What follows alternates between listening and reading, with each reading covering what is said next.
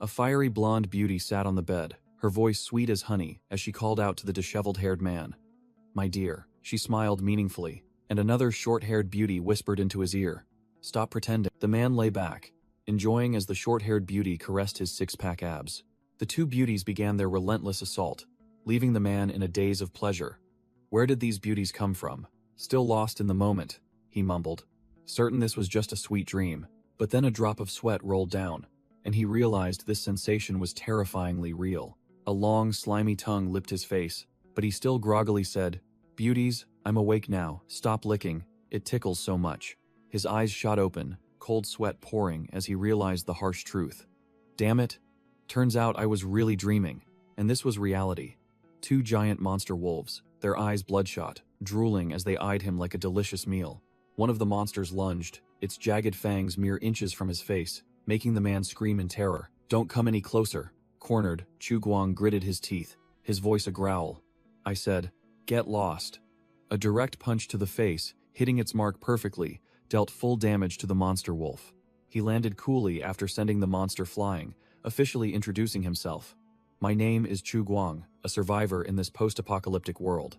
Running for his life, Chu Guang bitterly recalled how he'd only gone out for food and, tired, dozed off for a bit, only to be chased relentlessly by these two creatures. His breathing grew heavier, sweat poured like rain, the chase draining his strength. Running and panting, he reassured himself that, luckily, these monsters were weak, not the really terrifying kind. After a burst of speed, he looked back and believed he had successfully shaken off the troublesome pack. Amidst the desolate ruins of the city, night was falling, and Chu Guang knew lingering outside any longer would only lead to death. Safety first, he decided to return to base, preferring to go hungry for a night than become prey for the monsters. The destination appeared before him, a gloomy, abandoned hospital, which was Shelter 404, Chu Guang's base. Chu Guang stood before the high-tech door of Shelter 404, finally home. He stepped inside, telling himself not to judge by the dilapidated exterior, as the interior was full of high-tech equipment. And indeed, it was no joke.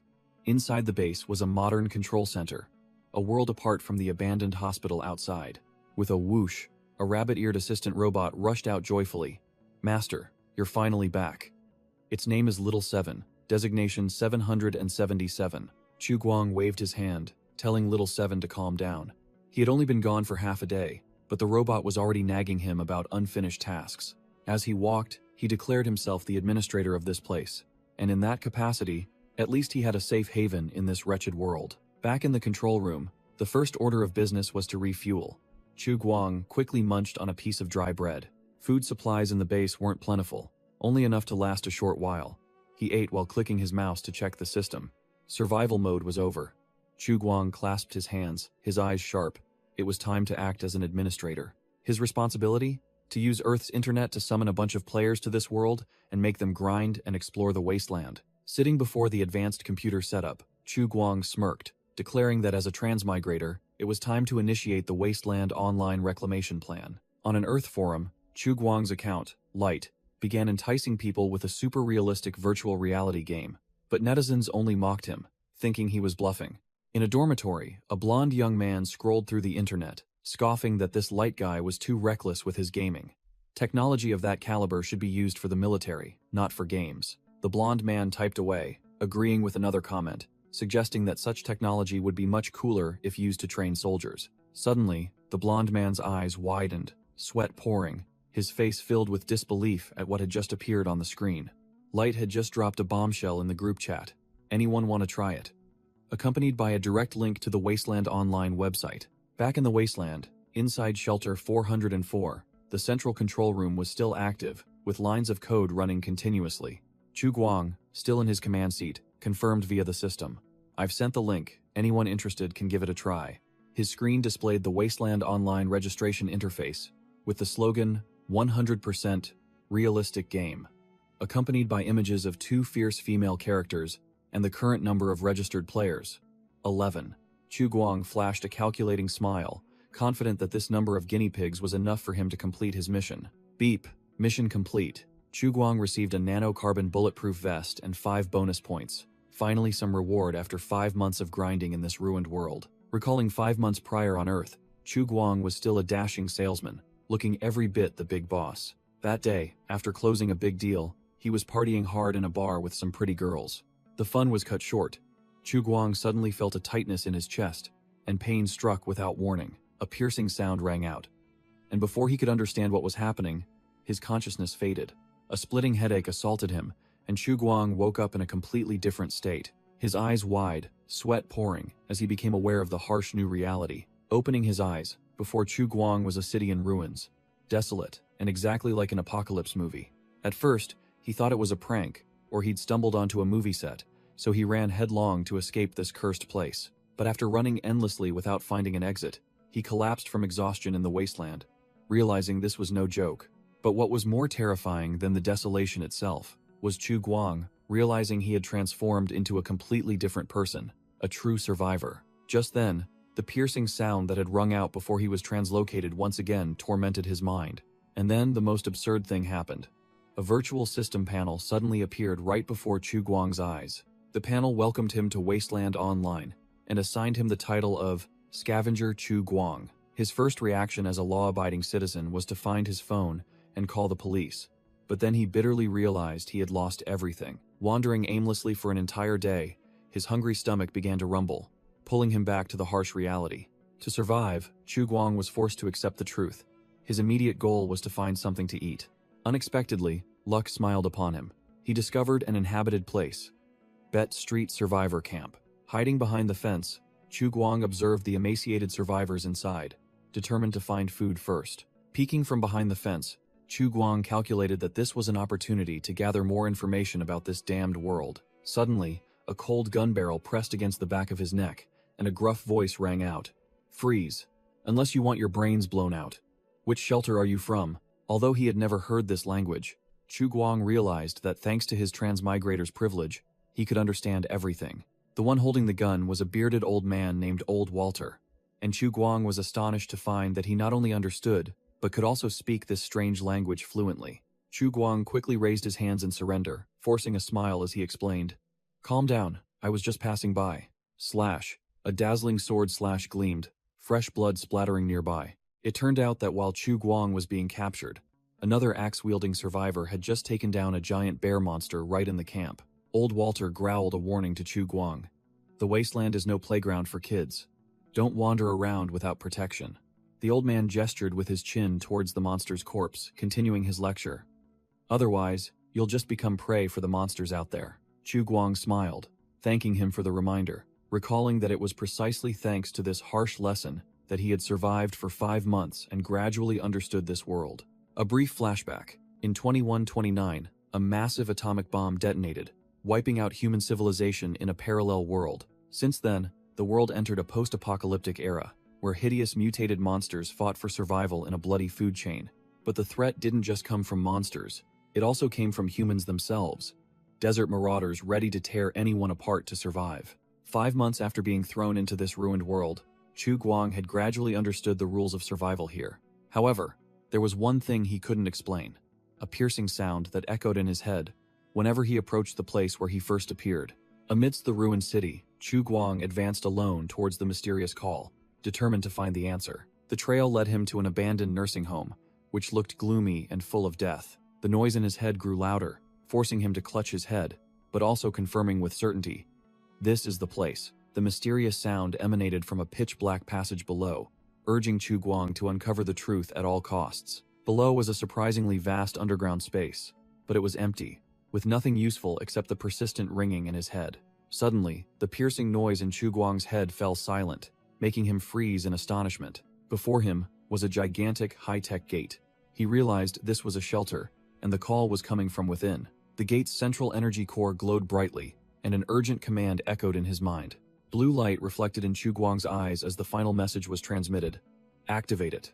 He placed his hand on the control panel, and incredibly, the system recognized his fingerprint and began to activate. The massive steel gate slowly opened in an impressive light display, revealing a dark space within. Chu Guang cautiously stepped inside, cold smoke emanating from within, and a small figure flickered at the end of the corridor. Suddenly, a gigantic, menacing shadow loomed over him, making Chu Guang break out in a cold sweat.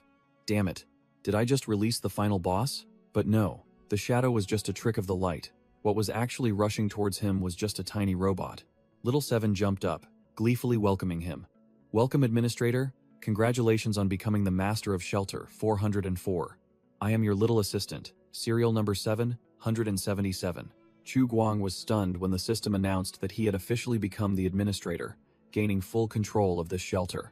The notification board confirmed. Scavenger NPC has successfully upgraded to level 0 GM Administrator. Little Seven gleefully confirmed that it would assist him with missions, explaining that each completion would reward both him and the players with experience to level up. The ultimate mission was assigned: use Earth's internet to summon a bunch of gamers to grind here, clean up the wasteland, and Chu Guang realized this deal was too good to pass up. Little Seven confidently asserted that this shelter not only connected to Earth in a parallel world, but also had an official website. Each registered gamer would be assigned a serial number and enrolled in the resident list, looking no different from joining the military. With admin rights in hand, Chu Guang could freely select players, and of course, he would prioritize the pretty girls. The system would automatically send a virtual reality gaming helmet directly to the homes of the chosen individuals, turning the dream of transmigration into reality. Immediately, a player was drawn into a teleportation vortex, blinding blue light engulfing her. The pink-haired gamer girl officially became the first player abducted into the game, her face distorted by pressure and utter shock. The system explained the mechanism. Players only needed to wear the helmet to connect with one of the player clone bodies cultivated in the shelter. Chu Guang smirked sinisterly, realizing the deal of the century was right before his eyes. He clenched his fist, his aura soaring. Heaven never blocks all paths. It's finally time for me to hack this game. Chu Guang decided to name the assistant robot, because calling it by its serial number sounded too lame. From now on, you'll be Little Seven. Little Seven went ecstatic, its entire body glowing brightly as it received a name for the first time in its life. The robot suddenly split into two, bowing respectfully to Chu Guang. I am Little Seven. Esteemed administrator, please take care of me from now on. Chu Guang sighed exasperatedly, speechless at this AI, as innocent as a child. Even though his assistant was a bit silly, Chu Guang was still confident in his plan. Summon players to grind, level himself up, and who knows, maybe one day find a way back home. The system immediately assigned the first main mission: recruit a minimum of 4 players, with a nano-carbon bulletproof vest and 5 points as rewards. The first target was locked: a male dormitory of a certain university on Earth. In a certain room, a blonde young man named Ye Wei sat in front of his laptop, smirking. Huh? There's even a game like this? Meanwhile, a gamer group chat was exploding over Wasteland Online, a game advertised as 100% hyper-realistic, feeling just like real life. Ye Wei scoffed, thinking this kind of hyper-realistic advertisement was cheap, fake goods. What era was it that they still used such outdated tricks to lure players? At the same time, in Shelter 404, Chu Guang was engrossed in a bank of computers, typing like a professional hacker. Chu Guang's gloved hand decisively clicked the mouse, sending out the decisive bait. In the group chat, Chu Guang's account, Light, dropped a final challenge with the game link, daring the gamers. If it's real, does anyone dare to try it? Ye Wei froze, sweat starting to pour as he saw that message. He began to fantasize. If this game was so realistic, could the waifus he modded into the game step out into real life? An illusion appeared. Ye Wei was at the peak of his life, surrounded and cared for by a harem ranging from dark-skinned elves to ancient beauties. He slammed the table, his eyes burning, telling himself he had to research this new technology and shouting, "Damn it, I'm playing." After making his decision, Ye Wei muttered, "Let's see how realistic you really are," then decisively clicked the register button for Wasteland Online. Scene change. At a university cafeteria, Ye Wei ambled in. He buried his face in the food tray, sniffing the spicy chicken like a starving man. This spicy chicken is damn good. With a full belly, Ye Wei walked along, whistling, let out a loud burp, and headed straight for the dormitory. Arriving at his room door, he froze when he saw a huge package. Huh? A parcel? Ye Wei carried the box inside, and a roommate curiously asked, "Wei, what did you buy that's such a big box?" He replied blankly, "I didn't buy anything. Who sent this?" Both roommates shook their heads, not knowing. Ye Wei broke out in a cold sweat, his face full of suspicion. "This is super suspicious." Ye Wei's eyes narrowed. A premonition told him something wasn't simple. Inside, the package was a high-tech helmet, looking extremely cool. Ye Wei tremblingly picked it up, his face pale with shock. "Is this a gaming helmet?" Ye Wei clicked his tongue and put the helmet on his head, muttering, "Let's see if this thing is really good." As soon as it fit his head, the helmet activated, and a blinding blue light made Ye Wei dizzy and scream. His consciousness was sucked into a tunnel of light, and he panicked, thinking he was going blind, but then realized, is the game about to begin? Ye Wei grinned triumphantly, shouting in his mind, my 100% hyper-realistic game, my virtual waifus, the harem king is here. He began to fantasize. If the game was 100% realistic, then the benefits must be commensurate, with a harem of waifus beckoning, but his joy was short-lived. Ye Wei froze, his expression changing from eager to a puzzled frown. A cold notification appeared in the virtual space. Startup time. 72 hours, 00 minutes, 00 seconds.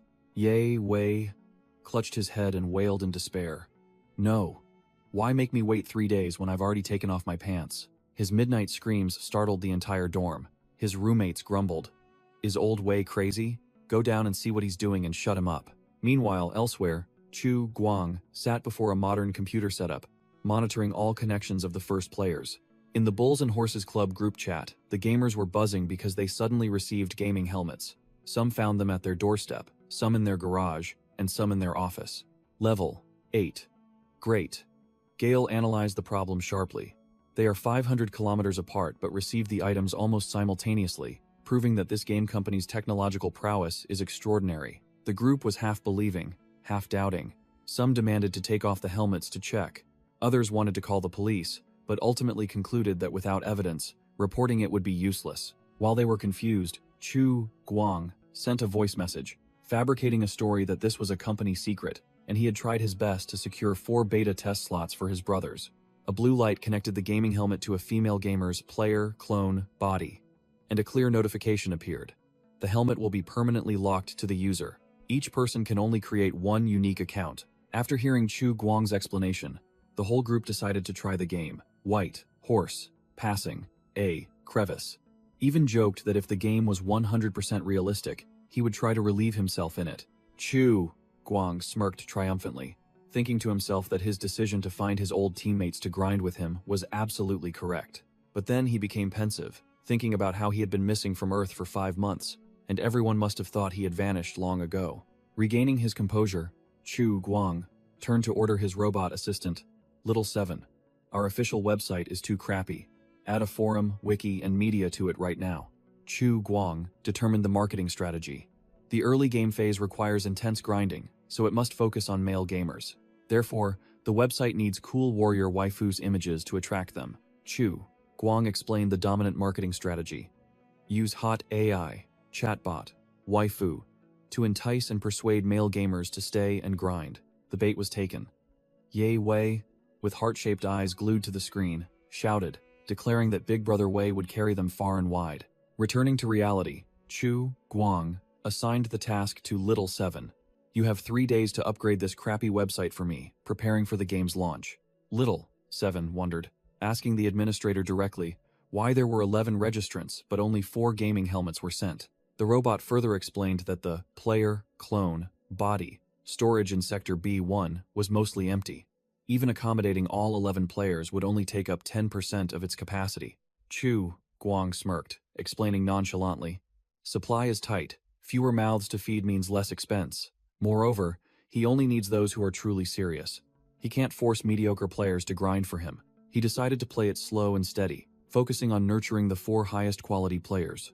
White, horse, passing, a crevice, night 10, there, will, be, ample, time, and level 8, great, Gale. The system immediately announced the player recruitment mission complete. The reward was a nanocarbon bulletproof vest and 5 bonus points. Chu Guang muttered that the name nanocarbon bulletproof vest sounded quite fancy, and he didn't hesitate to press the receive button. Whoosh!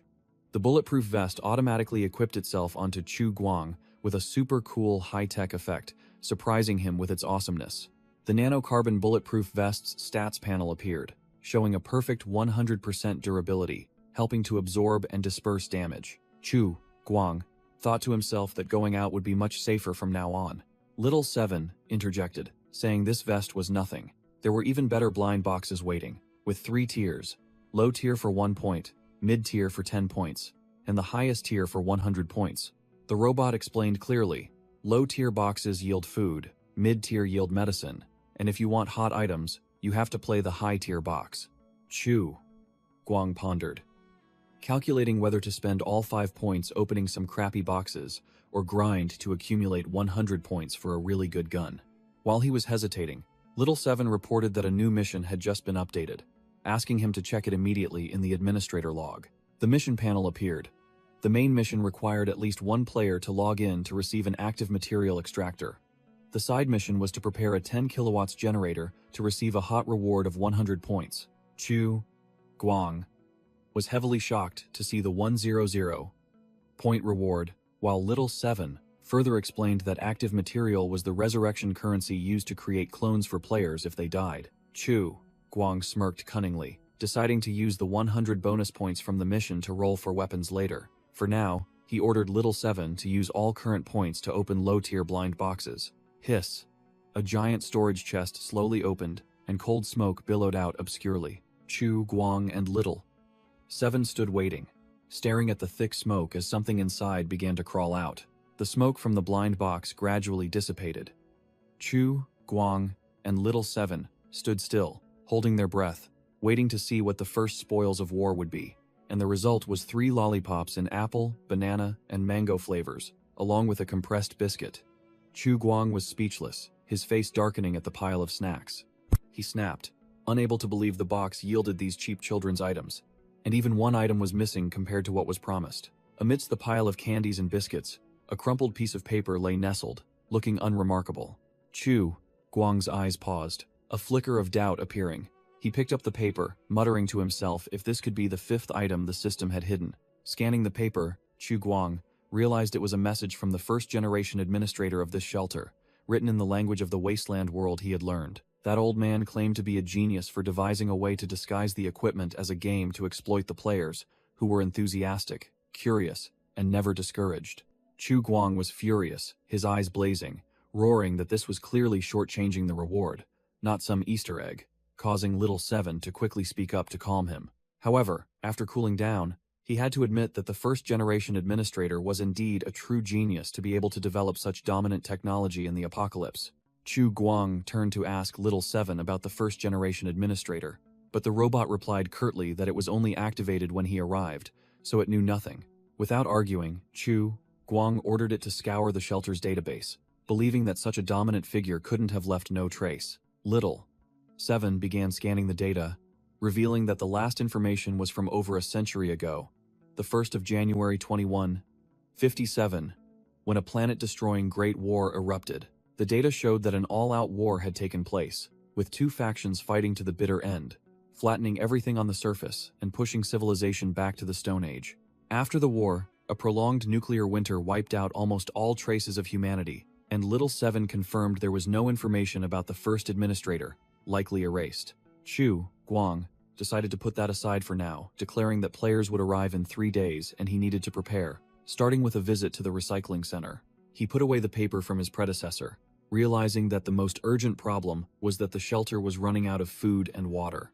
Chu Guang instructed Little Seven to wait patiently for him, promising to return within 3 days, at the earliest by tomorrow night. Amidst the city's ruins, Chu Guang set off to return to the survivor camp to gather necessities for the upcoming new players. The path was far from peaceful.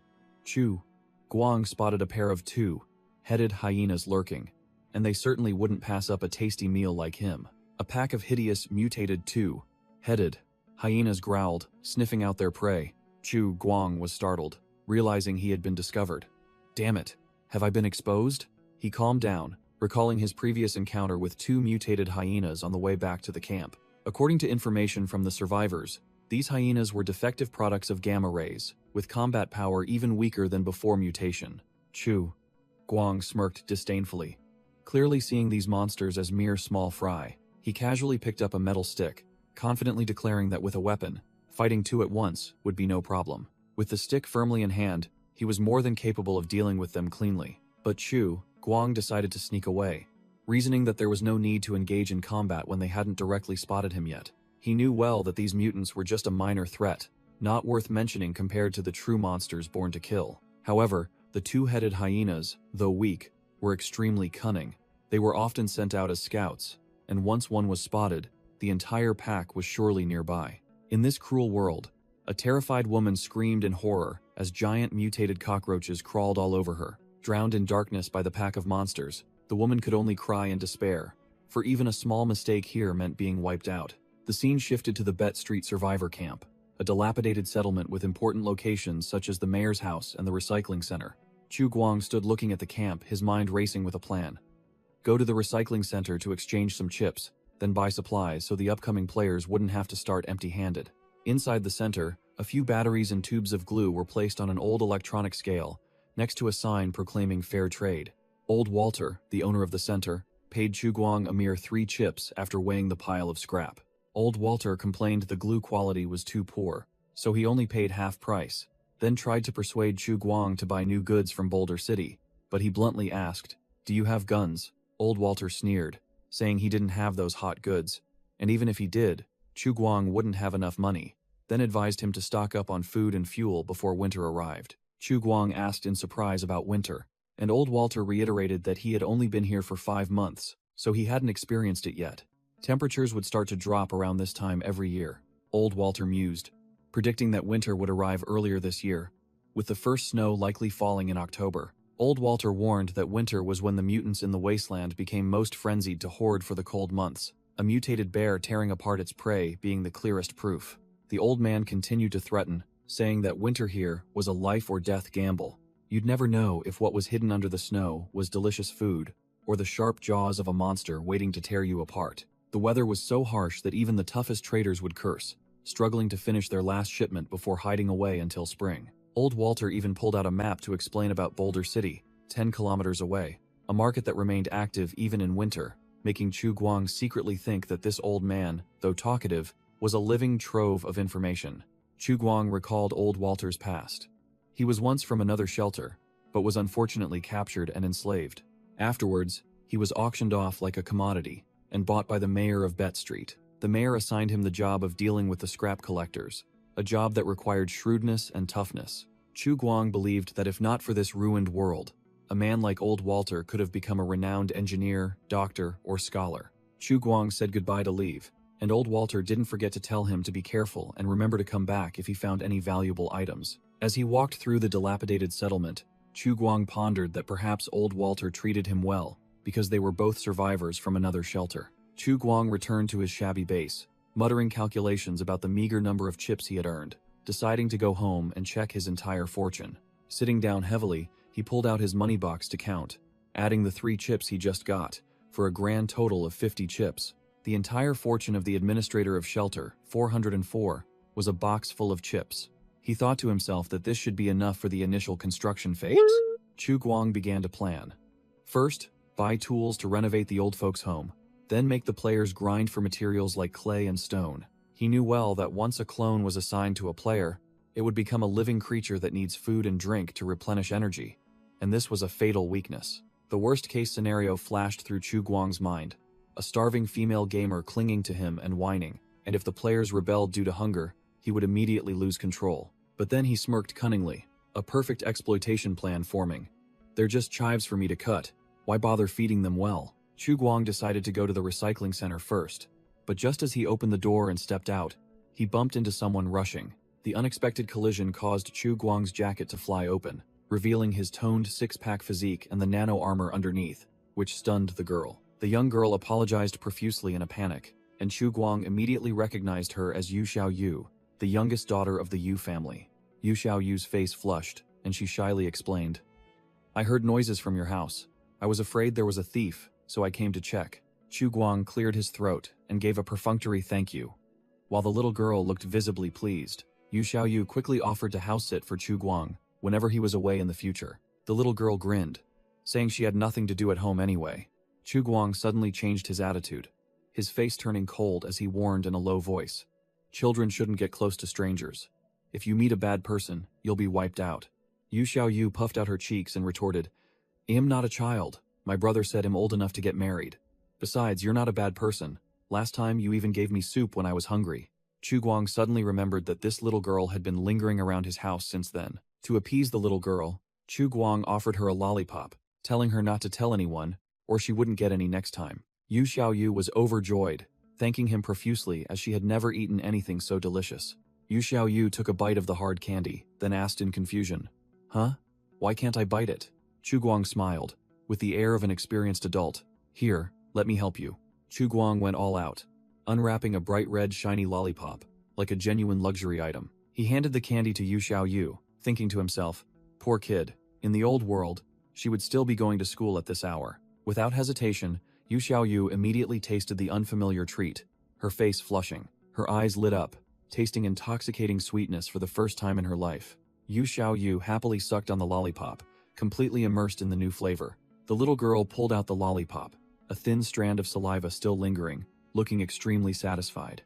Overjoyed, Yu Xiaoyu clutched the lollipop tightly, her face radiant as she declared, "It's so sweet." Chu Guang gave a rare smile and explained, "It's called a lollipop. As long as you like it." Yu Xiaoyu mischievously teased back, "Haha, so big brother can smile too."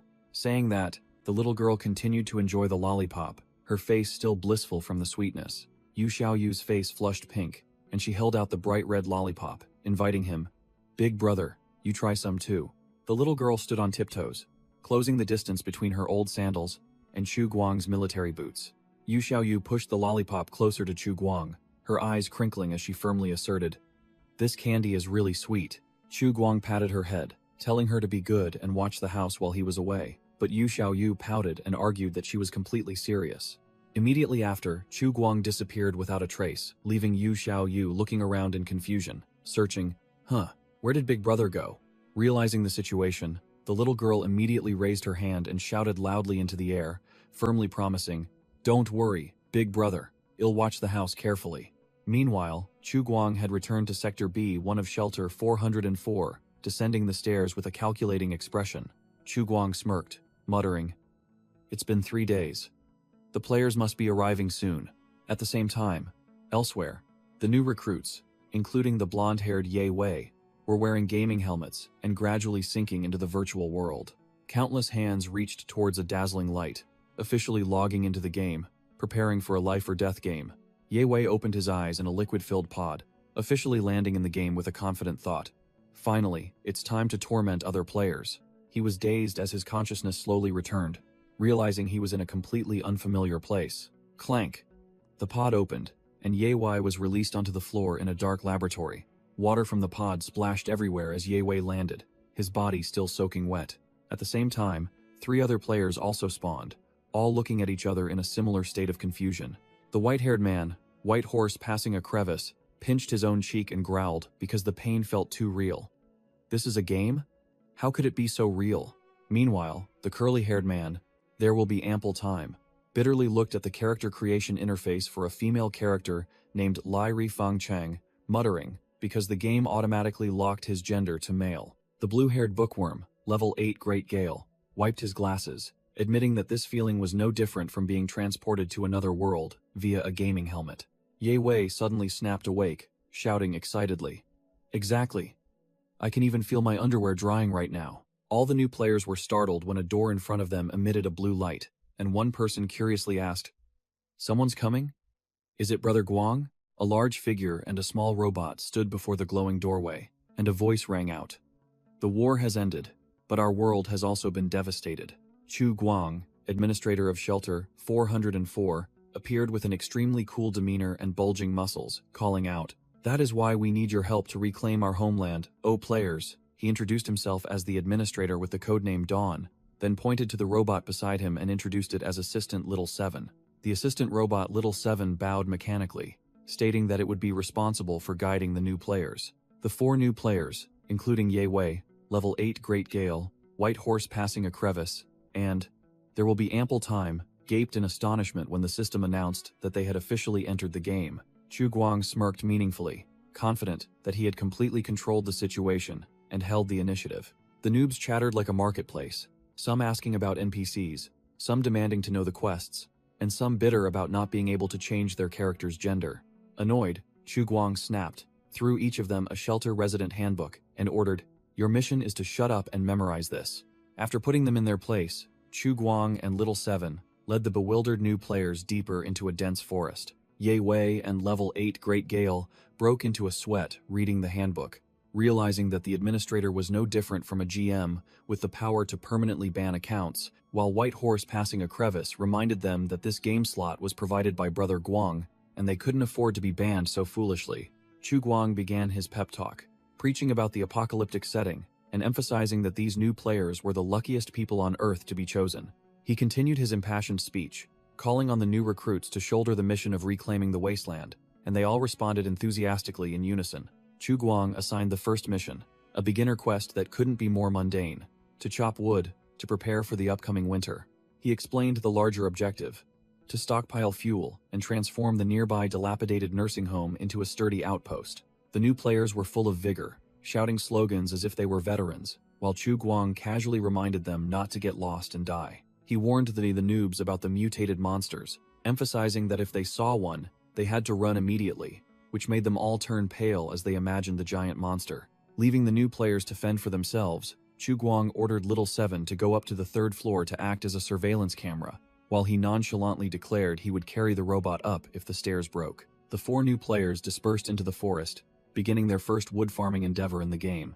A figure swung an axe with incredible speed and strength.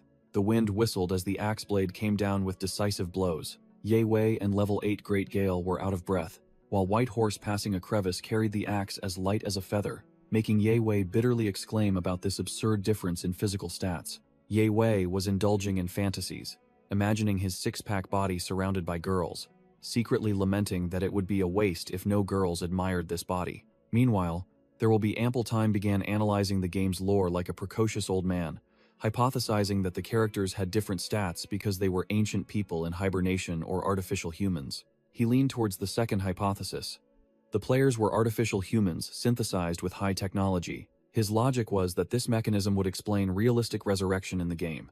If you die, just take the DNA clone and make a new body. Easy game. There Will Be Ample Time went into a high-tech frenzy, his eyes shining like headlights as he dreamed of a game system combining DNA and classes, while the other 3 looked at him with the expression, "This guy's at it again." Ye Wei suddenly pointed into the deep forest, a seemingly not-so-smart idea popping into his head. And as expected, Ye Wei again sank into fantasy, this time being passionately embraced and kissed by 2 beautiful elf girls in the forest. White Horse, passing a crevice unceremoniously, poured cold water on his fantasy, reminding him that the game's setting was 200 years post-apocalypse. The only things they could encounter were mutated abominations, or zombies, not elves. Level 8, Great Gale, and There Will Be Ample Time also joined in to correct Ye Wei, reiterating the administrator's order not to wander around, and that the whole team only had 1 axe, so encountering a monster would mean instant death for all of them. Ye Wei swung his axe, muttering dismissively about Chu Guang's order, believing him to be just an NPC, but then clicked his tongue and let it go out of respect for the brother who gave him a free game account. Suddenly, Ye Wei's sense of danger flared up, his eyes wide with vigilance. The axe in his hand fell to the ground, signaling an ill omen. A red warning icon appeared. Ye Wei shivered and wondered, "What is this? Why do I suddenly feel so uneasy?" Crash. An invisible attack struck, sending Ye Wei flying like a ragged doll. He scrambled to his feet amidst the rubble, his face still heavily shocked after the devastating impact. Black feathers fluttered down. Ye Wei looked up at the sky, muttering, "Damn it, I almost got taken out." A giant blackbird mutant with glowing red eyes appeared, making Ye Wei scream. "We're screwed, it's a mutant. Help!" The monster charged straight at him. Ye Wei howled in despair. "Chasing me again? Ancestor of blackbirds, spare me." Outside shelter 404, a figure was frantically running towards the bunker door. Inside, the alarm system blared. Little Seven shouted in panic, oh no, something's happening." The system announced that Chu Guang had received the manual for the active material extractor, a formidable item capable of breaking down everything from minerals, humans, to even mutants. Holding the manual in his hand, Chu Guang confirmed, "So this is the active material extractor?" He looked at the giant machine, mentally calculating that according to the manual, even mutants were within its processing range. Chu Guang smirked calculatingly, putting the mutant issue aside because what was more important was that he finally had a way to acquire materials to synthesize clone bodies. While he was feeling pleased, Little Seven rushed over, shouting, "Master, something's happening." The assistant robot reported urgently, its voice full of panic. "Esteemed Administrator, a giant bird is attacking players north of the nursing home." Chu Guang frowned, his face showing disbelief. "Giant bird? The monster mentioned was a giant blackbird mutant with bloodshot eyes, letting out a roar full of murderous intent. In the northern forest, Ye Wei screamed, his face pale with fear. But there will be ample time, nonchalantly praised. Big Bro Knight, your dodge was amazing. While level 8 Great Gale analyzed. It looks like a crow. Ye Wei confusedly asked how he knew.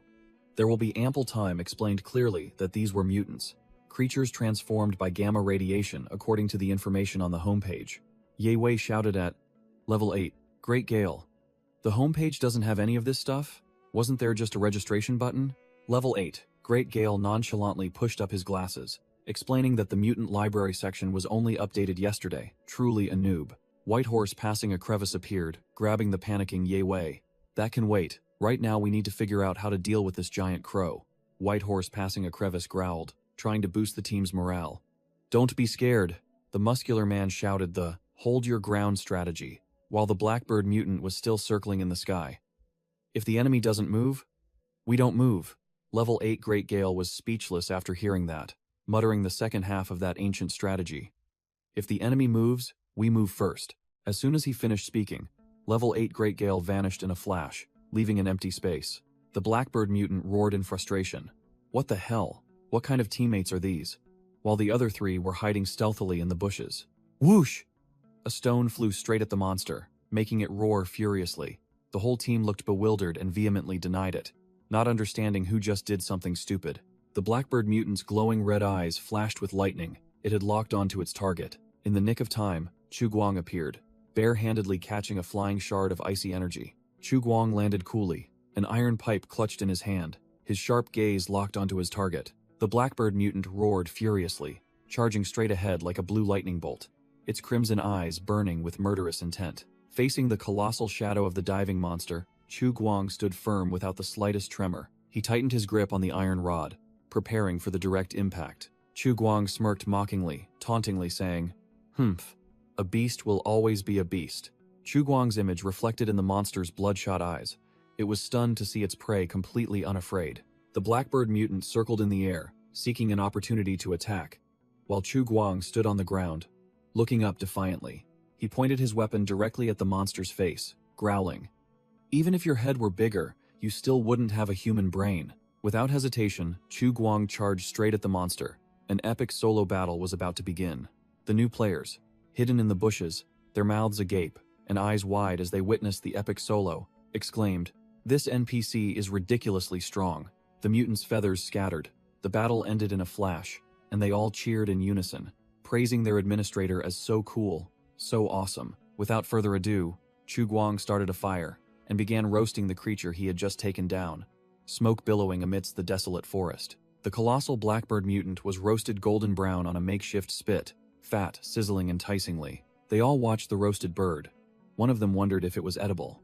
Chu Guang casually replied, "If it's cooked, it's edible. And this is an eagle, not a crow." Flipping the prey, Chu Guang warned the rookies, "Mutants are just one of the threats. Sometimes, humans are even more dangerous." Chu Guang sighed, regretting the lack of salt, which would have made the dish perfect, but finding salt in this inland city was like searching for a needle in a haystack. Seeing the oversized prey, a player worried they couldn't finish it all. Chu Guang casually told them to just throw the leftovers in the fridge, as if it were obvious. Chu Guang smirked, revealing a harsh truth. In this land, only the mayor has luxuries like a refrigerator in his castle. Hearing mayor, Ye Wei immediately lost himself in thought, imagining himself as a lord surrounded by beautiful maids serving his every whim. Ye Wei, immersed in his fantasy, had 3 beauties surrounding his bed, cooing, "Your Excellency, Mayor, let us warm your bed for you." This made him blush furiously as he replied, "Hey hey, then I won't be shy." While Ye Wei was reveling in his mayoral dream, "There will be ample time" slapped his shoulder, pulling him back to reality. "Hey, wake up. Stop daydreaming." He then asked Chu Guang about the mission. Chu Guang coldly and concisely replied, demanding the new players collect as much wood as possible. Looking at the sluggish, hungry new players, devoid of any survival motivation, Chu Guang thought to himself, "These kids are different from me. They can log out any time. To make them work, there must be rewards." Chu Guang snapped his fingers, offering a sweet deal. "Here's the deal. For logs as thick as an arm, you get 1 point per meter. For logs as thick as a thigh, 2 points per meter. Reward points can be exchanged for prizes. Just as they heard prizes, Chu Guang added a critical blow that made Ye Wei and Whitehorse passing a crevice drool. For example, a roasted leg costs 50 points. Level 8. Great Gale. And there will be ample time, or no better. Their eyes wide and mouths agape when they heard Chu Guang conclude. And 2 roasted wings will cost 80 points. Immediately, Ye Wei and there will be ample time, as if fully buffed with mana, shouted in unison to Chu Guang. Administrator, I suddenly feel full of energy, while Chu Guang merely smirked with satisfaction. The whole group went wild, rushing off like madmen at breakneck speed, eagerly chopping trees to earn points for roasted meat. After a period of strenuous labor, all 4 new players lay sprawled on the ground, gasping for breath, completely exhausted. Chu Guang, standing on the pile of wood like a boss, summarized the new players' labor results. Thanks for your hard work. You've collectively earned over 2,000 contribution points. Whitehorse passing a crevice, a factory owner in real life, proved his toughness by farming over 800 points, easily snatched a roasted leg, and boasted, "This level of skill is too simple for me. Ye Wei and there will be ample time, we're not far behind," each farming over 400 points, high-fiving to celebrate their achievement after exchanging for roasted chicken wings. Meanwhile, the bookish young man, level 8 Great Gale, only earned 300 points, muttering complaints about his weak physique, like a snail, both in-game and in real life. Chu Guang thought to himself, these new players did better than expected. Luckily, there was roasted bird to shut them up, otherwise they'd be complaining loudly. He shivered at the thought of the scenario. If he only rewarded them with 2 lollipops after they chopped down hundreds of trees, he might be the next one to be chopped down. Chu Guang cleared his throat, explaining the point system. Besides exchanging for items, contribution points could also be used to buy revival coins. But the price was a 3-day wait. The players discussed, believing the game was in closed beta, so features were still limited, and resolved to grind frantically to gain an advantage before the official launch. Chu Guang then considered another problem. The players couldn't understand the language of this world, and he didn't have many translation chips to distribute to them. It seemed he would have to build a translation device. There will be ample time, wondered why the outpost had no electricity. Chu Guang bluntly replied that there was only 1 generator, and casually asked, "Does anyone among you know about electrical engineering?" Chu Guang offered a generous reward, promising a special prize if anyone could solve the electricity problem, making the bookish level 8 Great Gale immediately step into the role of an expert, his glasses glinting with confidence. Ye Wei naively blurted out, "Why don't we just temporarily run a power cable from the shelter," leaving his 2 friends. There will be ample time, and Whitehorse passing a crevice, speechless and frozen. Chu Guang bluntly shot down that idiotic idea, explaining that the shelter didn't have such long cables and electricity wasn't infinite.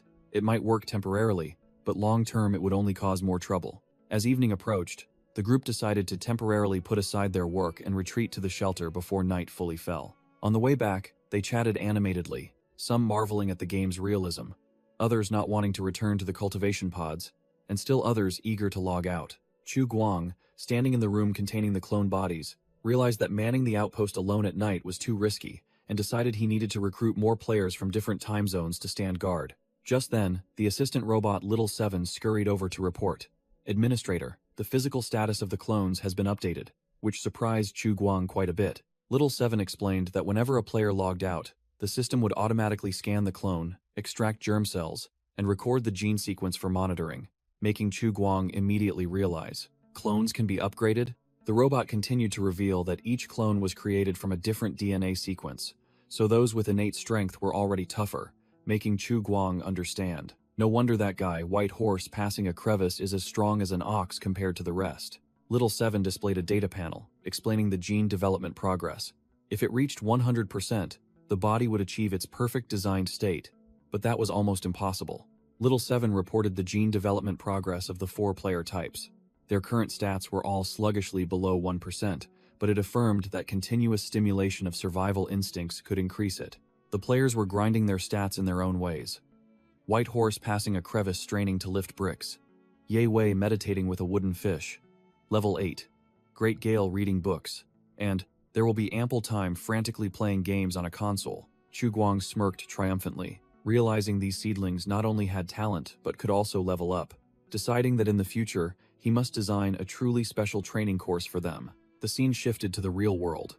At the faculty dormitory of Jinling University, it turned out that the gamer, level 8 Great Gale, was Professor Yan Feng, who had just taken off his gaming headset after an all-night grind, his face showing a hint of fatigue. Professor Yan Feng changed into neat clothes, stepped out of his room, planning to use lunchtime to ask Professor Wang about generators. Upon arriving at the cafeteria at noon, Professor Yan Feng was frustrated to see the long queue of people. He grumbled that he would starve to death at this rate.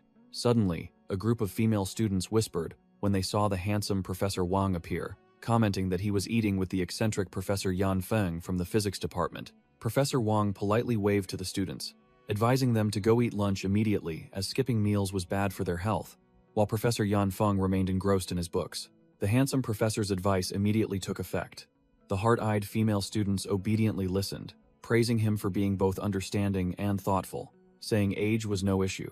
Professor Wang curiously asked Professor Yan Feng, who was engrossed in an electrical engineering book, "Oh, are you researching generators?" Thwack! Professor Yan Feng slammed the book shut, his face as cold as ice. He explained, "Recently, I've been reading a post-apocalyptic novel." Professor Wang propped his chin, his face full of interest.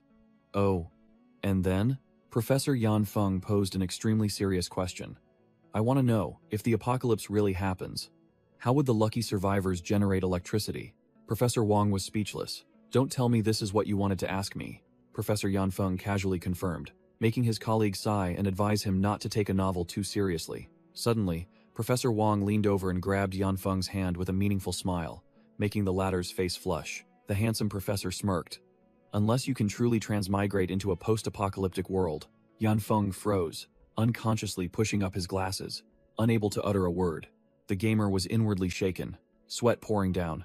How did he know? Weren't there only 4 closed beta slots? Professor Wang burst out laughing, scratching his head nonchalantly. "Haha, don't be so tense. I was just kidding with you." Yan Feng breathed a sigh of relief, sweat still streaming down, secretly thinking it was a good thing his gamer identity hadn't been exposed. Professor Wang suddenly put on a serious face, trying to cover up. "I only read cultivation novels, so I'm not familiar. Could you briefly tell me about the setting of the novel you're reading?" Yan Feng immediately adopted the role of an expert, clasped his hands together, and declared confidently, "The setting is 200 years after a nuclear catastrophe." Professor Wang pondered, analyzing that 200 years after a nuclear war would be tough, as electromagnetic waves would fry any unshielded electronic devices. Yan Feng brought up the idea of civilian generators, but Professor Wang immediately dismissed it. After 200 years, machinery would be rusted, scavenged, and gasoline would have evaporated long ago. Professor Wang smirked mysteriously, acting like he knew everything. "However, there's still a way."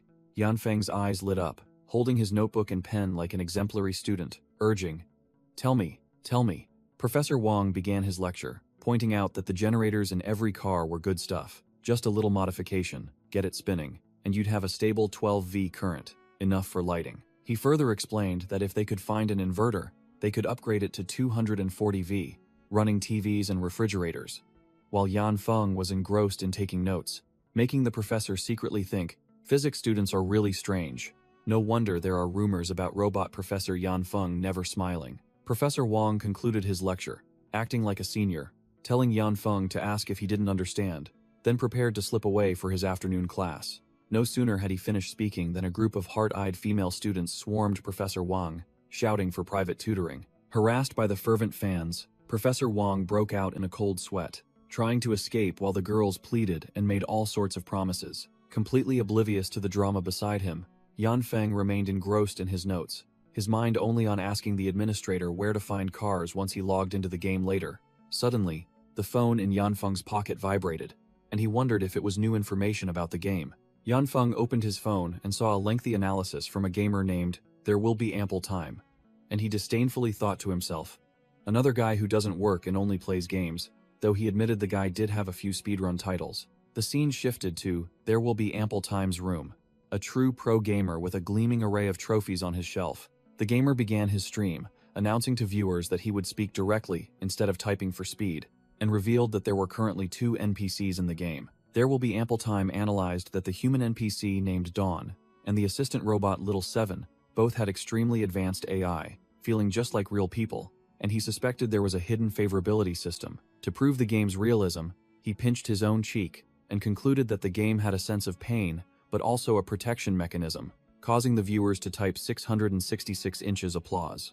"There will be ample time" suggested that the developers should let gamers adjust the pain level themselves, even though he admitted the current realism was already incredibly satisfying. When asked about the resurrection mechanism, "There will be ample time," nonchalantly replied that he had never died, but the rule was a loss of contribution points and a 3-day cooldown. He grimaced, flatly stating that he had no interest in testing death, and challenged anyone brave enough to try it and report back. Suddenly remembering, he directly called out the administrator's name, earnestly pleading, "Chu Guang, please let the game have a gender change feature." At Shelter 404, Chu Guang was watching the stream and disdainfully muttered, "This kid." Little Seven reported that the number of players reserving slots had skyrocketed, but Chu Guang remained calm, believing there was no need to rush and that a test should be prepared for the new batch of rookies. Chu Guang admitted that "there will be ample time" was quite a figure, once a top 200 PUBG player, and thanks to his stream, all the lurkers in the group were drawn out. He also boasted that the streamer had just made him a group chat administrator and decided to turn on voice input mode to show off. Chu Guang entered the group chat, humbly pretending to have been busy, and confirming "there will be ample times" information, causing all the fans to spam "believe in Chu Guang" memes. Immediately after, Chu Guang poured cold water on the streamer's request. He posted a registration link for the new test, along with a huge crossed-out image over the gender change icon, to assert that this game does not allow self-selection of gender. The system explained about favorability. At level 10, the white-haired NPC vendor looked at players like trash, snapping, "What are you looking at? There's nothing for you here." But when favorability was maxed out at 100, her attitude did a complete 180, affectionately offering a gun and inviting, "Hello my love, I have new stock. Would you like to be its new owner?" Hearing about hidden quests and unlockable hidden classes, the gamers reacted fiercely. Some were shocked, some were jealous, and Ye Wei got a nosebleed from wishful thinking. Chu Guang concluded, telling them to check the details on the website and then get to work, not forgetting to praise "There will be ample times" review as good enough to be pinned to the top, making the streamer ecstatic. Done with work, Chu Guang leaned back in his chair, breathing a sigh of relief as he saw that the new rookies' first experience connecting to their clones seemed smooth. It turned out that the streamer "There will be ample time" had clearly explained that players needed official gaming helmets to connect their consciousness to their in-game clones. Chu Guang had an idea, turning to ask Little Seven, "If players can connect to clones, can I connect my consciousness to one?" Little Seven reported back dejectedly, her voice full of helplessness. "I'm sorry, Administrator. I don't have your genetic sequence data. These clones weren't designed for you to use." Chu Guang patted Little Seven's head to comfort her, not bothering to argue, then ordered, "Never mind. Use my health check results to calculate my attribute stats, just like you did for the clones." Chu Guang's stat panel appeared with all attributes at level 6, except for strength, which was 7. He then asked Little Seven to display the clone information for the alpha test players. Little Seven reported the stats of the weak clones, with gene progression at only 0.1%, while Chu Guang's 5 stats were a full level higher. Chu Guang pondered, realizing he was a variable not accounted for in the original administrator's plan. Chu Guang smirked with interest, thinking that a life full of unknowns like this was far more exciting than a predetermined script. Suddenly, a notification panel appeared. Chu Guang unlocked the Newbie Guide achievement because a player had been online for over 8 hours, receiving 10 bonus points. Little Seven announced that Chu Guang had enough points to spin the intermediate blind box. Chu Guang decided to try his luck, only hoping not to get a useless cough syrup. The gacha machine dispensed an item in a puff of white smoke, and Little Seven excitedly flew over to ask what the administrator had won. Here's the real deal. Muscle Cell Enhancement Injector XI. Permanently buffs strength. Little Seven cheered with delight, while Chu Guang sighed in relief, as at least it was better than cough syrup. Chu Guang picked up the syringe, breaking into a cold sweat as he realized this item had been in storage for 200 years and looked extremely dangerous with its glowing red solution inside. Little Seven puffed out her chest, assuring him that the items in this warehouse were all top-tier server goods, their quality beyond question. Encouraged by her words, Chu Guang ripped off his hoodie, revealing his bulging muscles beneath his nano armor, and prepared to inject himself. A simulation diagram showed the needle piercing the epidermis, injecting the red enhancement solution into the muscle cells, activating the process of strength breakthrough. After the injection, Chu Guang flexed his arm to check, but saw no changes. He tried punching his palm, feeling weak, and began to suspect had gotten expired goods. Is that it? I don't feel any different. Is the medicine expired? Looking at the empty syringe, Chu Guang sighed in resignation, comforting himself that no effect was better than side effects. Suddenly, his eyes rolled back, and blood vessels bulged red as a strange surge of power began to awaken. Chu Guang's entire body tingled. Streams of glowing red energy like lightning coursed through him, and a burning sensation erupted from his heart. His eyes turned fiery red, and he broke into a crazed, delighted smile. The real deal, not fake medicine after all. But then, poof, the energy completely vanished, and he suddenly felt his body limp and noticeably weaker. Chu Guang was utterly bewildered, clenching his fists but feeling no strength at all, muttering, "Could it really be expired?" He flung the syringe away, concluding that his body hadn't changed, and it was fortunate that this expired medicine didn't have any bugs. But to be safe, Chu Guang ordered Little Seven, "Help me perform a full body scan, thoroughly, from the inside out." Little Seven reported the results. Although his gene evolution hadn't budged, Chu Guang still received a permanent +1 strength and +1 constitution buff. Just one more point, and his strength would be double that of an ordinary person. Little Seven displayed a comparison chart, explaining that a stat of 5 was the baseline for an untrained ordinary 2-0-year-old, and also the reference point for all other stats. Chu Guang clenched his fist, grinning gleefully as he realized each additional point was equivalent to 20% of an adult's strength. Excellent. Amidst his excitement, he suddenly turned to ask Little Seven what time it was. Little Seven immediately projected a virtual screen. The clock showed exactly 4 a.m., reminded by Little Seven that the players would be online in just an hour and a half. Chu Guang sat down, patted the robot's head, and declared he would go prepare immediately. Little Seven happily hummed a tune as Chu Guang went deeper into the base. Donning his hoodie, Chu Guang checked the quest board and was startled. The quests updated again? There was only one yesterday. Now suddenly there are 20. He scrolled through the quest list, filled with trivial tasks like repairs, monster hunting, and resource gathering. Noticing the daily tag, guessing they would refresh daily. Flopping onto a chair, Chu Guang calculated that 20 quests yielded a total of 150 reward points, and concluded, "If I grind all these alone, I'll die suddenly. You'll have to throw out some contribution points to get those leaks to do it instead." Chu Guang muttered, dismissing the daily quests, identifying the ultimate goal as the generator quest. Because without electricity, they'd live like primitive tribesmen, but with electricity, they'd automatically ascend to nobility, surrounded by maids. Deciding to act, Chu Guang sat down at his computer, determined to recruit more new recruits to see if any of them were decent. He chortled when he saw 10 new chickens had applied, a total of 35 people, but compared to the group chat with hundreds of people, it was still far too few. Chu Guang scratched his head, realizing he couldn't advertise the game in the usual way because Wasteland Online didn't even have a server on Earth. It was nothing more than pirated goods. He wearily imagined a scene of immature players, just whining, demanding food, complaining about bad gear, then logging out to go on dates, determined to raise the recruitment standards.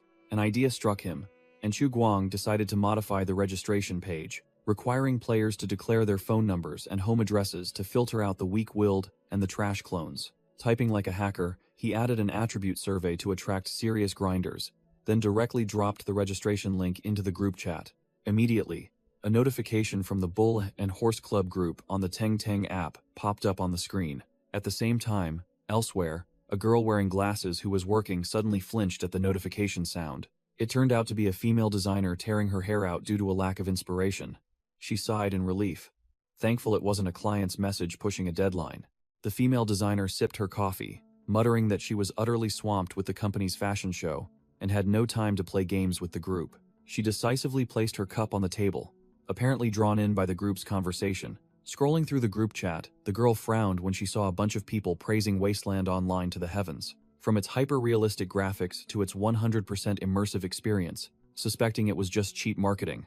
However, when she saw even the veteran player, there will be ample time also praising Admin Light, she began to waver, thinking this game might be worth a try. Chu Guang, under the alias Light, finally dropped the registration link into the group. Without a second's hesitation, the female designer clicked her mouse, deciding to dive in. The Wasteland Online registration website appeared on her laptop screen. The interface looked quite decent. The registration page announced that players would have to complete a survey to allocate 5 basic attributes, promising that strength-type players would have a higher chance of getting strength-type talents. The strength attribute was illustrated very intuitively. It increases carrying capacity, melee damage, and even weapon throwing distance. Next was the agility attribute, which increases reaction speed, movement ability, and dodge chance, perfect for hit-and-run players. The constitution attribute was introduced. It increases toughness, healing ability, and resistance to negative effects. Perfect for tanks. The intelligence attribute was not an IQ score, but learning speed, mental recovery, and the ability to control neural devices, allowing multitasking like a boss. Finally, there was the perception attribute, which determines intuition and sensitivity to danger, helping players sniff out traps and uncover hidden clues. Sitting in front of her computer, the female designer sighed, muttering that this game wasn't particularly special. But then a line of text on the screen caught her attention, and her eyes lit up. The registration page announced an incredibly powerful feature. If players were not satisfied with their character's appearance, they could undergo plastic surgery or even body modification in the future. The words plastic surgery and body modification struck her like lightning. The female designer clutched her head, her face flushed, realizing these were the hottest trends. That's it. I've finally found my inspiration. The girl jumped up, completely shedding her previous fatigue. Her face glowed with extreme excitement, and she whispered ecstatically, "Amazing, absolutely amazing." Without a second's hesitation, the female designer rushed to her computer, typing frantically, shouting in her mind, "Wasteland Online, let's do this." The female designer sighed in relief when she saw the game had enough registration slots, hoping to glean some inspiration for new costume designs. Meanwhile, Chu Guang propped his feet on the table, smirking as he saw the number of players skyrocketing, muttering that the era of good products selling themselves was long gone. Marketing was still the true love. Suddenly realizing something, Chu Guang's gaze sharpened. The clock struck exactly 6 a.m. Chu Guang jumped up, let out a domineering sneer, declaring it was time for the online players to get a taste. In the game, a perception-type young man named Girl's Public Enemy 10 times a night was turning pale. Little Seven welcomed the players back, while the whole group was complaining about their pathetic intelligence stats.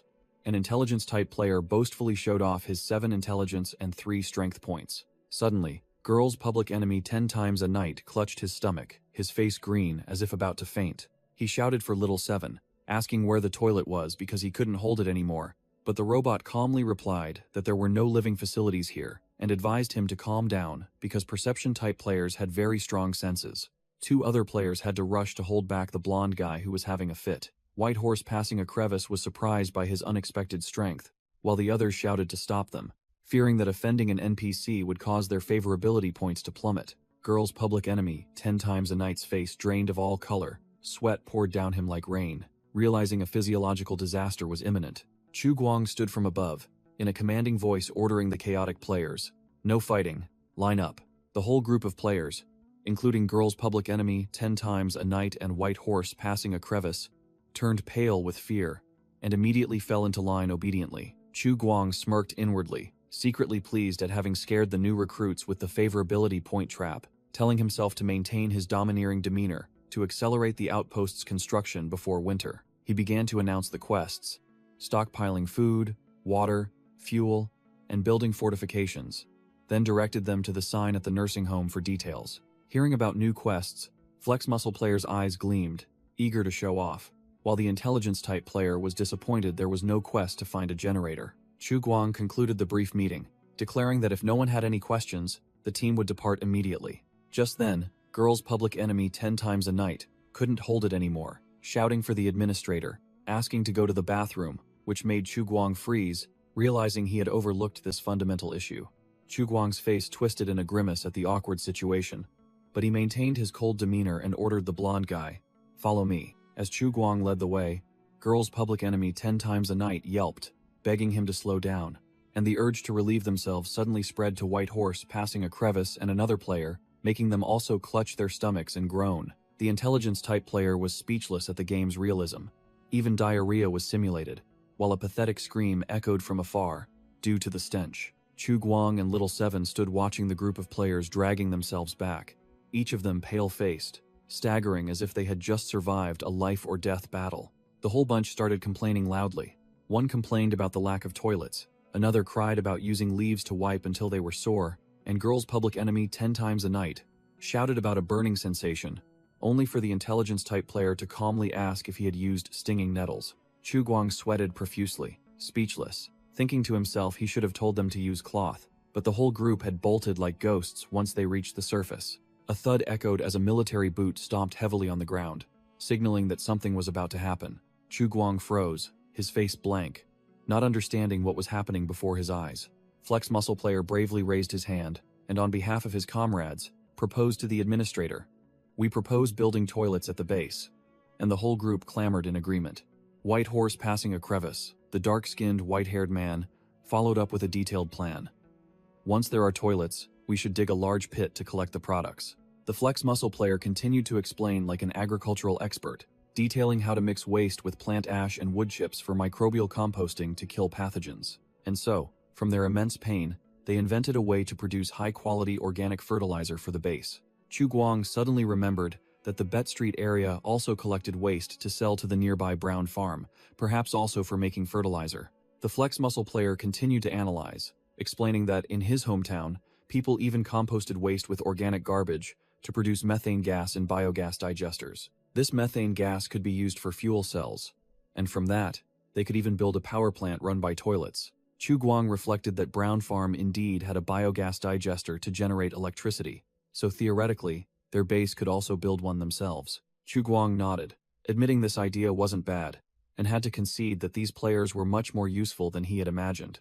The intelligence-type player immediately pointed out the core problem. To build toilets and biogas digesters, they would need a large amount of sealing and gas-containing materials. Chu Guang chuckled, reassuring everyone that this wasteland had no shortage of plastic, as the locals were afraid of burning it and releasing toxic gas, so they didn't dare touch it. He pointed towards the notice board, telling everyone that if they searched around this area, they would find piles of necessary materials. On the board was a brand new quest list: collect wood, find water containers, and scavenge for recyclable waste, all exchangeable for contribution points. Chu Guang smirked, announcing he had added new quests for everyone. Pick up plastic bags and plastic bottles. The players marveled at how realistic the game was. Even NPCs knew how to analyze the situation to give quests. While Girl's public enemy 10 times a night broke out in a cold sweat, recalling the administrator's smile. Suddenly, the intelligence-type player raised his hand, declaring he had a better way to solve the generator problem. He stood in the middle of the junkyard, boldly presenting his idea in front of Chu Guang. He pushed up his glasses, proposing a simple yet effective idea. Find a normal car, because every car already has a generator inside.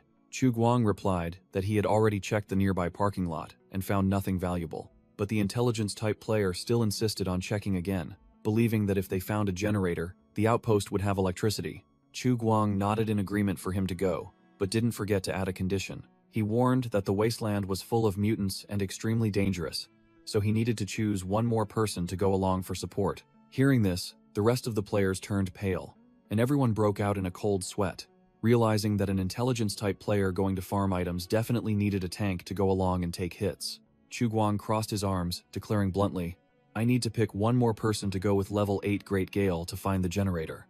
Without further ado, he pointed directly at Ye Wei and ordered, "You, go with him. Both of you. Follow me to get the map and equipment." Ye Wei immediately saluted like a soldier receiving orders, while the other players began to analyze that the administrator chose him because his perception stat was more suitable for reconnaissance than brute strength. Ye Wei burst out laughing, teasing his teammates before running off to get his gear, ignoring the group who were yelling after him, telling him not to get too cocky or he'd end up being carried back in a body bag. Level 8, Great Gale unfolded the tattered map, pinpointed the parking lot's location, and announced that the team had arrived. The two players stepped into the desolate parking lot, where rusted vehicles and tangled vines created nothing more than a heap of scrap metal. Ye Wei yelled in frustration, holding only a tiny compass, cursing that this place had been completely looted, leaving nothing behind.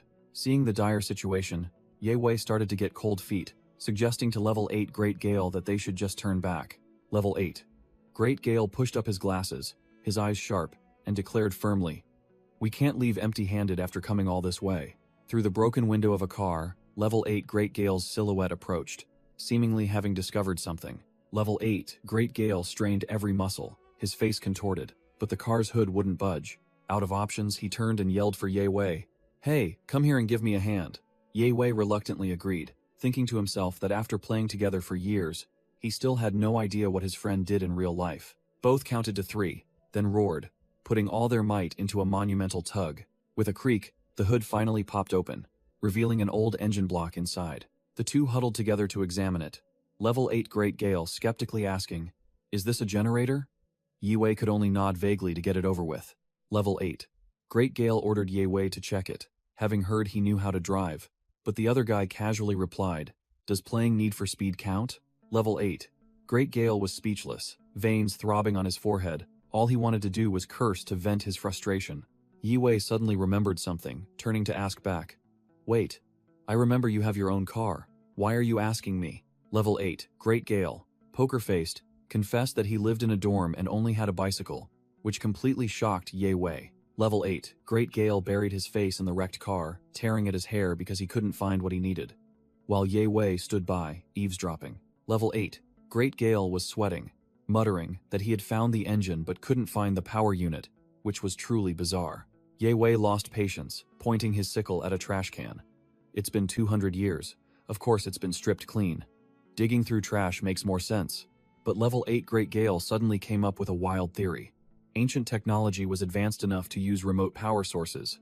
Looking at the entire scrap car lot, he sighed, concluding that any hope of finding a generator here was gone. Suddenly, Yi Wei yelled from a distance, "Bro, over here!" Earth-shattering discovery. Making Level 8 Great Gale jump. Level 8. Great Gale rushed over, immediately asking if he had found the generator. Yi Wei casually replied, "No, I found a hole." Then both looked down into a pitch-black underground sewer entrance. Level 8 Great Gale suggested they go in and check, as he didn't sense any danger. Yi Wei quickly stopped him, placing a hand on his friend's shoulder and warning, "Hold on. Even the administrator doesn't know about this place. Rushing in is too reckless." Yi Wei smirked confidently, turning the tables. Precisely because he doesn't know, it's worth exploring. Who knows? There might be a hidden quest or cool NPCs. Yi Wei began to fantasize. He was a hero storming a dungeon, swinging his axe to chop down goblin minions to rescue two damsels in distress who were chained up. In his dream, two hot girls embraced Yi Wei, thanking him profusely, and he smugly declared, "I am Yi Wei. I do good deeds without expecting anything in return. From now on, you two can follow me." Level 8. Great Gale pouted, thinking his friend's fantasies were too mundane, because dungeons in the game were for finding treasure chests with valuable items like generators, not women. Back to reality, the two decided to cooperate. Level 8 Great Gale reminded Yi Wei not to forget the administrator's warning before they left. In a flashback, Chu Guang stood with his arms crossed, ordering, "If you encounter mutants, run. If you can't run, absolutely do not turn your back on the enemy. Do you want to commit suicide?" Both entered the tunnel entrance, a dark passage illuminated by strange, glowing blue mushrooms. A decisive step splashed into a muddy puddle, officially beginning their underground expedition. Level 8, Great Gale wondered about the strange, never-before-seen mushrooms, while Yi Wei already had the idea of picking some to take back. Yi Wei picked up a mushroom to examine it, marveling at its beautiful glow, then blurted out a fatal question. "I wonder what it tastes like." Level 8. Great Gale quickly stopped him, pulling out a trash bag and warning, "Take it back and ask if it's edible first, don't self-destruct." A bunch of people have died from eating poisonous mushrooms this year. After harvesting the mushrooms, Level 8 Great Gale wanted to go back, but Yi Wei's adventurous spirit flared up, believing the place was safe and deciding to go deeper to hunt for good loot. Yi Wei eagerly rushed forward, leaving Level 8 Great Gale frantically calling after him, his mind solely focused on the treasure awaiting him. Suddenly, Yi Wei froze, his eyes wide, sweat pouring down him as he realized something was wrong ahead. Level 8. Great Gale nearly crashed into his friend's back, irritably snapping, "Hey, what the hell are you doing? Why did you suddenly stop?" A red danger sign flashed in Yi Wei's mind. He broke out in a cold sweat, muttering, "Oh no." He felt a familiar, chilling pressure, exactly like the time he encountered the Blackbird mutant. An earth-shattering roar echoed from the deep darkness. Level 8. Great Gale trembled, speculating. Could it be the sound of a mutant? Without a word of explanation, Level 8 Great Gale grabbed the bewildered Yi Wei and bolted, yelling, "Run! What are you standing there babbling for?" From the darkness, a giant worm mutant slowly emerged, its round, tooth-filled mouth wriggling. Scene change. Flex Muscle Player and White Horse passing a crevice were panting under the sun, complaining that the recent work was even more tiring than manual labor at a factory. Chu Guang assessed the two players' work. Not bad. Each gets 200 contribution points.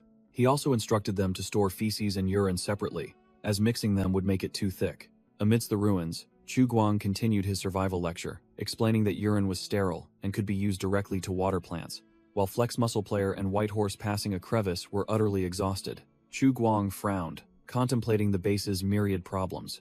Nearby water sources were full of mutants, Personal hygiene for hundreds of incoming people would be a disaster, and medical supplies were scarce. Flex Muscle Player suddenly had an idea and excitedly suggested, "Why don't we build a public bathhouse? Who knows? Maybe female players will join later." The two guys began to sink into fantasies about female gamers, eagerly discussing having hot water and even being able to scrub each other's backs. The perverted duo's fantasies continued, with beautiful girls relaxing in a steamy, hazy bathhouse. While the two players looked delighted, imagining female gamers arriving early, Chu Guang was speechless. "I've never seen such shameless rascals, and both of them at that." Suddenly, a desperate cry for help echoed throughout the base as someone fell straight into a deep pit. It turned out to be Ye Wei and Level 8 Great Gale, who had just run for their lives, emerging from underground. Level 8 Great Gale quickly pulled his friend back, while Ye Wei exclaimed, "That was close. I almost fell in." Both guys were pale as ghosts, screaming in horror after their narrow escape from the underground monster.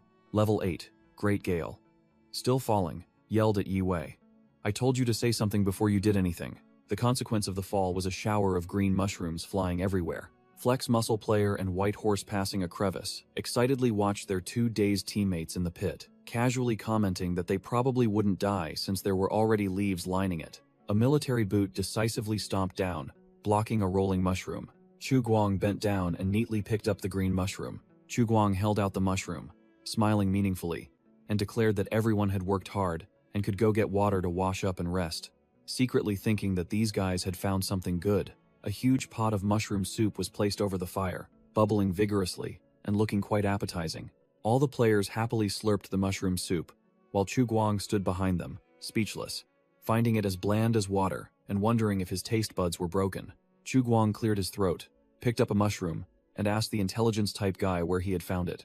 Ye Wei loudly explained that, although they hadn't found a generator, they had discovered a pile of green mushrooms at the entrance of a creek, then shouted that he was the one who found the spot. Ye Wei held his bowl of soup, innocently asking Level 8 Great Gale if the green mushrooms were edible, or if they could be used to craft buff potions. Chu Guang sneered, stating bluntly, "Eat them? These things are called green angels. If you eat them, you'll meet real angels within an hour, unless you're a mutant immune to toxins." He explained in more detail that these mushrooms were inedible but were the main ingredient for crafting radiation-reducing medicine, a commodity highly sought after by merchant caravans in Boulder City. But then Chu Guang added a final blow. "You two are lucky you didn't go deeper, because these mushrooms usually grow near mutant leech nests." He described the new creature. "Young mutant leeches are only the size of a hand, but when they mature, they grow longer than a meter, some even reaching 3 meters, with mouths full of teeth." A terrifying image appeared, illustrating a giant mutant leech neatly swallowing a woman. Ye Wei and Level 8 Great Gale turned pale, realizing they had just strolled right in front of the gates of hell. Chu Guang smirked, seemingly pleased that they still remembered the way. Level 8 Great Gale hastily pulled out his map, pointed to the marked location, and affirmed that he remembered it clearly. Chu Guang nodded in confirmation. Chu Guang pointed at the map, praising how valuable these chives were becoming, then announced a reward of 220 contribution points for Gale and Knight 10 for finding the leech nest and harvesting the mushrooms. All the players joyfully thanked the administrator, while Chu Guang secretly calculated, "I can't over-reward them. Otherwise, they'll risk their lives harvesting mushrooms, and all perish in there." Chu Guang muttered, surprised to find a mutant leech nest nearby. He told himself to be careful and prioritize finding a generator first. Looking at the 2 bags of green mushrooms, Chu Guang calculated, 2 kilograms of mushrooms could be exchanged for 40 chips, which was his entire fortune from 5 months of grinding, and he knew the actual value of this item was double that. Chu Guang announced he was going to find more supplies, telling the players to stay put in the shelter and not wander off, entrusting Little 7 with supervision and summarization. A pot was placed over the burning fire, preparing for a hot meal. The players gathered around Little 7, and Level 8 Great Gale wondered why green mushrooms were a valuable ingredient. Yet there was no reserve in the shelter. Ye Wei scratched his head in confusion, questioning why the two of them only received 20 contribution points, equivalent to chopping down 2 trees. Clearly, something was wrong. Flex Muscle Player began to analyze like a professional gamer. Rewards should be commensurate with difficulty. We just unlocked a new area and collected high-value items. We should have been rewarded more. Flex Muscle Player snapped his fingers, concluding with one word, priority, leaving Ye Wei bewildered and clueless. Flex Muscle Player explained that the administrator had emphasized survival as the top priority, and Ye Wei chuckled, admitting he was the type of player who always skipped the storyline. Flex Muscle Player continued to deduce, suggesting that the quests on the bulletin board weren't everything, because this game had a high degree of freedom, so quests could be triggered by the players themselves. The muscular guy declared like a sage, "Those mushroom picking or toilet building quests this afternoon were assigned by the administrator because he found our suggestions reasonable, so even if you didn't find a generator, you two still deserved points." The muscular guy concluded his logic. Just do things that benefit Shelter 404, and you'll get points. The greater the value created, the bigger the reward. Level 8. Great Gale nodded, but also reminded him that doing quests on the bulletin board still gave points, and not a small amount either. The muscular guy smirked confidently. Exactly. The muscular guy continued his display, reiterating the favorability mechanism that the game dev had mentioned. White Horse passing a crevice nodded, indicating he understood, while Ye Wei remained clueless, snapping, "Understand what? Just say it directly, I'm getting impatient." The muscular guy gave 2 thumbs up, praising his own intelligence, then explained, "The quests on the board are just fixed. Low reward tasks. Actively triggering new quests shows your skill level and, most importantly, improves the administrator's evaluation of us." Just as he was feeling smug, the muscular guy suddenly turned pale, sweat pouring down him like rain, stammering, "No!" He continued to mumble, his voice full of panic, that all the above deductions were only true if this was a 100% virtual reality game, and the administrator's behavior wasn't that of a pre-programmed AI. The muscular guy analyzed further. If the administrator's intelligence wasn't as high as they thought, then all deductions would be useless. But the problem was, this guy was much smarter than Little Seven the robot, acting just like a real person. Level 8. Great Gale suddenly realized a terrifying possibility. "You mean he's tricking us?" Ye Wei also flinched. "Don't tell me he's exploiting our labor?" All the players stood before the bullet-riddled shooting target, sharing a chilling thought.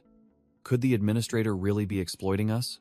The muscular guy brushed aside the worry of being exploited, reasoning that even if the administrator was a real person, it didn't matter since he had saved them. The current issue was to grind NPC favorability before the second test phase. With that, the muscular guy extended his hand, officially calling for the formation of an alliance to gain an advantage over the new players. White Horse passing a crevice, and Ye Wei immediately agreed, while Level 8 Great Gale hesitated slightly but also joined, only asking for more details. The muscular guy declared that from now on, they were a team, sharing information and supporting each other, with the goal of utilizing each person's strengths. He immediately assigned a task to Level 8 Great Gale. "You go investigate the lakeside, pay attention to the distribution and paths of the mutants, and mark any spots that look like lairs." The muscular guy further instructed to avoid combat at all costs because the team needed a safe water source, making Ye Wei grumble irritably. "Damn it, he's just appointed himself captain, hasn't he?" After that, the muscular guy turned to shake hands with White Horse passing a crevice. Both decided to continue chopping wood, also promising to look online for ways to utilize that wood tomorrow. Night gradually fell upon the desolate world, signaling the end of a day's grind for the new recruits. Under the sunset, 2 figures were leading a caravan of pack animals silently into a ruined settlement. The clinking of iron chains echoed as a chained woman, her legs shackled and dressed in tattered clothes, walked across the dusty ground. A voluptuous blonde girl appeared, but her situation was miserable. Her clothes were torn, and her neck and legs were shackled like merchandise. The nearby thugs immediately stared, one of them uttering a crude remark, "What a fine piece of goods," while another lamented, "What a shame. Such a delicious cabbage is about to be eaten by pigs." In the ruined settlement, the caravan foreman yelled, urging the caravan workers to unload the goods quickly, so as not to delay List's journey. Old Walter, representing the mayor of Bet Street, bowed deeply in welcome and showed extreme deference to the newcomer. List, the human trafficker, handed the blonde girl over to Old Walter, calling her the merchandise the mayor wanted, and advising the old mayor to use her carefully. A pair of military boots stopped, signaling the arrival of a character observing from afar. Chu Guang stood behind, muttering as he recognized that List had come here once again. He recalled rumors about Boulder City's slave trade and was surprised to witness it firsthand today, imagining high-end merchandise being kept in glass cages. Chu Guang smirked, thinking that only the corrupt mayor was capable enough to afford such a luxury item, and more importantly, the presence of the caravan was an opportunity for him to find a good buyer for his own stash. After unloading the goods, List tossed bonus money to the caravan workers, who profusely thanked him and begged to be called for work again next time. Amidst the ruined sunset landscape, Chu Guang and Little Seven stood watching List's pack animals prepare to depart. Without further ado, Chu Guang stepped out to block the path, calling out, "Hey List, got a moment? I have something you want." List turned back with a suspicious and arrogant expression, shouldering his hunting rifle and asking directly, "Who are you?" Chu Guang raised both hands, grinning innocently. "No ill intentions, just want to trade. This nanocarbon armor gives me 5 seconds to run, as long as I don't get headshotted." List sneered contemptuously, thinking Chu Guang was just a small-time scavenger newly emerged in Bet Street. His henchmen standing nearby also burst into mocking laughter. Chu Guang introduced himself, but List brushed him off, declaring he didn't do business with small fry, and told him to take his trash elsewhere. Hearing the word trash, Chu Guang merely sneered, then sat down and opened 2 sacks, revealing a pile of sparkling green crystals. "Are you sure these 2 kilograms of goods are trash?" Upon seeing the hot commodity, List was immediately speechless, his expression shifting from contempt to extreme astonishment. "Huh? Where did you get this?" Chu Guang casually retorted with a powerful flex. "Under the sewers next to a mutant leech nest. Want to go down and check?" This made List flinch and step back, then quickly change his tone to ask for the price. Chu Guang held up 2 fingers, setting a steep price. 2 kilograms here, I want 200 chips, confident that his unique item was worth far more than the paltry scrap metal price on the street. List gritted his teeth and agreed, while Chu Guang was annoyed, knowing he had undersold it, and should have demanded 10 times the price. Chu Guang grew even more furious, imagining the corrupt mayor reselling this batch of goods to merchants at an exorbitant price. List set a condition, hoping this transaction wouldn't reach the ears of some old man Charlie. Chu Guang smirked, stating he also didn't want to cause more trouble, praising List as someone who knew how to adapt. List changed the terms. Instead of paying 200 chips, he suggested Chu Guang use that money to buy his goods directly, with a 20% discount to save trouble. Chu Guang didn't hesitate, declaring directly that he wanted to buy a gun, secretly thinking as long as it was cheaper than Bet Street. List snapped his fingers, sealing the deal immediately. The merchant introduced a 9mm iron-barreled rifle for 200 chips, along with 30 rounds of ammunition at 1 chip per round, asserting this was an extremely friendly price. Chu Guang took the gun, raised it to aim, his face full of calculation. Chu Guang directly asked if this price included the 20% discount. List confirmed and offered an additional 5mm pistol for 100 chips, but concluded that cheap goods were only for shooting people, not for dealing with mutants. Chu Guang began to haggle, demanding a 9mm rifle, 60 rounds of ammunition, and an additional 25 chips for necessities, causing List to frown at the unexpected counteroffer. Not giving the other party time to react, Chu Guang played his trump card, smirking as he revealed there were over 2 kilograms of mushrooms in the mutant leech nest, pointedly asking List if he understood the situation. Chu Guang turned the tables, declaring bluntly, "Invest in me, and I'll bring back 10 times the goods." He asserted that even at this price, List would still profit handsomely. List began to calculate, realizing how much radiation-resistant medicine 20 kilograms of Blue Angel mushrooms could produce. Enough profit to buy hundreds of guns, let alone just one. Immediately, the cunning merchant changed his attitude, extending his hand and introducing himself. "Let's be friends. I am List. I'm very interested in you." Chu Guang shook hands to seal the deal, also introducing himself, officially establishing a business partnership. As soon as he agreed to cooperate, Chu Guang smirked slyly to himself. "However much you cheated me today, I, Chu Guang, will get back tenfold later." The transaction complete, Chu Guang requested List to immediately deliver a new rifle, 60 rounds of ammunition, and some supplies. List held the glowing blue mushroom in his hand, nodding smugly. "Just as I thought. All the good stuff is hidden near nuclear bomb craters." Chu Guang wrapped the brand new rifle in cloth, his eyes sharp, looking like a true player ready for any hunt. List paid Chu Guang a handful of chips, considering it a tip for the lucrative business deal. The merchant put on a superior air. "Normally few people get chips from my hands, you're an exception." Chu Guang smirked, replying nonchalantly, "It seems my luck isn't bad after all."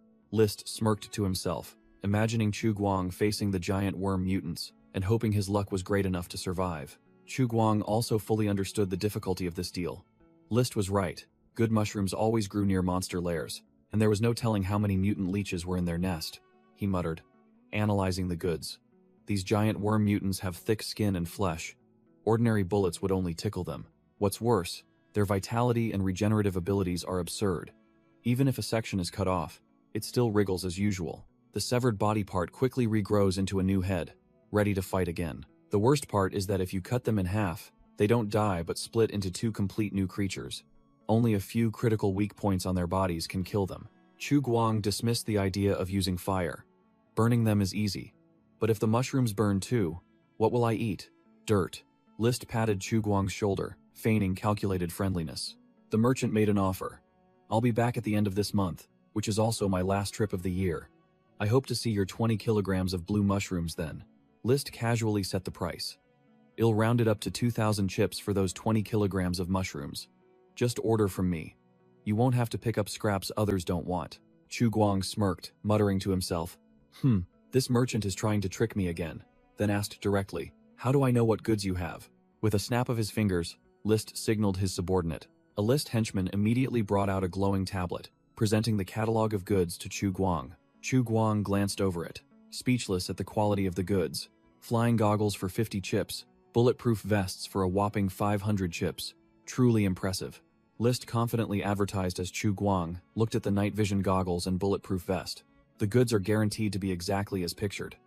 You know how to use them, so I don't need to teach you. Chu Guang continued scrolling on the tablet, and his eyes widened in astonishment when he saw an unbelievable item. A formidable item appeared. A 10 kilowatts wood-burning generator, priced at 1,200 chips, an ultimate item in the apocalypse. Chu Guang scrolled to the next formidable item. The KV-1 Power Exoskeleton, a basic but robust item, priced at 800 chips. Have you chosen?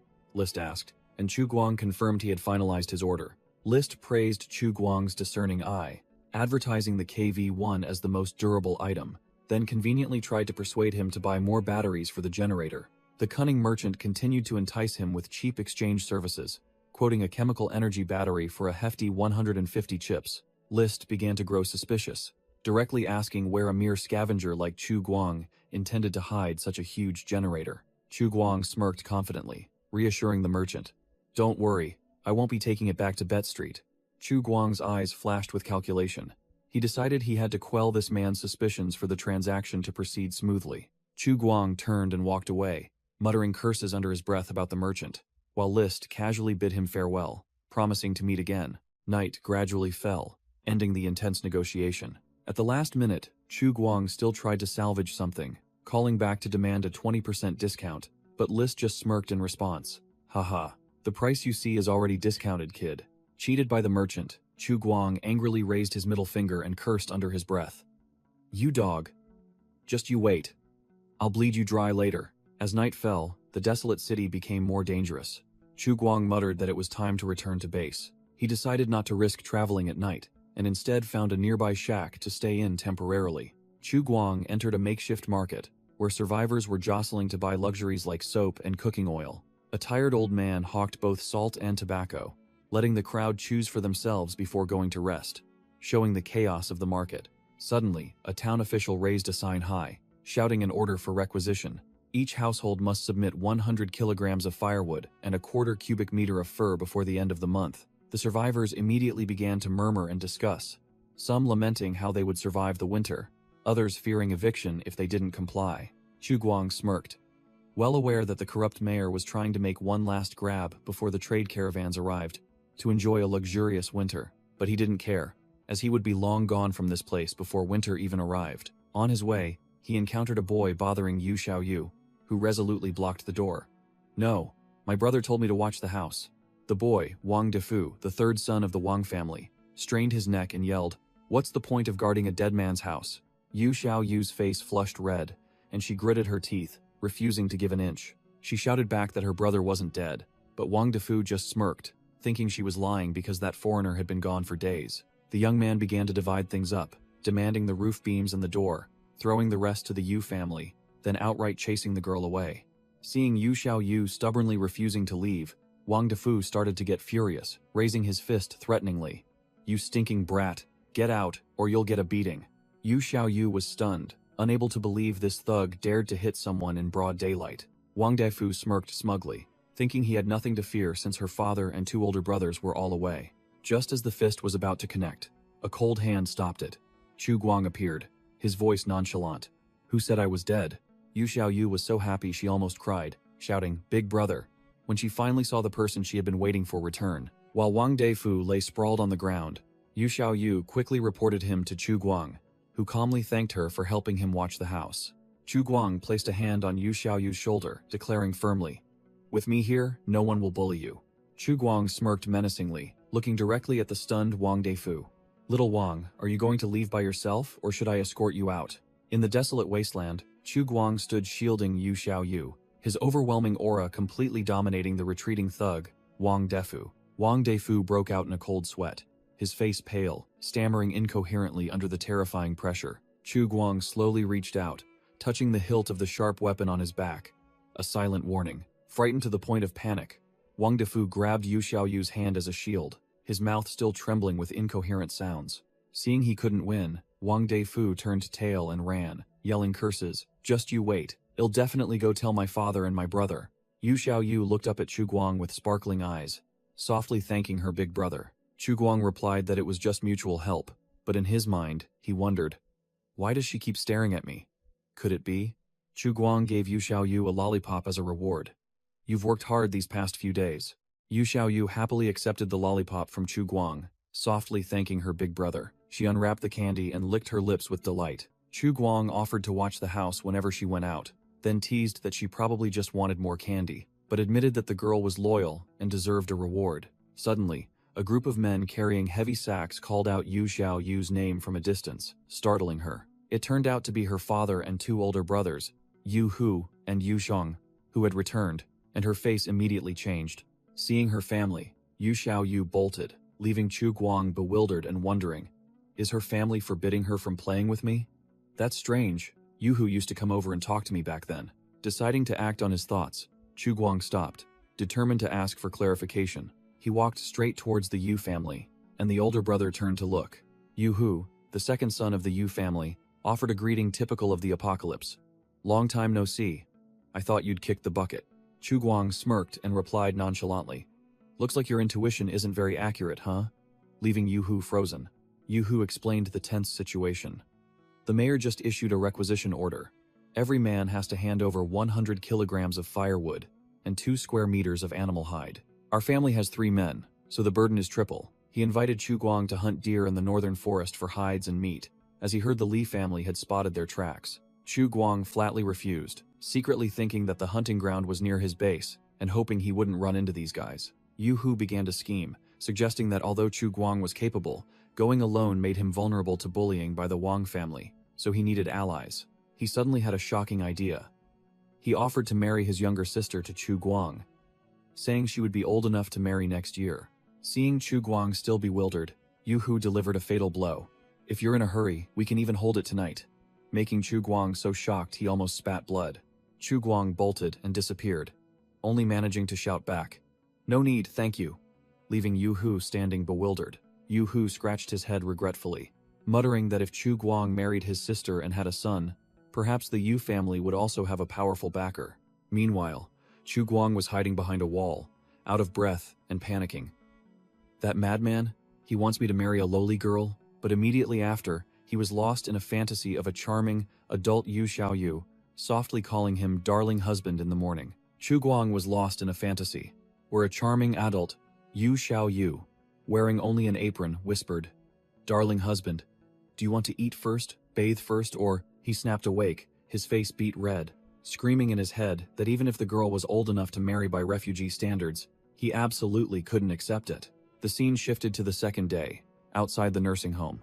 The landscape was desolate and ruined, with huge piles of freshly cut timber. A silver-haired veteran survivor, who seemed to be an expert, explained to Chu Guang that fresh wood would crack and warp if not treated. The veteran survivor then listed the methods. One was to dry it over a fire, and the other was to paint both ends of the log and let it air dry naturally. He focused on painting the end of a log, looking extremely professional and like a skilled craftsman. The last option was to throw it directly into the water, but this method made it very difficult to dry the wood later, and he hoped it wouldn't rain for the next few days. The veteran survivor expressed regret, telling Chu Guang that if the wood collected over the past 2 days had been treated in time, they could have finished repairing the north and west walls of the nursing home. Ironically, it began to pour rain onto the untreated piles of wood, risking complete rot if the rain continued. Chu Guang was speechless, only able to stand there silently watching. His plan to reinforce the base seemed to have encountered its first obstacle from fate. Seeing his wood plan thwarted by the heavens, Chu Guang changed tactics, patting the veteran survivor on the shoulder and sealing the deal. How about we use cement instead? Chu Guang pointed to the rubble, explaining that scrap concrete was abundant in the nursing home and throughout the wasteland, so there was no shortage of material to use. The veteran survivor mused, admitting that even if it was shoddy construction, mixing concrete rubble with cement and rebar was still much better than wood. But a new problem arose. To get cement, they needed coal and a kiln capable of withstanding 1,450 degrees Celsius, all rare commodities. Just as they were racking their brains, Ye Wei and Level 8 Great Gale clattered back with buckets, loudly announcing the good news. We're back! We've made a big discovery. Ye Wei excitedly reported on a new river that had formed east of Lin Hu Lake, a location that wasn't on any old maps from 200 years ago. The blonde guy continued to boast about his achievements, claiming he had scouted the entire lakeshore from east to south, knowing the terrain like the back of his hand. Chu Guang glanced down at the bucket Level 8 Great Gale had just set down, which was filled with a thick, black mud that looked anything but ordinary. Seeing his boss seemed interested, Ye Wei quickly rummaged through his bag, promising to immediately show them the map of the area they had just scouted. The map was unrolled, and Level 8 Great Gale pointed to the symbols. The X marks were mutant dens, and the circles were safe water sources, extremely strategic information. A flex muscle player looked at the bucket of mud that Ye Wei's group had brought back, curiously asking if it was cement. Level 8. Great Gale briefly explained that they found this stuff by the riverbank. In a flashback, Ye Wei and Level 8 Great Gale were secretly peeping when they were discovered by a female NPC bathing, who yelled perverts at them. Ye Wei was annoyed, thinking he'd found a good opportunity, only to end up with mud. Chu Guang approached, and Level 8 Great Gale reported that they brought the mud back because they thought it could be used as building material. The veteran survivor sat down to examine it, immediately delivering a cold splash of water. This stuff can't be used to build houses. It'll just wash away with water. He carefully dipped his finger into the thick mud to check its consistency. However, the veteran survivor smirked, confirming it was good stuff. But it's an excellent material for us to build a kiln. Chu Guang explained to the two bewildered young men that he and the veteran survivor had just finished discussing how to make cement, and now they had the material for a kiln.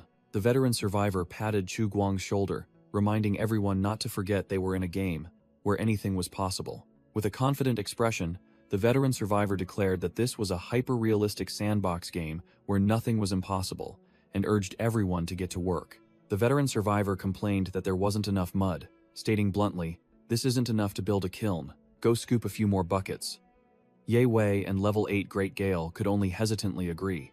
Ye Wei's face crumpled, speechless as he thought. Is Old Man Bai a construction foreman? This natural aura of ordering people to haul bricks is truly innate. Meanwhile, the veteran survivor turned to White Horse passing a crevice, assigning a new task. As for us, we'll continue chopping trees. That guy enthusiastically raised his axe. Ready when you are.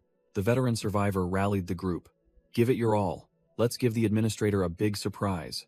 All three young men responded in unison, their spirits soaring.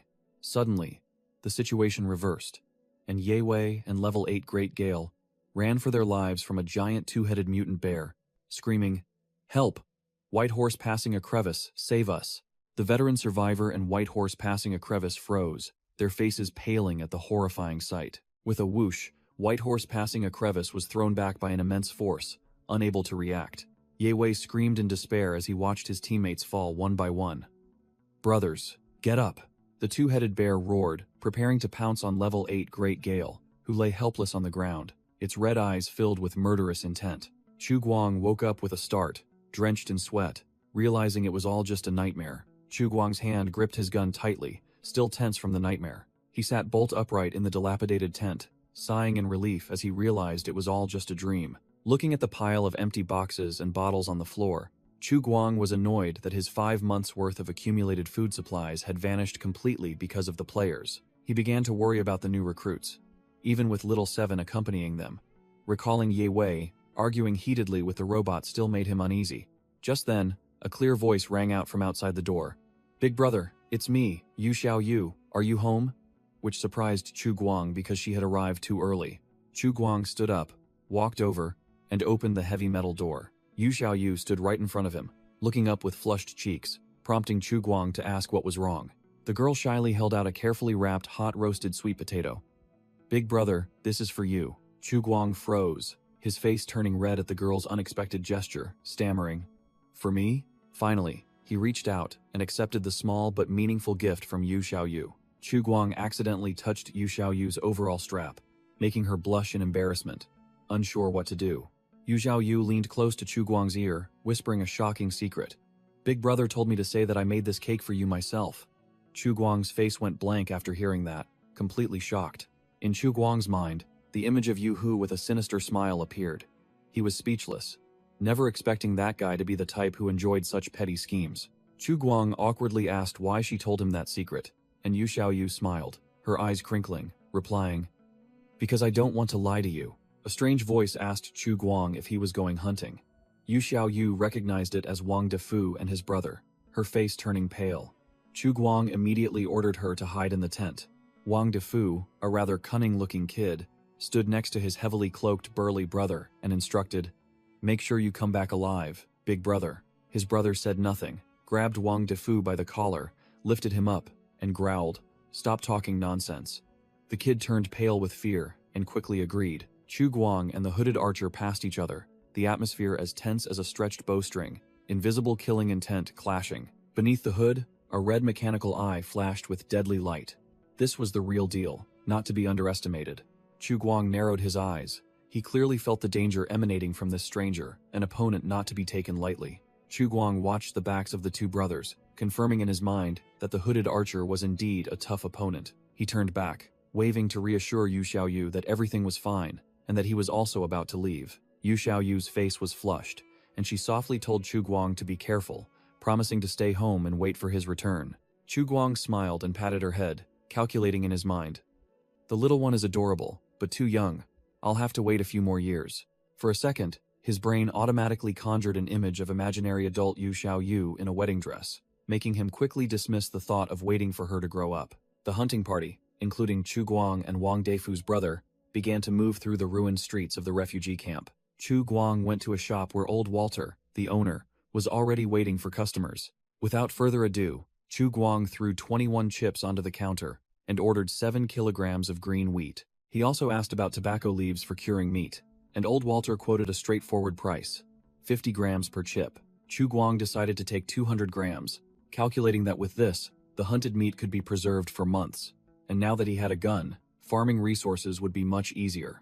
Chu Guang put the bag of goods down, completing the order swiftly. "Here are 7 kilograms of green wheat." Old Walter crossed his arms, narrowing his eyes suspiciously. "I remember you only bought 5 kilograms a few days ago." Chu Guang replied curtly. "Is there a problem?" Startled by Chu Guang's attitude, old Walter quickly waved his hands to clarify.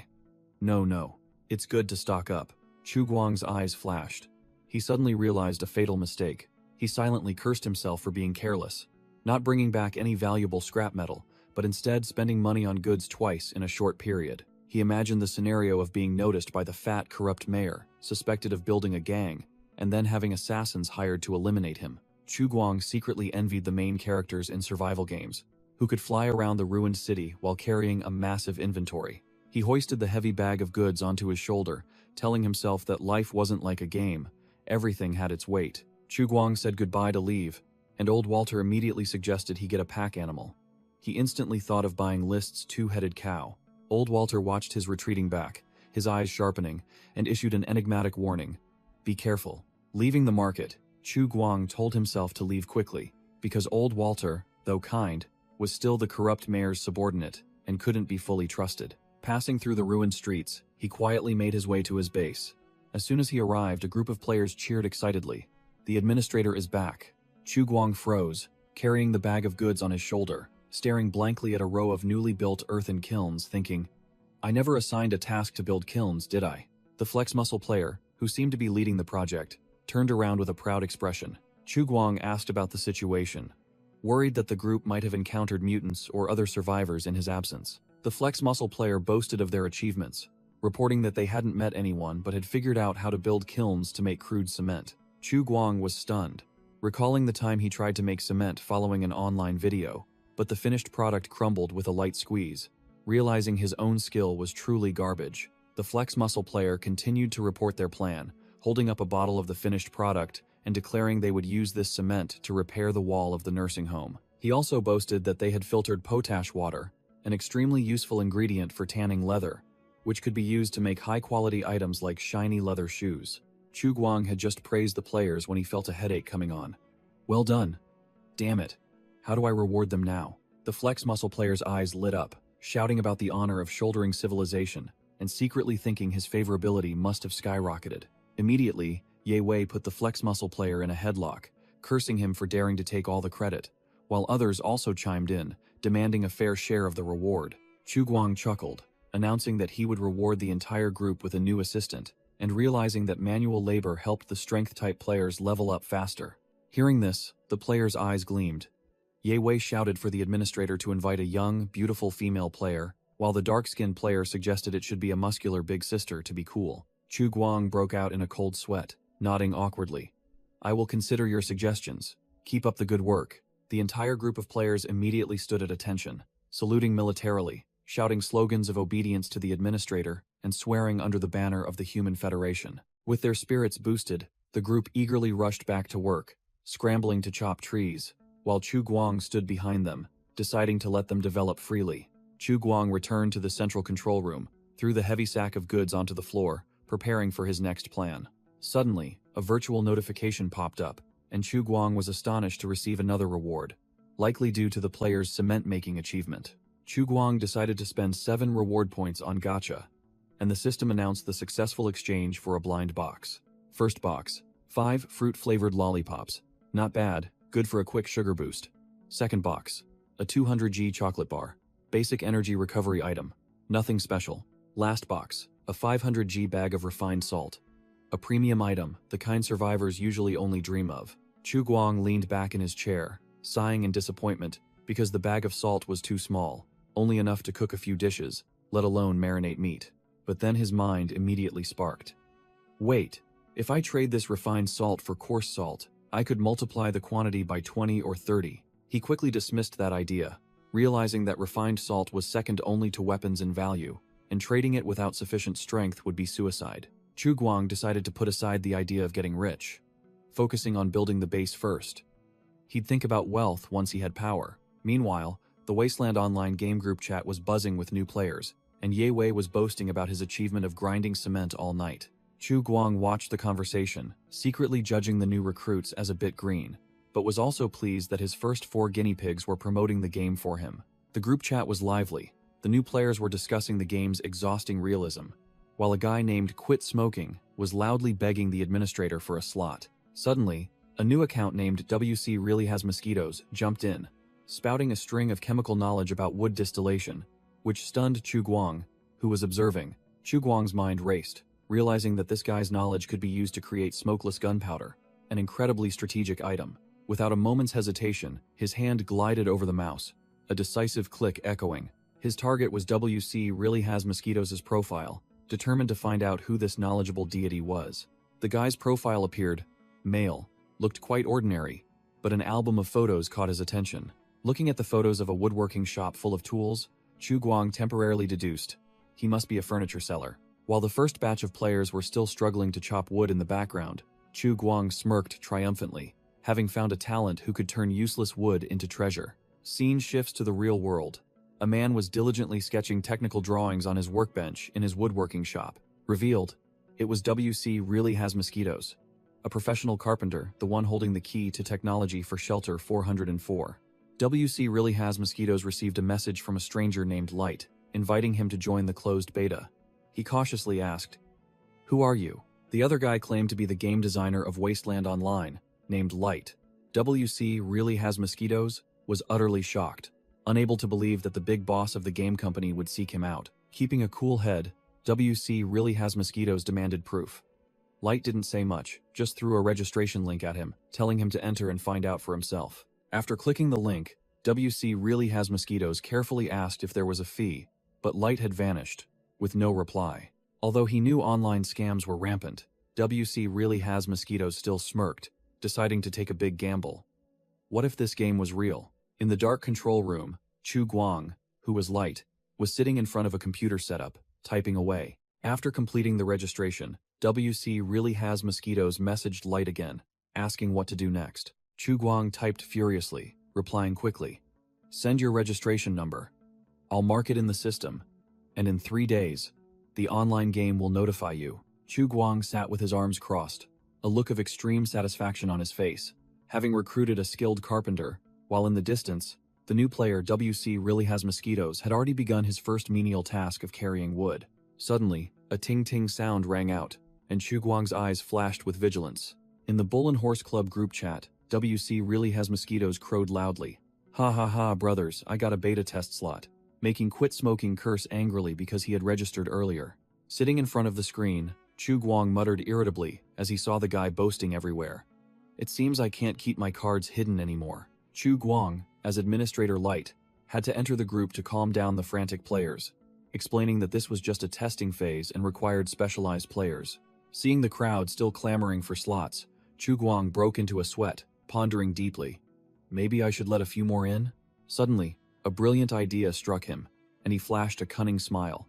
That's right, if there's food, there must be someone to cook it. The outpost is still missing a chef. Immediately, Chu Guang typed an announcement into the group. That's right, we still need a chef to test the cooking system. As soon as the announcement went up, the entire group chat exploded with messages from self-proclaimed chefs, loudly spamming memes to win a slot. Chu Guang clutched his head in panic, silently screaming internally. Damn it. How am I supposed to choose? Everyone in the world knows how to cook 1 or 2 dishes. But then, a light flashed in his mind, and Chu Guang's eyes lit up with a decisive realization. That's it. Amidst the chaotic crowd, an account named Stir-Fried Tomato and Scrambled Eggs posted a photo of a professional chef with trophies and certificates, declaring succinctly, Everyone move aside. The chef from Tanxin Fong is here. Click. Chu Guang immediately selected the real chef, a triumphant look on his face. It's you.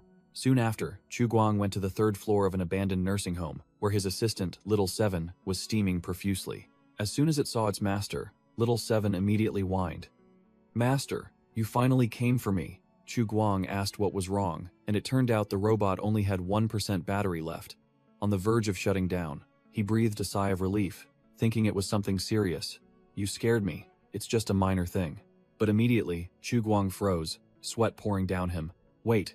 Where in this ruined world am I going to find a charging spot for you? Little Seven confidently showed off its wireless charging port, saying it just needed to return to the shelter to be fully charged. Chu Guang suddenly realized, finally understanding why the computer in the shelter ran smoothly without a server. It was all wireless charging technology. Without another word, Chu Guang scooped Little Seven into his arms. Decisively, let's go. Time to charge you up. As they were going down the stairs, Little Seven suddenly called out, Oh, right, master, making Chu Guang jump and ask, What? Sensing something ominous, Little Seven unexpectedly revealed a shocking piece of information. The shelter was powered by a massive nuclear fusion reactor core. Chu Guang was utterly dumbfounded, his eyes wide and mouth agape. Nuclear fusion? After a second of freezing, Chu Guang snapped back to reality, muttering, Nice, I need to figure out how to steal power from inside.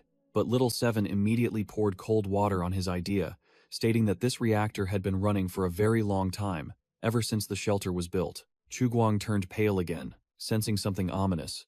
Huh? So if the power runs out, we're screwed? Little Seven calmly shook its head. I don't know, leaving Chu Guang speechless, silently screaming internally. You don't know? The robot further explained, according to the plan, this shelter should have opened a century ago, but it's unclear why it was delayed. Little Seven reassured him that there was still a way to save it. The energy room is on basement level B3. Just unlock that level and replace the fuel rods, and it'll be fine. Chu Guang was petrified on the spot, his face blank. Easy for you to say. Where am I supposed to find nuclear fusion fuel rods now? Upon arriving, Chu Guang set Little Seven down, ordering, We're here. Charge your battery. After being fully charged, Little Seven happily waved its hand, thanking its master. Chu Guang secretly calculated. Even though this shelter had been running in power-saving mode for a century, it hadn't reached its full capacity. With the remaining energy, it might still be enough to last for a few more decades. Electricity wasn't the immediate problem. What worried him more was the harsh winter that was about to arrive. The entire city was already covered in white snow. There wasn't much time left to prepare for the deadly winter, and Chu Guang stepped out of the cold corridor of the shelter. As soon as he returned to the surface, he encountered a man carrying a shovel. and the surrounding landscape had completely changed. Chu Guang froze, eyes wide with astonishment at the scene before him. The players, somehow, had managed to build 8 charcoal kilns, all spewing thick smoke. The veteran survivor, shovel in hand, scratched his head and grinned broadly upon seeing the administrator appear. Chu Guang asked if this was their idea, and received a proud reply that it was the fruit of everyone's labor. Chu Guang smiled powerfully, declaring there was no need for modesty, as the organization would acknowledge all the players' contributions. Instant reward. Level 8. Great Gale, Ye Wei, and White Horse passing a crevice each received 1,000 contribution points. One looked cool, one was shocked, and one's eyes shone like headlights. The veteran survivor hit the jackpot. Chu Guang directly appointed him as construction captain, along with 1,000 contribution points, leaving him completely stunned. Standing before the outpost, Chu Guang granted full authority to the new captain. Feel free to be creative, within the scope of the plan. Overwhelmed with gratitude, the veteran survivor bowed deeply, solemnly promising to dedicate all his efforts to building their common home. Meanwhile, Ye Wei was fuming with jealousy, bitterly muttering, "Damn it, why did only that old man get an extra reward?" Chu Guang crossed his arms, adopting the air of a big boss, and asked the veteran survivor to present a detailed plan. The veteran survivor immediately became serious, responding clearly and loudly. This old man was truly the real deal, recounting how after going offline, he personally surveyed a cement factory and learned the secret of adding iron powder to increase durability. Chu Guang nodded, acknowledging the idea, but immediately posed a critical question about its practicality. But how much cement can be produced using only bark? The veteran survivor proved he was the real deal, presenting a plan to produce high-quality cement using a professional 1450-degree kiln, replacing inferior wood ash with limestone and clay. Chu Guang nodded decisively, immediately approving the passionate plan, making the veteran survivor as happy as if he'd struck gold. With the construction work done, Chu Guang turned to inform the entire team. 2 new recruits will soon be joining the team. Hearing that the big boss Chu Guang intended to throw a welcoming party, all the players were taken aback. Chu Guang, acting like a boss, declared that he couldn't treat the new recruits to plain porridge, and called on everyone to go hunting to prepare for the party. "Who wants to hunt with me?" At the mention of hunting, everyone eagerly raised their hands, scrambling for a spot, each wanting to show off. Chu Guang was speechless at the team's excessive enthusiasm, then pointed directly at Ye Wei. "You're a perception type. Come with me." Ye Wei was ecstatic, loudly accepting the order while the others were furious, their eyes practically popping out from being left out. Before the main hunt, Chu Guang led Ye Wei to a special location according to his plan. A mutant leech nest. The two ventured deep into the desolate city, where weeds and vines had swallowed the remnants of civilization. Chu Guang pointed to a pitch-black hole, explaining it was where mushrooms were found, and warning Ye Wei that it was lucky he hadn't ventured deep inside. The big boss patted Ye Wei's shoulder, his face cold as he declared, "Let's go. They're not our target today." Ye Wei asked blankly why they were going so far from the forest while hunting, and Chu Guang simply replied with a terse, "Yeah." Chu Guang's demeanor suddenly changed, his eyes blazing, weapon in hand, as he declared chillingly, "The forest begins here." Ye Wei froze, utterly shocked, unable to comprehend what the big boss was talking about. It turned out the forest Chu Guang spoke of was an entire colossal ruined city, overgrown with trees like a concrete jungle. Overwhelmed by the sight, Ye Wei's jaw dropped as he admitted, "Now this is a real forest." Chu Guang gripped his gun, warning him to be careful from now on, while a red-eyed wild boar mutant lurked nearby. The two ventured deeper into the dead city, which after the catastrophe had become a paradise for plants and fungi. Not just plants, but wild animals had also turned this place into their territory, with monster wolves and other mutated creatures roaming everywhere. Amidst the ruins, animals had evolved into hideous monsters due to the effects of radioactive weapons, mutated genes, and time. They were collectively known as mutants. Chu Guang warned that the dangers here weren't just the mutants, making Ye Wei's face pale as he realized he was in an extremely hardcore area. But instead of fear, Ye Wei's gamer blood boiled with excitement, and he loudly exclaimed, "Finally, new monsters in the game. This is so thrilling." Chu Guang ordered the rookie to stick close and not wander off. Ye Wei immediately complied. While moving, Chu Guang suddenly stopped, his ears, sharp as radar, having picked up an unusual sound. Chu Guang's expression immediately tensed, like a taut string. A predator's intuition told him something was amiss. Chu Guang raised a hand to signal a halt, informing Ye Wei that something was happening nearby. While Ye Wei was still bewildered, not understanding what was going on, Chu Guang was highly focused, observing the situation. Chu Guang, now with his face covered by a scarf, stated definitively, "There are traces of survivor activity." Ye Wei was utterly shocked, his jaw dropping in disbelief that there were other players, no, other survivors in this godforsaken place. Ye Wei loudly boasted, his eyes shining brightly, thinking he was finally about to meet NPCs in the game. Chu Guang immediately poured cold water on his enthusiasm, warning that this was not good news, making Ye Wei ask blankly. With sharp eyes, Chu Guang explained clearly, "In this place, strangers are even more dangerous than the mutants." The two approached a wrecked car, covered in tangled vines, a typical scene of desolation. Chu Guang picked up a fragment, quickly analyzing. Gunpowder containing sulfur, spikes, and iron shards. There might be mutants or marauders nearby. Chu Guang stated firmly that normal survivors wouldn't set booby traps near settlements. These were clearly meant for people, not for mutants with their keen senses. Based on the lingering scent, Chu Guang deduced the explosion had only occurred within the last 5 hours, and turned to ask Ye Wei if he heard anything from the east. But the rookie was completely clueless. Chu Guang ordered Ye Wei to wait there, while he advanced alone to scout the situation. Ye Wei eagerly asked to go along, but Chu Guang continued to walk coldly, indicating he didn't need a dead weight following him. Chu Guang turned back with an undeniable gaze, giving a decisive order. "You, stay here." Left behind, Ye Wei broke out in a cold sweat, secretly thinking that if this admin got annoyed, he could easily be kicked from the game. So he obediently accepted. "Alright, fine."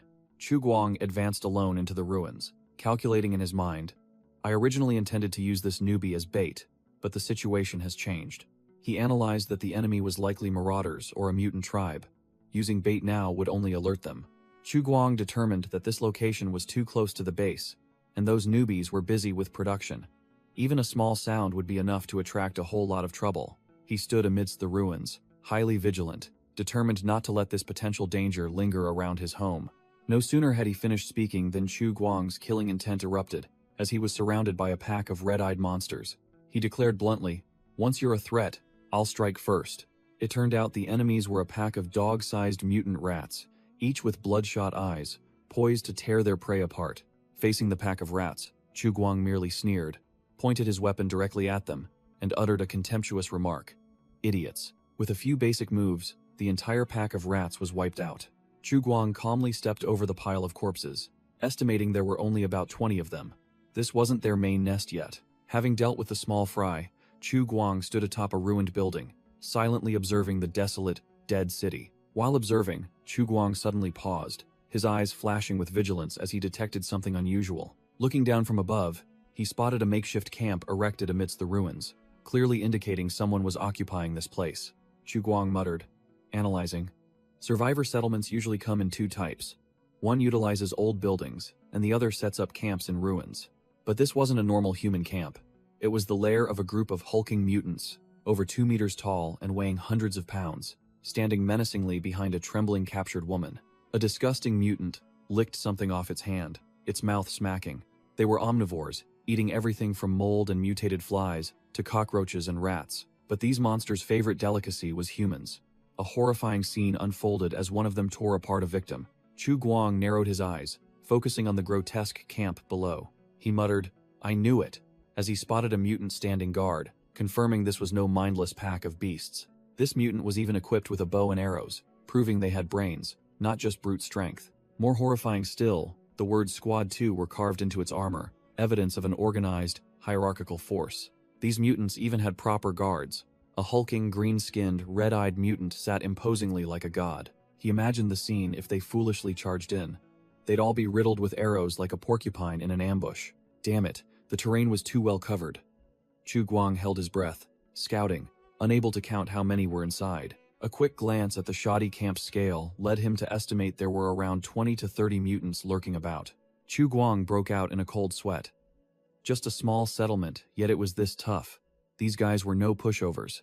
Just as things were heating up, a side quest suddenly appeared. Clear out the mutant tribe on Street 76. Reward 200 points. He was speechless. Accepting this quest was like offering himself to death. Feeling like a child facing a giant monster, Chu Guang was astonished. It turned out quests could be activated anywhere outside the shelter. The system couldn't be opened, but the quest still popped up. After a moment of bewilderment, he realized this was a sweet deal. 200 reward points was no small amount. Chu Guang snuck into a dilapidated factory complex, where vines and rubble covered the pathways, looking like a giant mausoleum. He calculated. The quest to summon 100 players only gave 100 points, while this mutant nest-clearing quest rewarded 200 points. Clearly, it was a sweet deal, but also extremely risky. Seeing Chu Guang's tense expression, Ye Wei broke out in a cold sweat, stammering as he asked the administrator what horrible thing he had just seen.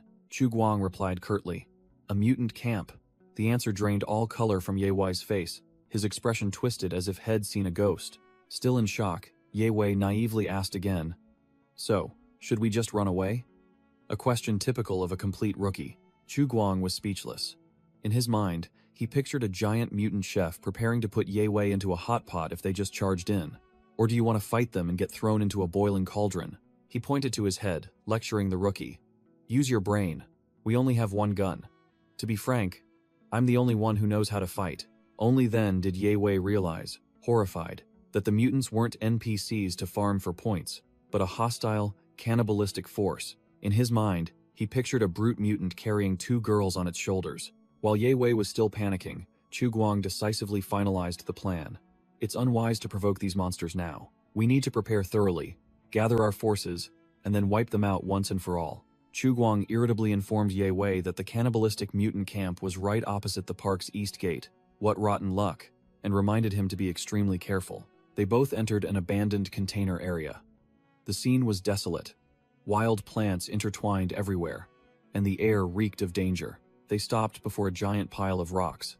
Ye Wei was bewildered, not understanding anything, but Chu Guang seemed to have recognized something. Chu Guang immediately realized it wasn't ordinary rock, but a valuable limestone quarry. His face lit up, and his mind began calculating the potential of this windfall resource. Chu Guang calculated that by simply unlocking cement technology from calcium carbonate, this limestone pile would be enough to build 2 buildings, completely solving their long-term material problem. At 3 in the afternoon, they both returned to the surface outpost, tossing down the corpses of 2 mutated hyenas as spoils. The other players immediately came out to greet them. Chu Guang rested 1 foot on a monster's corpse, declaring that this pile of meat was enough for a few meals. But more importantly, he had 2 pieces of news, 1 good and 1 bad. The veteran survivor, along with White Horse passing a crevice and level 8 Great Gale, immediately cut to the chase. "What's the good news?" Chu Guang delivered the good news. "We found an abandoned construction site to the northeast, revealing an open-pit limestone quarry. Good stuff for making cement, and there are even some wheelbarrows available. A quick fix and they're ready to use." What a jackpot. The veteran survivor's face lit up. He had been racking his brain over the lack of cement materials, and Chu Guang had solved the problem. Ye Wei's face paled slightly, sensing something ominous, and immediately asked, "What about the bad news?" Chu Guang delivered the bad news.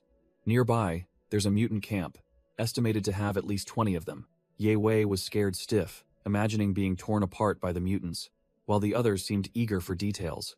Chu Guang warned, "These guys are the real deal, cannibals. Be careful." Chu Guang analyzed the situation. "These hulking mutants are at least level 10. Our current team isn't strong enough. Charging in would only feed them kills and reveal our position." As leader, Chu Guang ordered the area around Street 76 to be off-limits, declaring it a danger zone until the threat was dealt with. The entire team promptly obeyed, shouting "understood" in unison, and saluting militarily, showing absolute trust in their commander. Chu Guang stood on the corpses of the mutated hyenas, coldly calculating how to process these 2 kills. An experienced butcher survivor handed Chu Guang some grilled meat skewers, admitting that despite often eating meat, he had never butchered it himself. While Chu Guang confessed his hunting skills were 0, Chu Guang grimaced, thinking of the stench of the unbled prey, muttering that he only knew the theory and had never practiced. Just then, Gale enthusiastically raised his hand high, shouting for boss. Chu Guang turned to look, and Gale immediately got to the point, asking for some of the prey's blood. Gale pushed up his glasses, his eyes full of intellectual fervor, declaring he needed the blood to test some hypotheses. Slash. Without another word, Chu Guang drew his knife and swiftly severed one of the hyena's legs. Chu Guang tossed the bloody leg directly to Gale, his face expressionless as he curtly stated, "Take it." Gale joyfully caught the spoils, inwardly petrified but outwardly trying to appear calm, profusely thanking him. Amidst the ruins, columns of white smoke rose from newly erected kilns, signaling a new phase of development. Numerous manual brick kilns were operating at full capacity, glowing red and puffing smoke in the twilight. A veteran survivor with white hair rushed over, shouting loudly, "Sir!" The man reported with a proud expression. "Boss, under your brilliant guidance, the cement kiln at the outpost is almost complete. Tomorrow, we can produce the first batch." Chu Guang subtly smirked, nodding his approval briefly. "Very good." He began his familiar speech, boosting his subordinates' morale. "Thanks to everyone, we've taken another step towards the great goal of restoring the human alliance. The organization will remember all your contributions, brothers." The veteran survivor's eyes shone brightly. He saluted militarily with a decisive gesture, straining his neck as he shouted, "Understood, sir." He turned to work with renewed vigor, while Chu Guang stood with his arms crossed, thinking to himself, Hey, my skill at drawing up grand plans has really improved lately." Chu Guang realized these players didn't care about his empty promises. Instead, they found joy in the arduous task of rebuilding their homeland. Chu Guang thought to himself, "This is the beauty of a sandbox game. Watching these grinders, from grilling meat, building kilns, and hauling goods, to collapsing in sleep, they're all enjoying the pleasure of building their homeland." He smirked. Of course, he was happy to see the players enjoying themselves, but the problem was that the shelter was now dirt poor. Where would he get cool rewards for them? Stepping into the control room, Chu Guang admitted to himself that for now, he could only feed the players empty promises and a bit of virtual currency. Having dealt with the chickens in the wasteland, it was time to see how the chickens on Earth were doing. Chu Guang sat down at his computer desk, deciding to check the group chat. Click! He opened the gamers group chat. The chat channel immediately buzzed loudly. The first message that caught his eye was from Ye Wei, boasting loudly. "Mutants. New faction update. The administrator has confirmed a hostile mutant settlement on Street 76. The chat channel exploded with a flurry of memes and questions. What do the mutants look like? Why hasn't the official website updated yet? Awesome. A hostile faction means the alpha test is coming soon. Ye Wei tried to reassure everyone that he hadn't seen anything either, while a player named Quit Smoking wondered why only a few people were online today. The conversation quickly devolved into teasing and complaining. Some were excited about getting into the game soon, while others whined about having pre-registered but still waiting. Truly a gamer's group chat. Chu Guang sneered as he scrolled through the chat, thinking to himself about some noob named Yorking, who still didn't believe in the existence of the virtual reality VR game. He suddenly realized something. The dedicated gamer with the nickname Good Time was nowhere to be seen in the group chat. Deciding on the spot, Chu Guang decided to check the official forum directly, guessing that guy might be active there. As soon as he entered the forum, he curled his lips into a sly smile when he immediately saw Good Time's post. A very passionate review about the test version that was attracting a lot of people. Good Time's post, who was the muscular white horse passing a crevice, summarized his grinding process in the game, building a cement kiln, praising the game's realism, and warning his comrades about the hostile mutant tribe that the administrator had just revealed. Scanning through a series of glowing comments, Chu Guang nodded in approval, deciding he would prioritize recruiting intelligent and loyal gamers like these from the forum. After reviewing the community situation, Chu Guang stood up from his computer desk, muttering that it was time to collect his own rewards. He stretched refreshingly after sitting still for a while, then called out loudly, "System." A virtual quest board appeared, listing trivial quests like chopping trees and killing mutants, making Chu Guang a bit disappointed because he had only completed a few today. Chu Guang looked at the quest board with its crappy rewards, only a few points for chopping trees and killing monsters quests, pouted in disdain, then decided to quickly open a lucky box instead. Ding! Without a moment's hesitation, he pressed the open button directly. With a whoosh, the box lid popped open, emitting a mysterious blue light. Poof! After the smoke cleared, what appeared was a pile of colorful lollipops, looking like children's toys. Chu Guang froze, his face pale, screaming in silent fury. "This damn system, it's all trash." But then he suddenly stopped, his eyes flashing with light as he noticed something unusual. Wait a minute. Among the pile of cheap lollipops, there was a lollipop wrapped in shimmering golden paper that looked extremely different, making him exclaim, "What the hell is this?" He realized this chocolate-flavored lollipop was an enhancement item, and seemed to be a high-quality one. An information panel appeared. Chocolate-flavored enhancement lollipop.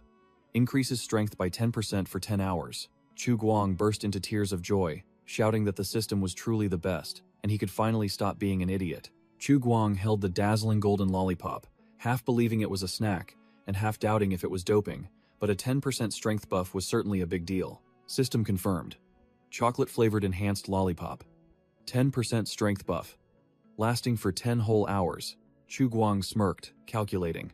A 10% strength buff might sound small, but in a tense combat situation, it could be the key to turning the tide. He imagined himself looking cool, charging into combat with a lollipop in his mouth, but then cringed at the childish idea. Forget it.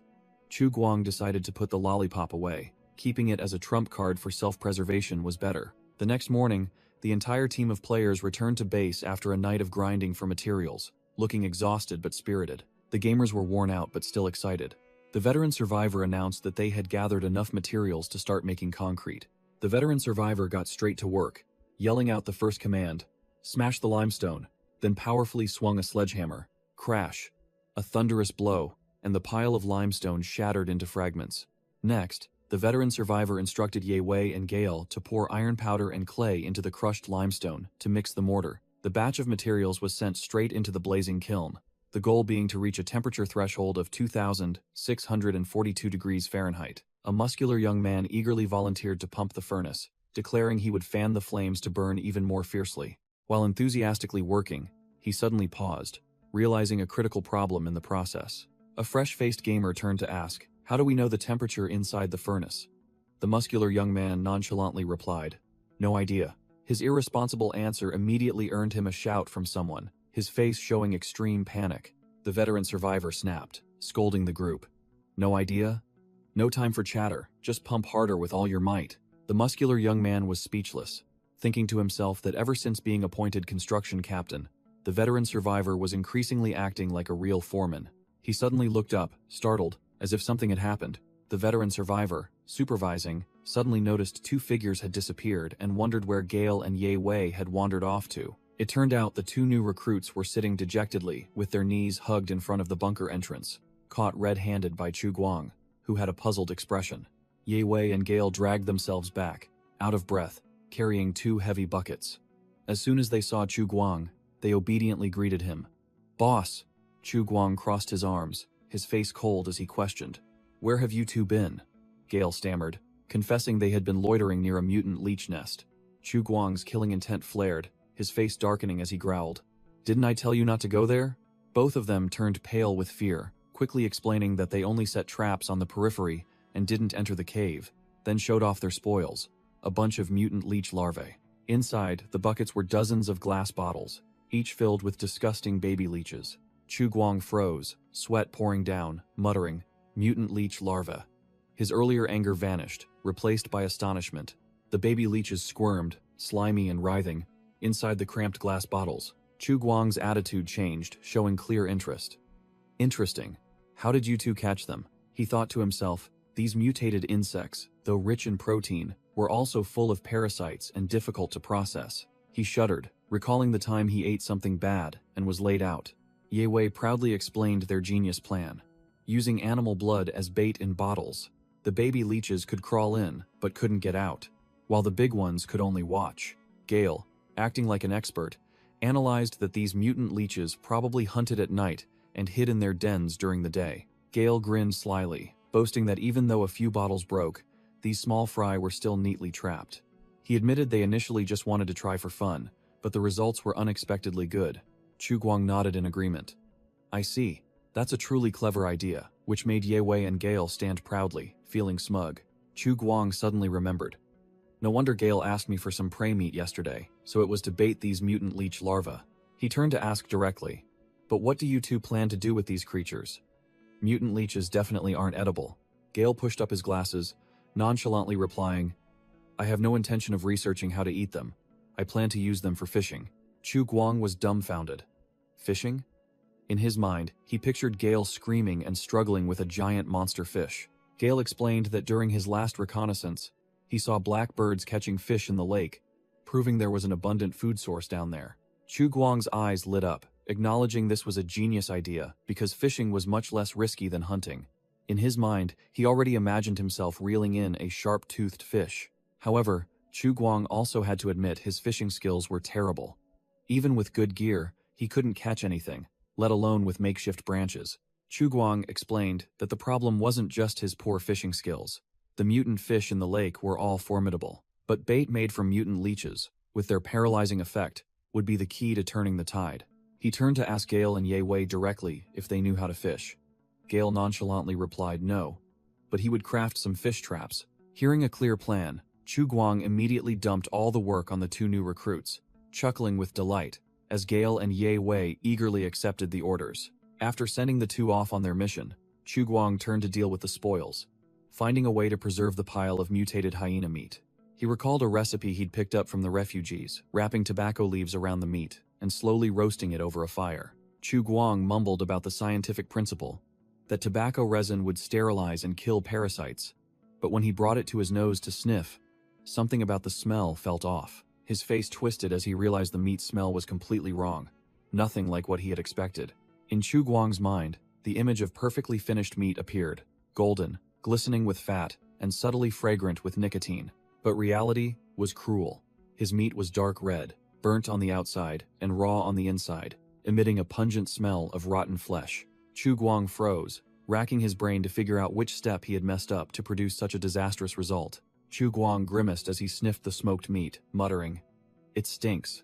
Did I really get the recipe wrong?" He dejectedly tossed the meat away, concluding that this thing was definitely inedible. Looking at the remaining raw meat, Chu Guang wished he had a refrigerator to preserve food. An idea sparked in his head. To get a generator to run a refrigerator, he needed to find blue mushrooms to trade with a man named Li Daiyu. But Chu Guang suddenly remembered that Li Daiyu's caravan wouldn't arrive in this area until the end of the month. He sighed deeply, realizing this plan was too far-fetched. He couldn't wait until the end of the month to start stockpiling food. Chu Guang silently returned to the bunker, accepting the fact that, given the current economic situation, a refrigerator was a luxury item. So for the next 3 days, Chu Guang switched to grind mode, hunting in the morning, charging straight in to skewer a mutated hyena. In the afternoon, he returned to cook for the players, watching Ye Wei and Gale eat like starving beasts. After taking care of the new recruits, Chu Guang continued his research into the art of smoking meat, determined not to give up. Even though his meat-smoking skills were still amateurish, Chu Guang still wore a smug expression because the new recruits had grinded so effectively, bringing him a sweet 7 reward points. 7 reward points glittered on the control panel. Chu Guang smirked a cunning smile, ready for the upcoming gacha pull. He could have saved up more, but he decided to go all in on a few basic mystery boxes to see how his luck would fare. What luck! This time it wasn't a useless lollipop. Chu Guang actually pulled a bottle of soy sauce, his face astonished because this seemingly simple item was a luxury brand in this world. As soon as he drizzled a little soy sauce on the chicken leg, Ye Wei, Gale, and the other players salivated like starving beasts, while Chu Guang wore a triumphant expression. The atmosphere fell into a heavy silence. 4 players sat around the campfire, each with a face as glum as a cockroach. Ye Wei was the first to speak, complaining that every day he had to swallow such bland stews that he was about to throw up. He recalled that at first he was excited the game allowed eating, but now he truly understood the suffering of having to chew terrible food. Ye Wei cried out in despair, complaining that his mouth could endure it, but his rear end had reached its alarm limit. White Horse, passing a crevice, picked up a piece of meat and declared, "It must be because the game's taste system isn't fully developed, so even with a little salt, it still tastes completely bland." White Horse, passing a crevice, grimaced as if he had eaten something foul, complaining that the meat was both fatty and bitter, worse than even wheat porridge. Veteran Survivor also nodded, declaring that the meat was too fishy, and only with deodorizing spices could it possibly be swallowed. Veteran Survivor tried to sound optimistic, saying that this was a wasteland, so they had to endure it, and good food would come in the future, which infuriated White Horse, passing a crevice with such an empty promise. White Horse, passing a crevice, bitterly thought to himself, "Ever since he became the construction team leader, that guy has learned the game developer's habit of making empty promises." A thought suddenly occurred to him. If the game pursued realism, then selling spices as a luxury, for a fee, would be perfectly reasonable. Ye Wei chewed his food dejectedly while complaining, hoping the next update would sell spices. He was ready to pay for them immediately. Meanwhile, Gale just quietly munched. His mind had already moved on to other things, wondering if he could use in-game money to buy better fish traps. The conversation about food quickly reached a dead end, and all 4 players fell into an awkward silence around the campfire. Veteran Survivor then changed the subject, turning to ask Ye Wei about the progress of cement making, and boasting that the quality was improving day by day. Almost a success. Ye Wei had a blank look on his face, unable to believe his ears, but the other guy insisted he was being serious, not joking at all. Veteran Survivor continued to boast, bragging that besides cement, he and Whitehorse passing a crevice were also researching how to make bricks. The old man admitted that, due to a lack of molds, the finished products looked like lumps of dirt, distorted and misshapen, but still confidently declared they were probably usable, while Whitehorse passing a crevice was speechless. Ye Wei naively asked a critical question. Why not use wood for molds? Whitehorse passing a crevice smirked, acting like a senior teaching a junior. You think it's that simple? He began to lecture, distinguishing between good molds and bad molds, then lamented that a hardcore survival expert like him, who could build a house in the forest in half an hour, was stuck on such a basic problem. He bitterly recalled a scene where he could erect an entire villa in the forest in another game, but here he was helpless with a few bricks, the flame of indignation burning within him. Finally, Whitehorse passing a crevice sighed deeply, blaming the game's overly realistic, overly hardcore mechanics. Ye Wei fell silent, while Gale, who had been as quiet as a mouse until now, suddenly saw his chance to recount his own woes. Gale bitterly recalled his string of failures, following all the survival clips online, creating numerous traps but failing to catch a single fish. It turned out it wasn't due to his poor skill, but because the dominant mutant blackbirds by the lake had hunted all the fish long ago, leaving nothing for the players. Gale bitterly explained, "The mutated fish are now advanced, cunning as foxes. They only nibble at the bait and won't bite the hook." Recalling his helplessness, Gale could only cry out in despair, clutching his empty, self-made fish trap. While chewing his food, Gale muttered curses at the wretched fish that had devoured all his baby mutated leeches, deciding to temporarily fatten them up, awaiting the day of his revenge. Veteran Survivor gleefully announced that new recruits were coming, and Whitehorse passing a crevice immediately brightened up, boasting loudly that he hoped for 2 girls to join the team to change the atmosphere. Hearing about girls, Ye Wei immediately switched to pervert mode. His brain automatically conjured the image of an imaginary hot girl, and he affirmed that his senses told him this was definitely a top-tier pick. While the group was chatting idly, Gale suddenly froze, his sharp eyes behind his glasses, as footsteps were approaching. Both Ye Wei and Whitehorse passing a crevice also startled and became alert, whipping their heads around to look towards the bunker door. Veteran Survivor also held his breath, sensing something was amiss, and the entire group turned their eyes towards the entrance. Chu Guang stepped out from the shadows with an imposing aura, and declared simply, "Let me introduce them." Standing before the group, Chu Guang pointed behind him, where 2 tall figures stood, and announced that these were the 2 new members of the shelter. Chu Guang introduced the first new member, a chubby young man nicknamed Burger P. The second was a rather dashing fellow with long hair and a goatee, named W.C. Mosquito. Ye Wei, along with Whitehorse passing a crevice and Veteran Survivor, cried out in despair, "Why are they 2 more guys?" Despite the protests, Chu Guang still stepped forward to introduce the 2 new recruits to the entire team. W.C. Mosquito waved a friendly greeting, while Burger P stood beside him, looking a bit dazed. Chu Guang gleefully clapped his hands in welcome, while in old Walter's mind only one thought appeared: all these silly names. The group of veterans clapped half-heartedly, their faces as grim as if attending a funeral, their minds repeatedly asking, "When will we get female players?" Without saying a word, the group of veterans turned their backs, ignoring the 2 new members, who stood there bewildered. Being given the cold shoulder, Burger P and W.C. Mosquito dejectedly walked towards the pot of soup simmering in the middle of the yard. The rich aroma from the soup pot wafted up strongly, immediately attracting both new recruits, who instantly forgot the cold welcome they had just received.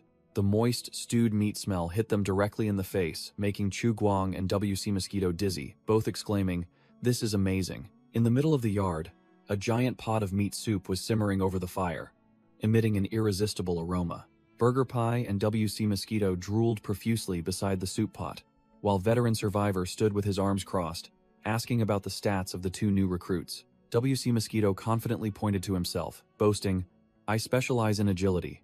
Burger P was about to report his stats when he froze, seeing Ye Wei and Whitehorse passing a crevice already slurping soup from their bowls. Ye Wei, eating, explained that the administrator intended to hold a welcoming ceremony, but it seemed to have fallen apart, so he allowed everyone to eat first. Seeing the 2 new guys, Ye Wei offered a bowl of soup. "You 2 just woke up, right? Have a bowl?" W.C. Mosquito looked at the soup bowl, which seemed like garbage, thinking to himself that even if it was poisonous, he would just die and respawn. This was his first time eating in the game. He couldn't miss it. Deciding to go for it, he closed his eyes, brought the bowl to his mouth, and took a huge gulp. W.C. Mosquito's taste buds exploded. He cried tears of joy, shouting, "My taste buds! This game's food is actually delicious, guys. White Horse passing a crevice casually explained. If you don't eat, your blood sugar will drop. While WC really has. Mosquitoes looked as if his soul had been drained due to the taste shock. White Horse passing a crevice thought to himself that the game didn't need to be so realistic, unless there was a pretty girl feeding him, while Burger P sniffed at the soup bowl, which looked like sewage water. Burger P turned pale when he saw a purple mist rising from the soup bowl, his voice trembling. What kind of monstrous stew is this? Veteran Survivor crossed his arms, smirked, and replied simply, meat. Burger P asked again, bewildered. What kind of meat? Pink, pigtail? Player explained that it was mutated hyena meat, a type of mutant. Unclear if it was a dog or a wolf, making Burger P disgusted and spit out all the soup. Despite the disgusting appearance, hunger still won out. Burger P closed his eyes and took a large gulp from the bowl. As soon as he swallowed, Burger P grimaced intensely, complaining, "Why is it so fishy? Didn't you bleed it?" The veteran players' faces were blank as statues, and they replied in unison, "We don't know. This prey was caught by an NPC." Veteran Survivor, seeing an opportunity, then whispered into Burger P's ear, "If you know how to cook, go see the administrator. As long as you have a special skill, you'll be valued." After hearing this, Burger P's eyes lit up like headlights, and he excitedly slung his arm over Veteran Survivor's shoulder. "Really? Then I have to try it later." While Burger P and Veteran Survivor were still bewildered, a red-haired new recruit confidently raised his hand. "Do you need a carpenter?" "I know carpentry." Veteran Survivor, hearing the two words carpentry, immediately widened his eyes. Completely shocked as if he had struck gold, Veteran Survivor immediately grabbed WC really has mosquitoes by the collar, asking again to be sure. The newbie still innocently boasted that his family specialized in selling handmade wooden items, even trying to get him to add him as a friend for a discount. A rare find. Veteran Survivor and Showmercy firmly grabbed WC really has mosquitoes, overjoyed as if they'd struck gold, because they needed someone to make molds. WC really has. Mosquitoes cried out in panic as he was dragged away, his hand still reaching for his unfinished bowl of soup. "Wait, I haven't finished eating yet." The two men ignored him, dragging the newbie away roughly and reassuring him that the chef could just cook another pot, while the other players chimed in that the soup was terrible anyway. Burger P watched the two burly men drag WC really has mosquitoes into a building, the poor carpenter's curses still echoing. In Burger P's mind, the scene just now transformed into a BDSM-style introduction, and he started sweating profusely, wondering, is this game really wholesome? Burger P turned to look at Ye Wei and Level 8 Great Gale with suspicious eyes, but both merely avoided his gaze, stammering, "Probably?" Meanwhile, Ye Wei was lost in a power fantasy, dreaming of himself holding a gun, protecting a hot girl, and telling himself that the unhealthy content hadn't appeared yet. Annoyed by the old players' infuriating answers, Burger P decided to hell with it, head explore the game himself to get it over with. Meanwhile, WC really has mosquitoes was sawing wood and grumbling about the new player's idiotic work, letting the wood almost grow mushrooms. Veteran Survivor held the finished product in his hand, his eyes shining, acknowledging that this newbie mosquito's craftsmanship was truly authentic. WC really has mosquitoes wiped his sweat, asking Veteran Survivor if that was enough. Veteran Survivor put his arm around WC really has mosquitoes, grinning broadly and thanking him profusely, promising to be there with just a shout if he needed anything. Veteran Survivor secretly thought he had struck gold this time. Next time, he wouldn't be so polite and would exploit the newbie's labor to the fullest. Immediately after, Veteran Survivor began the next step, pressing the mortar mixture firmly into the wooden mold with his hands. As each brick was cast, Veteran Survivor carefully arranged them in neat rows under Showmercy's supervision. The bricks were used to build a kiln, and the fire blazed fiercely. Veteran Survivor wiped his sweat, his face filled with satisfaction as he looked at the much-improved new kiln. Showmercy looked at the new kiln, his face full of doubt. Will this damn thing even work? Veteran Survivor stood tall, his aura overwhelming, and declared confidently, "Have some faith, kid." He smirked, his voice full of power. "Don't ask if it will work. Affirm that it will." The two men stood guarding the kiln, which was puffing out smoke, looking professional. Seeing Showmercy still hesitant, Veteran Survivor snapped, telling his subordinate to believe in their achievement. Veteran Survivor put his arm around Showmercy and pulled him away. "Leave it be, let the kiln burn for a while." The two walked towards the ruins, Veteran Survivor planning their next move. "Let's go check the cement kiln. I have a feeling it's almost done. Let's try to farm a barrel before logging off." From above, Chu Guang observed with satisfaction. Both the newbies and veterans were diligently grinding, while WC Really Has Mosquitoes had just shown Ye Wei a brand new fish trap, making the blonde man's eyes widen in astonishment. WC Really Has Mosquitoes smugly explained the upgrade, changing the rhombus structure to a cage, reinforced with sturdy steel bars instead of flimsy wooden ones. Ye Wei and Level 8 Great Gale put their arms around WC Really Has Mosquitoes, their faces full of excitement, believing that with this awesome fish trap, their next meal would definitely be lavish. Ye Wei imagined catching a hot mermaid, confidently declaring that with this trap, no creature would escape. Spirits high, Ye Wei, Level 8 Great Gale, and WC Really Has Mosquitoes carried the iron cage, boldly heading into the ruins to hunt for fish. Seeing the newbies grinding so enthusiastically, Chu Guang couldn't just sit idle. He decided to continue processing the pile of hyena meat. Suddenly, a voice from behind asked Chu Guang what he was doing, making him look up to see who it was. A chubby newbie appeared, and Chu Guang immediately recognized his profile, a professional chef from a prestigious culinary academy. Chu Guang smirked, saying he was researching how to make smoked meat, and the chef had arrived at just the right time. Without another word, Chu Guang grabbed Pro Chef Player's shoulder, his face serious as he declared, "From now on, you are Outpost 404's chef." Chu Guang assigned a crucial task.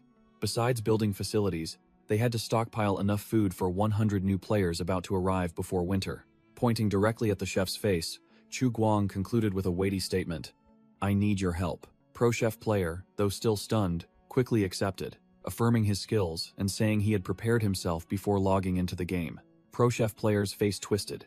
He couldn't believe he was in a game but still had to practice his old profession. The chef froze, wondering if he had just switched to a life skill player class. While Pro Chef Player was still processing, Chu Guang merely smirked, replying with a meaningful remark. Chu Guang got straight to the point, admitting he had tried smoking but failed, and needed a professional's help to solve the food preservation problem. Pro Chef Player was still a bit hesitant, thinking that real-life experience might not necessarily apply in the game world. Chu Guang brushed him off, declaring that he needed a professional's opinion, and asked the chef to examine his homemade smoking rack. Pro Chef Player glanced at the so-called smoking rack and was speechless. The creation looked unbelievably crude, a giant leg of meat skewered over a meager fire. The chef screamed in silent agony, "Find out what's wrong with it. It'd be better to ask if there's anything right with it." Regaining his composure, Pro Chef Player began his introductory lecture. Smoking requires an enclosed environment. Doing it this way would only char the outer layer, not to mention the suspicious-looking powder sprinkled on the meat. Chu Guang nonchalantly explained that the powder was a special kind of tobacco leaf, leaving Pro Chef Player dumbfounded. Tobacco leaves? It turned out that in this wasteland, salt was as expensive as gold. So the survivors here used tobacco leaves rich in aromatic compounds and tar as a substitute, crushing them and applying them to meat for preservation. Pro Chef Player's face went blank, his brain starting to process the information. That works too? He mumbled that, theoretically, aromatic compounds could indeed be used as food preservatives, but the chef still couldn't accept it, his mind reeling as he cried out that this was the first time he'd heard that this damn thing was edible. Regaining his professional demeanor, Pro Chef Player stated that smoking was possible without salt, though the taste wouldn't be good, and this method of smoking with tobacco leaves was definitely unhealthy. When Chu Guang heard the part about not needing salt, his eyes widened and his mouth dropped open, shouting as if he had just discovered a new truth of life. Pro Chef Player went into lecture mode, explaining the basic principle. Smoking is for dehydration and killing microorganisms. Salt makes it more effective, but it can still be done without it, as long as it's done correctly. He continued to analyze. Lean meat is easier to dehydrate, while fatty meat is tougher. It all depends on the type of meat. However, the chef scratched his head and concluded with a blunt statement. But no matter what, without an enclosed environment, it's all meaningless. It's bound to fail. Chu Guang calculated that if food could be preserved without those bizarre tobacco leaves, it would truly be good news, saving the outpost a mountain of money. But then he realized, no matter how incompetent the refugees here were, they had survived for so long. There was no way they would be clueless about such a basic survival skill. Chu Guang patted Pro Chef Player's shoulder, smirking. "Oh well, if NPCs could solve everything, what would we need players for? This glorious but arduous task is yours."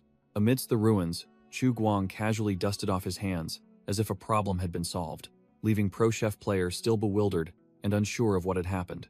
With the food problem having a direction, Chu Guang strode along the desolate road, beginning to calculate the next plan for the base. He came up with the idea of recruiting more players to increase productivity. imagining male gamers scrambling to sign up just for a hot white-haired NPC. The harsh reality was that with only a few players lying exhausted after a day of labor, Chu Guang realized that building defensive walls this month was impossible. Suddenly, Chu Guang froze, his eyes lighting up with surprise and joy. Amazing. Damn it. It finally worked. Veteran survivor and flex muscle player rushed over, their faces beaming as they called out, "Sir!" Both held something out to Chu Guang, and veteran survivor excitedly told him to look at their achievement. Chu Guang's eyes widened, sweat pouring down as he couldn't believe what he was seeing. What shocked him was a pile of silicate cement that had just been successfully manufactured, looking no different from a pile of loot. Veteran survivor and flex muscle player proudly showed Chu Guang, "Sir, we've finally succeeded in making silicate cement." Flex muscle player explained that since it was a test batch, they didn't produce much. Veteran survivor confidently reported that with this homemade furnace, producing half a ton a day was a piece of cake. Tears welled up in his eyes, proud that despite their shoddy equipment, they still managed to achieve something great. Both recalled working their fingers to the bone, fanning the furnace until their arms ached, and shoveling coal until their muscles bulged, all to fire the cement. Chu Guang nodded in satisfaction, acknowledging their efforts. "You two did very well." Standing before the pile of cement, Chu Guang declared that the plan had advanced a step further and rewarded each of them with 1,000 contribution points. Hearing about the huge reward, both veteran survivor and flex muscle player were completely stunned, their eyes wide and mouths agape. Veteran survivor and flex muscle player cried out in joy, tears welling up as their days of hard work had finally paid off handsomely. Chu Guang mused about his past, where he only wished to earn money and enjoy life. But now, as an admin, he had to worry about over-distributing currency to the new players, which could cause inflation and affect the game's lifespan. To solve the problem, Chu Guang came up with the idea of draining the players' resources by releasing luxury items, such as state combos, limited skins, and even supercars and villas, leaving the two men to cry as their contribution points vanished. Chu Guang had a brilliant idea. Open a virtual girlfriend gacha system with only a 5% SSR drop rate, each pull costing 1,000 contribution points. A perfect money-burning machine. Back in reality, Flex Muscle Player seriously raised his hand, interrupting Chu Guang's thoughts to report something important. He explained that now that they could produce cement, they needed more manpower to start building the outpost, officially expanding their scale. Chu Guang crossed his arms, looking like a powerful admin, and directly asked the two players about the number of workers they needed for the plan. Veteran Survivor was extremely excited, his eyes shining brightly as he declared they needed at least 10 people, and of course, the more the merrier. He analyzed in detail. The cement kiln required 2 people to manually fan it in shifts, and when the second kiln was built, that number would double.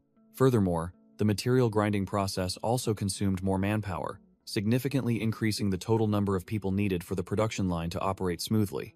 Veteran Survivor continued calculating. Just transporting rocks from the construction site alone would take 4 people. Moreover, building walls and houses required another 8 people, totaling a formidable labor force. Flex Muscle Player broke out in a sweat, mentally calculating a total of 16 people, while the outpost's current food supply was only enough for 7 people for 1 week. Chu Guang pondered. If the population suddenly doubled, logistics would surely be in chaos. He worried that with the soaring number of mouths to feed, the meager food supply would vanish in an instant, and time waited for no one. Looking at the unfinished building amidst the approaching snow, Chu Guang understood that if they didn't speed up, the plan to build the outpost before winter would fall apart. He decisively said, "All right, I understand." Chu Guang, acting like a powerful admin, declared that he would request support from his superiors, and in just 3 days, a new group of members would be awakened to join the grinding efforts on the surface. Hearing the news of more people, Veteran Survivor and Flex Muscle Player were overjoyed, their eyes sparkling as they imagined a formidable army of new recruits about to arrive. Veteran Survivor clenched his fist, his spirit ablaze. "Excellent. With more people, our construction project will be much easier." With their morale soaring, all the players shouted in unison, ready to work hard for the great construction endeavor. Professor Yanfeng muttered to himself, a knowing smile on his face. Just as I suspected. This NPC is clearly no ordinary one. He realized that Chu Guang was not just a simple NPC, but a force that could even interfere with the progress of the closed beta. Professor Yanfeng's mind raced, and a crazy hypothesis flashed through it. Could it be like those old-fashioned online game novels? He imagined Wasteland Online was not an ordinary game, but one run by a supercomputer with infinite power, where the AI generated all the content itself. In his imagination, Chu Guang was the one manipulating every line of code, a true admin in the virtual world. Snapping his fingers, Professor Yan Feng concluded, Wasteland Online is precisely that kind of top-tier virtual reality game. Meanwhile, at the outpost, construction was still unfinished amidst the desolate landscape, with dust flying everywhere. WC really has mosquitoes in the restroom sighed in relief, a blade of grass in his mouth, looking like a cool guy. Phew, finally done. He proudly showed off his achievement. A high-quality wooden toilet carved from a tree trunk, guaranteed not to hurt the user's backside. WC really has mosquitoes. Crossed his arms smugly, while Pro Chef Player burst into tears of joy, finally escaping the fate of squatting until his legs went numb. Professor Yan Feng's face turned pale. He yelled that he couldn't hold it anymore, and dashed off like a whirlwind. Just then, WC really has mosquitoes appeared like a god, proudly presenting the VIP wooden toilet to Burger P. Here's the hot stuff, try it right away. But Professor Yan Feng looked disgusted. Thinking about having to share it with other people's butts already felt wrong. He flat out refused and bolted straight outside, leaving Burger P bewildered. Professor Yan Feng declared head rather squat in the bushes, leaving Burger P speechless at the professor's pickiness in a game. Burger Pie could only show a helpless expression, completely unable to understand his teammates' logic. Suddenly, a call of pie rang out, making Burger P jump and turn around. A loud noise echoed, and dust flew up from the riverside, making Burger P look up. Yi Wei carried a giant fish mutant on his shoulder, excitedly running back to show off his trophy. Pie, we did it. Burger P's jaw dropped, his eyes wide in disbelief at the sight before him. Yi Wei yelled for everyone to come see. While Burger P's jaw dropped, his face contorted in horror at something oversized rushing towards him. It turned out Yi Wei was straining to carry a mutant fish as big as a boat, boldly declaring, "Look what we caught." Boom! Yi Wei hurled the monster to the ground with terrifying force, the impact sending Burger P, who was standing nearby, flying. As soon as he finished straining, Yi Wei burst into tears, clenching his fists in celebration because he had finally hunted one after 3 days of struggle. Professor Yan Feng, who had just returned from relieving himself, was astonished at the sight, and asked Yi Wei if he had carried this mutant fish back alone. Yi Wei turned and snapped at Professor Yan Feng, taunting that it was all thanks to the professor abandoning them halfway just because he couldn't relieve himself in the wilderness. Hit where it hurt, Professor Yan Feng blushed awkwardly, stammering that he needed a familiar toilet. Burger P circled the fish, then bluntly remarked, "Only one after 3 days, and it looks like it's dead?" Hearing that, Yi Wei exploded, pointing directly at Burger P and yelling, "You think one is too few? You dare say it's not fresh? Do you even know how we've lived these past 3 days?" It turned out that for those 3 days, Yi Wei and Professor Yan Feng had to sit and stake out prey by the river until their legs went numb, achieving nothing. Yi Wei recounted that while they were both hiding in the bushes, he had expressed doubts about the new trap. But Professor Yan Feng had snapped at him to shut up and wait. A sound echoed, and the rope tightened, signaling that heavy prey had been caught. Both jumped, looking up sharply as they felt a huge commotion from the trap. The two men scrambled out of the pit as the trap snapped shut, preparing for the harvest. The giant fish mutant growled in the pit, its strength bending the iron bars of the cage. Level 8. Great Gale's eyes lit up with excitement. He yelled urgently as he pulled the rope with all his might. "Quick, pull the fish up." Suddenly, a premonition of death arose, and Yi Wei grabbed Level 8 Great Gale, shouting a warning of impending doom. Swoosh! A lightning-fast aerial attack swooped down, forcing both of them to flatten themselves on the ground to dodge the deadly dives. Looking up, both were stunned to see a flock of mutant blackbirds also circling overhead, hunting. Yi Wei explained that as soon as the birds flew away, they had to quickly use a pole to drag the fish mutant ashore before any other variables appeared. Yi Wei continued. The fish mutant, though trapped, was incredibly strong, thrashing once and scaring both of them pale. To prevent the predatory birds in the sky from detecting it, Yi Wei and Level 8 Great Gale had to use cold weapons to silence the fish in a pool of blood. After a struggle, the group finally managed to drag the giant fish carcass back to base. Pro Chef Player looked dazed. Yi Wei put an arm around Pro Chef Player's shoulder, assigning the task to the expert. Pro Chef Player, see if this thing is edible. Pro Chef Player, a professional chef, also gaped. I've been cooking for almost half my life. This is the first time I've seen a catfish this big. The chef continued to exclaim, estimating that this monster must weigh over 100 pounds, its head alone enough to fill a wash basin. Yi Wei proposed a seemingly amateur idea. How about we smoke it? which left Pro Chef Player speechless. Pro Chef Player grumbled, explaining that no one would smoke a fish this fatty and slimy. It would be extremely troublesome to process. The three stood looking at the enormous trophy. Level 8 Great Gale broke the silence. So, what do we do next? Pro Chef Player broke out in a sweat, muttering calculations that this 100-pound fish would collapse the grill. They'd have to start over. Pro Chef Player broke out in a sweat as the oversized mutant catfish collapsed the makeshift grill. Amidst the desolate ruins, the team lit a campfire, preparing for their survival meal. After much deliberation, Pro Chef Player settled on the final plan. Mutant catfish soup. This is the only dish possible. The entire monster fish head was dropped into the pot, bubbling in the golden, steaming broth. The team gathered around the fire. Pro Chef Player distributed the soup and announced the situation. No tofu, no spices to remove the fishy smell, just salt and soy sauce, guys, make do with this. Ye Wei cautiously brought the bowl of soup to his mouth, reassuring himself. The smell is fine. It should be edible. The whole group, from Ye Wei, level 8 Great Gale, to the other veteran players, all slurped down a large mouthful. Immediately, everyone's eyes widened, utterly astonished by the incredible taste of the dish.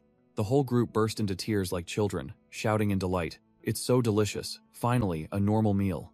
Ye Wei froze, his face turning serious, and he declared bluntly, "It's 1,000 times better than anything those NPCs cook." 6 p.m. in the wasteland. The players had logged out. Chu Guang stood alone in the laboratory, observing the player clone bodies suspended in the tanks. He sat in the command chair before the massive array of screens, muttering that it was time to recruit more chickens, new players to help with construction. Click-clack. He began typing on the keyboard, preparing to release a new announcement to stir up the community. The Alpha 0.2 update announcement was posted. 24 more test slots opened, bringing the total number of players to 30. Chu Guang smirked, knowing that the Dog's Body gamer community was in an uproar over this news. Just as expected. In the group chat, Quit Smoking yelled, urging everyone to check the homepage, then announced the game update and new slots, astonishing the whole group. Yorking mocked the herding chickens incident, while Quit Smoking was thrilled it was free. No. One recycler immediately dashed his hopes.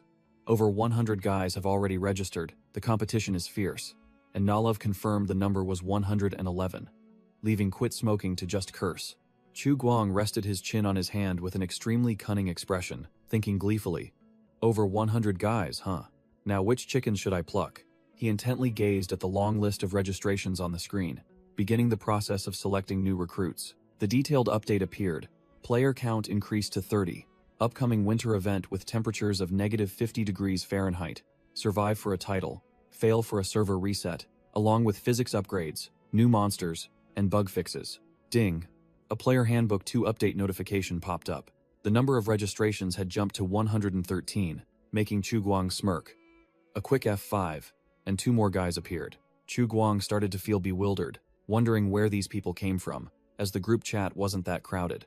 He immediately dismissed the thought of someone using clone accounts, because Wasteland Online's system was extremely strict against cheating, leaving no room for such nonsense. In his mind, the anti-clone mechanism appeared.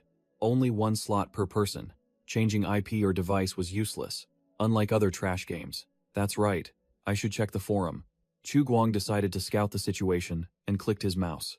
In the Dog's Body Club group chat, Quit Smoking was yelling, asking why the forum was so crowded, while the rest were spamming memes and guessing that someone had shared the link to a NSFW story group. When 2 female newbies asked if the game was decent, Quit Smoking immediately played the role of a team saboteur, declaring the game was full of fakes and shooing them away from registering, causing the 2 girls to quietly leave. Observing the entire incident, Chu Guang was speechless, his face dumbfounded by the stupidity of his own player. He was furious, silently yelling in his head. Is Quit Smoking crazy? The forum just got a little fame and he's chasing people away. He might have chased away a dozen already. Finally, Chu Guang could only let out a helpless sigh, leaning back in his chair, feeling exhausted by his troublesome recruits. After browsing the forum for a while, Chu Guang finally found out why the user count had surged. It turned out someone had screenshotted the chat in Dog's Body Club and then dumped the game link into other groups. Chu Guang looked smug. Thanks to this, Wasteland Online suddenly went viral across various gaming forums, even though the information only consisted of a few brief introductory lines and some empty promises. But the new players kept asking ridiculous questions like, "Can you take off clothes in the game?" or "Is there censorship?" which made Chu Guang's face turn pale. He got a headache thinking about having to recruit a few mods to clean up this forum, which was like a chaotic marketplace. Suddenly, the Dog's Body Club group chat exploded with notifications. He secretly hoped they were discussing something sensible. Contrary to his expectations, the whole group was yelling because the newly closed beta game already had an expansion. And Quit Smoking even shouted, demanding to tag the admin to top up money for more slots. As soon as he saw Quit Smoking's name, Chu Guang's blood rushed to his head again, his face looking as if he wanted to slaughter the whole world. Suddenly, a private message popped up. He was surprised to see the sender was Whitehorse Passing a Crevice. Whitehorse Passing a Crevice messaged him directly. Chu Guang, are you there? Ignoring the chaotic group chat below. In a room full of golden trophies, Whitehorse Passing a Crevice, a true gamer, received the message notification while sitting in front of his PC setup. As soon as he saw a reply, his eyes lit up with excitement. Oh, he replied. The chat screen appeared. Chu Guang replied concisely. Just finished work. What's up? Whitehorse Passing a Crevice typed furiously, getting straight to the point. Is the administrator NPC that we often call played by a company employee, or is it an AI? He quickly added a probing sentence.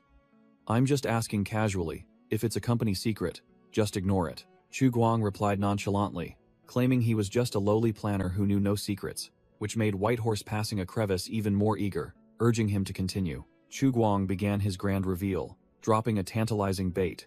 His existence is very special. Whitehorse Passing a Crevice immediately took the bait, his eyes shining. Special? Wow. This NPC is truly something else. Whitehorse Passing a Crevice typed rapidly. Can you be more specific? On the other side, Chu Guang flashed a cunning smile, preparing to deliver the final blow. With a dramatic expression as if revealing an earth-shattering secret, Chu Guang typed out a shocking line. He is the first-generation perfect AI developed by our company, making Whitehorse Passing a Crevice gape and yell in his head. A perfect AI? Good Time gulped, sweat pouring down as he heard the shocking news, his brain starting to overload. But instead of fear, Good Time cheered in delight, his eyes gleaming like car headlights. Holy crap, this is awesome. Chu Guang continued his bluster, asserting that the administrator was an almost human AI, with thoughts, memories, and full control over the players. Good Time furiously typed on his keyboard, smug that he had guessed correctly. Just as I predicted. I truly am a genius. The gamer typed like a man possessed, finally understanding why every decision made by the administrator directly affected the entire server's game testing progress. Good Time praised the game's realism, feeling as if he was living in a real world, not just a video game. He firmly declared that even if one nitpicked, they wouldn't find a single bug. This game was too perfect. According to Good Time, the game's only weakness was having just one NPC, and that was the administrator. He deduced that the purpose of this test wasn't to test the game, but to test that super powerful AI itself. Good Time concluded that even the Winter is Coming update was released solely to serve this AI test. Good Time puffed out his chest, confidently declaring that he had seen through the developers' true intentions and grasped their entire scheme. He sneered, scoffing at the small fry on the forums who only discussed trivial matters about the Winter is Coming update. Good Time typed furiously, messaging Chu Guang directly, exposing that on the surface it was a game test, but in reality, they were testing a perfect AI. He firmly concluded that the Winter is Coming update was released precisely to test the company's mysterious AI. Chu Guang broke out in a cold sweat, frozen for a few seconds by this gamer's godlike deduction. He secretly thought he should immediately delete the noob tricking script folder, because Good Time's bluster sounded even more plausible than the script head made up. Seeing Chu Guang remain silent and unresponsive, Good Time became even more smug, believing he had guessed correctly and everything was going according to plan. Chu Guang flashed a devilish smile, deciding to play along, and typed a confirmation that Good Time's hypothesis was entirely accurate. Good Time pressed, asking if the test's progress would be affected by the storyline, and Chu Guang coldly confirmed that it would. The gamer typed like a storm after learning that only the administrator could advance the storyline, and promised to keep this shocking secret under wraps. Chu Guang messaged back that it wasn't exactly a secret, but Good Time still vehemently vowed not to utter a word, confidently declaring himself super trustworthy, leaving Chu Guang speechless. Chu Guang sighed inwardly, finally witnessing firsthand the legendary realm of delusion from a gamer. Nevertheless, Chu Guang felt relieved, thinking that having such an experienced new player would save him a lot of trouble when he entered the laboratory. Standing before two-player clone body cultivation tanks, Chu Guang muttered that it was time to prepare to welcome the new recruits. Meanwhile, the outside world was changing. Yellowing leaves and sharply dropping temperatures signaled an unprecedented crisis was approaching, as monster wolves and mutant birds began to roam the ruined city. Chu Guang gathered the players amidst the ruins, announcing the bad news. This winter will be harsher than usual, and it's coming earlier than expected. We don't have much time to prepare. The faces of the gamers, from Pro Chef Player, WC Mosquito, to Gale, all grew tense, realizing the gravity of the situation. Ye Wei, Shadow, and the other players were no exception. All exuded a determined readiness to face the coming cold snap. Chu Guang pointed to the quest board, declaring it had been updated. The list of necessities, required constructions, and corresponding rewards were all there. Chu Guang looked down at the entire lineup from above, concluding with a stern statement. Remember, we must unite to overcome this difficult time together. Chu Guang's face was cold as he sternly declared, "Winter is coming. This is fate's test for all of us." Standing high above, Chu Guang officially launched the first beta game expansion, Winter is Coming, while the players below were fired up, ready for battle. The atmosphere at the base became urgent. Players rushed into work. Some built furnaces, others transported materials, all hastily preparing for the harsh winter. Chu Guang stood alone, exhaling a puff of smoke, clearly feeling the cold seeping into the air and the urgency of the situation. Chu Guang broke into a cold sweat, thinking about the population about to increase from 6 to 30 mouths to feed, and all of them would be screaming for food like a hungry horde of zombies. To stockpile food, Chu Guang took Ye Wei hunting, a clean arrow taking down the 10th mutant bird of the day. Utilizing Ye Wei's sensory abilities, the two successfully ambushed a two-headed hyena. Ye Wei leaped into the air and delivered a fatal finishing blow. The result after 3 days of grinding was a mountain of monster corpses. Over a dozen mutated hyenas along with countless rabbits and squirrels, so many that Gale was left wide-mouthed in astonishment.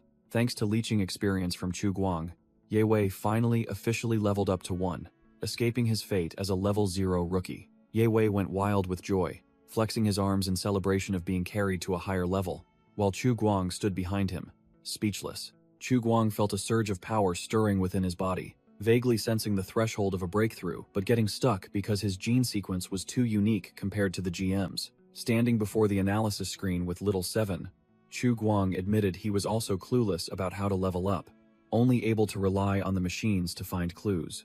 The scan results showed that his gene development progress had only budged a little, reaching 52%, a number that revealed how arduous the path of a true original was. Meanwhile, the new players were performing exceptionally well, each with their own talents, throwing themselves into the base construction under Chu Guang's observation. Shadow and WC Mosquito teamed up to build a crude smelting furnace, using charcoal as a reducing agent to begin the metal refining process from scrap. The first result was a pile of glistening iron slag, refined from rusty steel bars and old car parts, a major step forward in recycling. The two men put all their strength into it, swinging hammers with resounding thuds to crush limestone and clay, preparing for the cement clinker production stage. After much sweat and effort, both men breathed a sigh of relief before the pile of high-quality cement clinker fresh from the kiln, a crucial material for construction. Whether it was manually pulling the furnace bellows or pushing wheelbarrows full of rocks, all the work was arduous manual labor, draining both of their strength,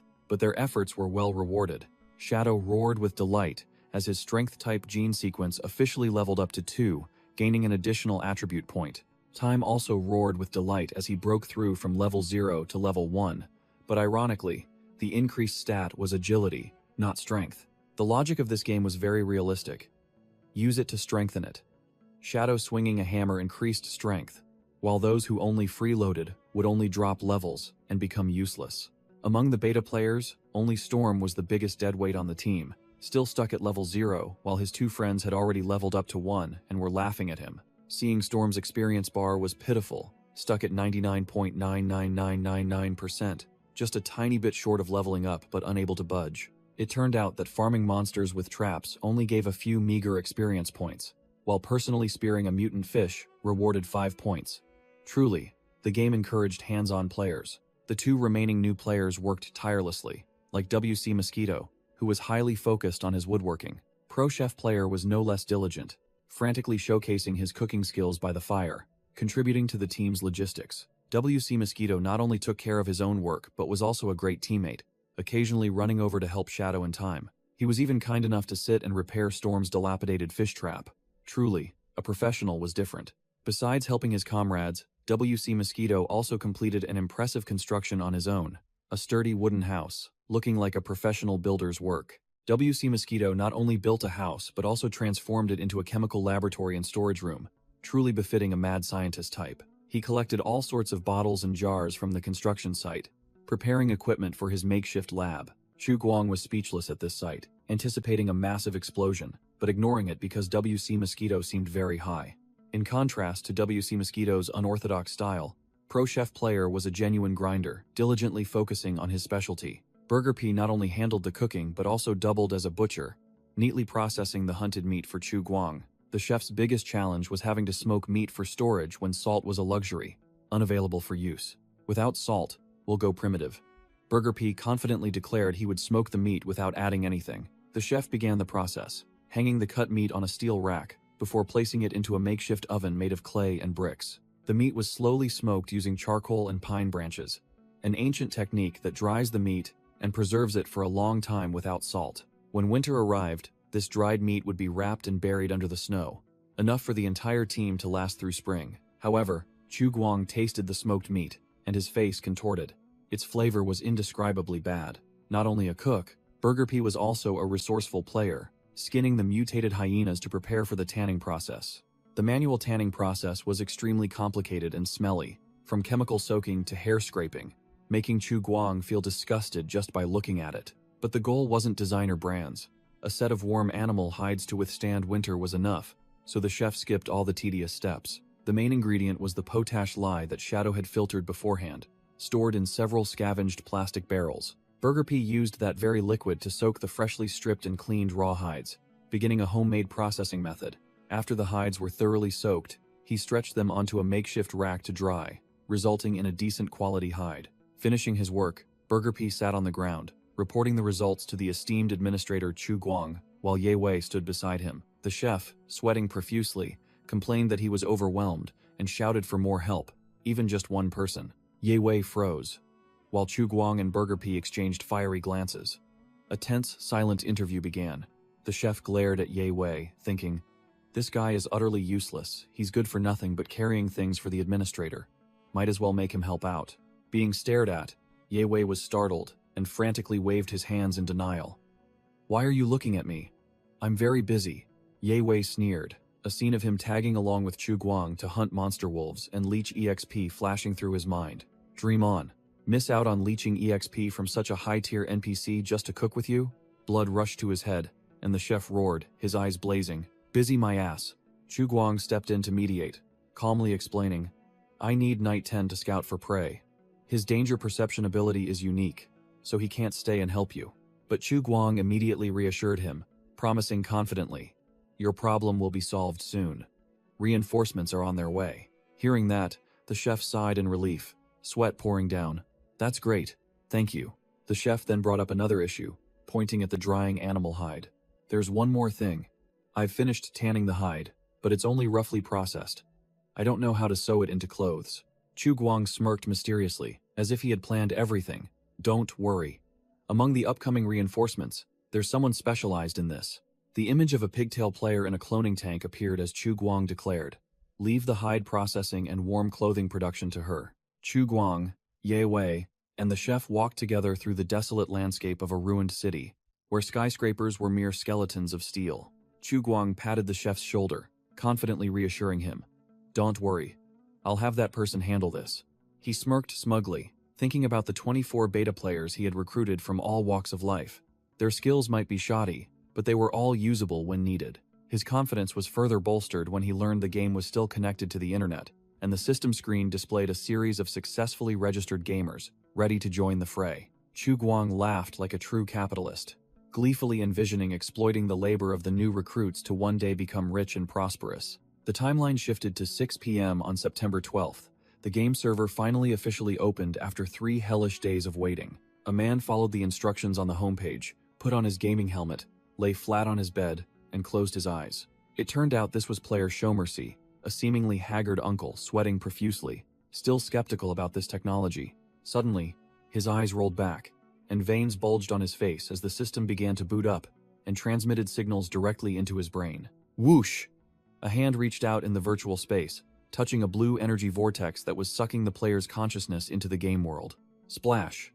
Showmercy was spat out from a blue liquid tank, officially completing the in-game spawn process. The middle-aged man opened his eyes wide, his face blank, his brain still loading, trying to comprehend what had just happened. He staggered forward in a dark laboratory, unable to believe his eyes. This is supposed to be a game world? Showmercy was stunned as he felt the cold and realism down to every pore, muttering that this technology was too incredible. But the feeling of realism was quickly replaced by an indescribably foul stench and a premonition that something was wrong. Standing tall before him was a muscular, one recycler, who had just emerged from another tank.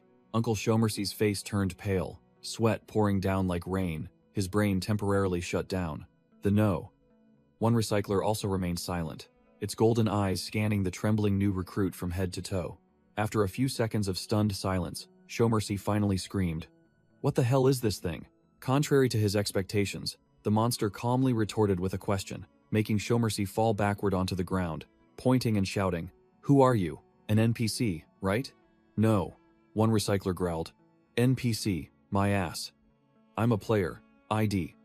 "No," one recycler. Showmercy was overjoyed when he recognized his teammate, but he couldn't resist teasing. "Oh, it's you, the guy who just joined the group a few days ago. Why do you look so hideous?" "No," one recycler immediately retorted. "You're the ugly one." Then both burst into hearty laughter. Suddenly, "No." One recycler froze, his face blank, as if he had just realized something terribly wrong. He spun around, frantically patted his entire body, especially his sensitive area. After checking, "No," one recycler shouted in despair, "Damn it! Why don't I have that thing?" Showmercy was speechless, sweat pouring down. "With this form, why are you still concerned about that thing?" "No," one recycler roared, his eyes bloodshot with anger. "If I don't have that, then I won't have the other thing either," he frantically shouted, imagining a sexy imaginary lizard woman. "You damn deceptive game designers. If you're going to make me a lizard man, why not make me a lizard woman instead?" Showmercy narrowed his eyes. A mischievous smile spread across his face. "If you don't want to be a lizard man, we could swap." "No," one recycler snapped at Showmercy, chasing him away. "Get lost." Ignoring him, "No." One recycler remembered he could check his stats, and immediately pressed his hand against the cryopod to scan his body. A stat screen appeared. ID. No. One recycler, mutated lizardman race, level 0. Strength, agility, constitution, and perception were all at 7 to 8, but intelligence languished at 2, along with a bunch of overpowered passive talents. No. One recycler roared in excitement when he saw his hacked-like starting stats. Holy crap, these stats are for real. He recalled the information on the homepage. The average stats for an adult male were only 5 points. A comparison chart appeared, showing that he completely surpassed ordinary people in every aspect, except for the intelligence stat of 2 points, which looked like a joke. He reassured himself that he hadn't become stupid. He could still do basic addition, so the low intelligence stat on paper meant nothing. No. One recycler puffed out his chest and burst into a self-satisfied laugh, making Showmercy look at him with a worried gaze. "Are you all right?" He ignored him, gave a thumbs up, indicating he was high as a kite, and urged them to go meet the other players and the administrator. As he walked, no. One recycler continued to laugh maniacally, even casually covering that area with a cloth, while Showmercy stood frozen, speechless. Showmercy suddenly stopped, his face showing suspicion as he discovered something unusual. It turned out there was a strange piece of paper stuck firmly to the no. One recycler's scaly dragon butt. Showmercy's face twisted as he announced, "Something stuck to your butt," causing Lizardman to ask back foolishly. The Lizardman peeled off the paper, marveling that it was made of high-quality waterproof material and was completely dry. On the paper was a jumble of ancient, winding characters, looking like a spell from some unknown power. With an intelligence stat of 2, Lizardman stared at the paper, his brain completely frozen, unable to comprehend anything. What the hell is written on this? Just then, the two ran into a group of other players gathered in the hallway, including Yewei, level 8 Great Gale, and Whitehorse passing a crevice. The group of gamers gaped, one of them exclaiming in astonishment, "Damn, look!" Everyone was deeply shocked to see a flesh and blood lizard man, unable to believe this game allowed choosing races. Holy crap, unbelievable. The gamers swarmed around Lizard Man like ants, their eyes gleaming as they guessed this was a unique hidden class. Showmercy's face fell, annoyed that the hidden class was clearly more sought after, while Lizard Man stood behind him, looking bewildered. Lizard Man patted Showmercy's shoulder, emitting a toxic green mist, then declared boldly, "Don't be discouraged. Follow me. I'll carry you." Showmercy shrieked, pushing the monster away with all his might and yelling in disgust. "Get lost! That lizard smell is disgusting!" After escaping, Showmercy looked around, realizing that apart from Lizard Man, everyone else was human, and began analyzing each person's class. It turned out these new players were of all types, from strength, intelligence, to perception and agility classes, a fairly standard lineup. While engrossed in analysis, Showmercy suddenly paused when he saw two female gamers standing in a corner who didn't seem ordinary. Showmercy's eyes immediately turned into hearts, his mouth agape in extreme delight. Holy crap, there are female players too. Two new female gamers appeared, a tall blonde player with a confident expression, and a pink pigtail player who looked grumpy, forming a contrasting pair. Showmercy and the male players watched curiously as the two newly appeared female gamers loudly argued. The tall blonde player taunted her opponent. "Have you weaned yet, little kid?" Stung by the jab, the pink pigtail player went all out, headbutting the tall blonde player's chest and yelling bitterly because her in-game height wasn't like her real-life height. 10 minutes earlier, the pink pigtail player had just emerged from the cloning tank, officially spawning into the game world. As soon as she escaped the tank, she ran headfirst while still bewildered, not understanding what was happening. It turned out she was an intelligence-type player, and she was stunned, wondering if she had truly entered the game. Standing in the middle of a laboratory full of cloning tanks, she still couldn't believe the surreal scene before her. The feeling was too real, making her break out in a cold sweat, unable to distinguish between game and reality. But her fear quickly vanished, replaced by extreme excitement as she fantasized about upgrading to awesome cybernetic gear like on the homepage.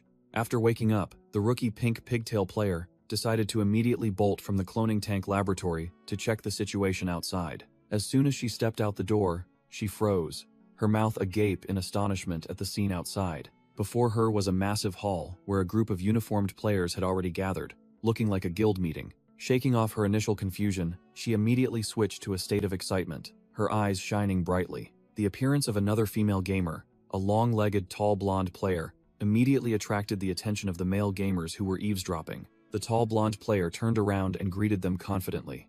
The tall blonde player actively approached, feigning friendliness. "Looks like it's just the two of us here, huh?" The pink pigtail player happily replied, introducing herself as Wisteria. The tall blonde player also introduced herself, saying her name was Crowy, a perception-type player. Wisteria suddenly paused, a flicker of doubt in her eyes. Crowy found it strange and asked, only for Wisteria to tell her to look around. Wisteria pointed out an obvious truth. Everyone here is wearing the same type of jacket. All the other players were wearing identical uniforms.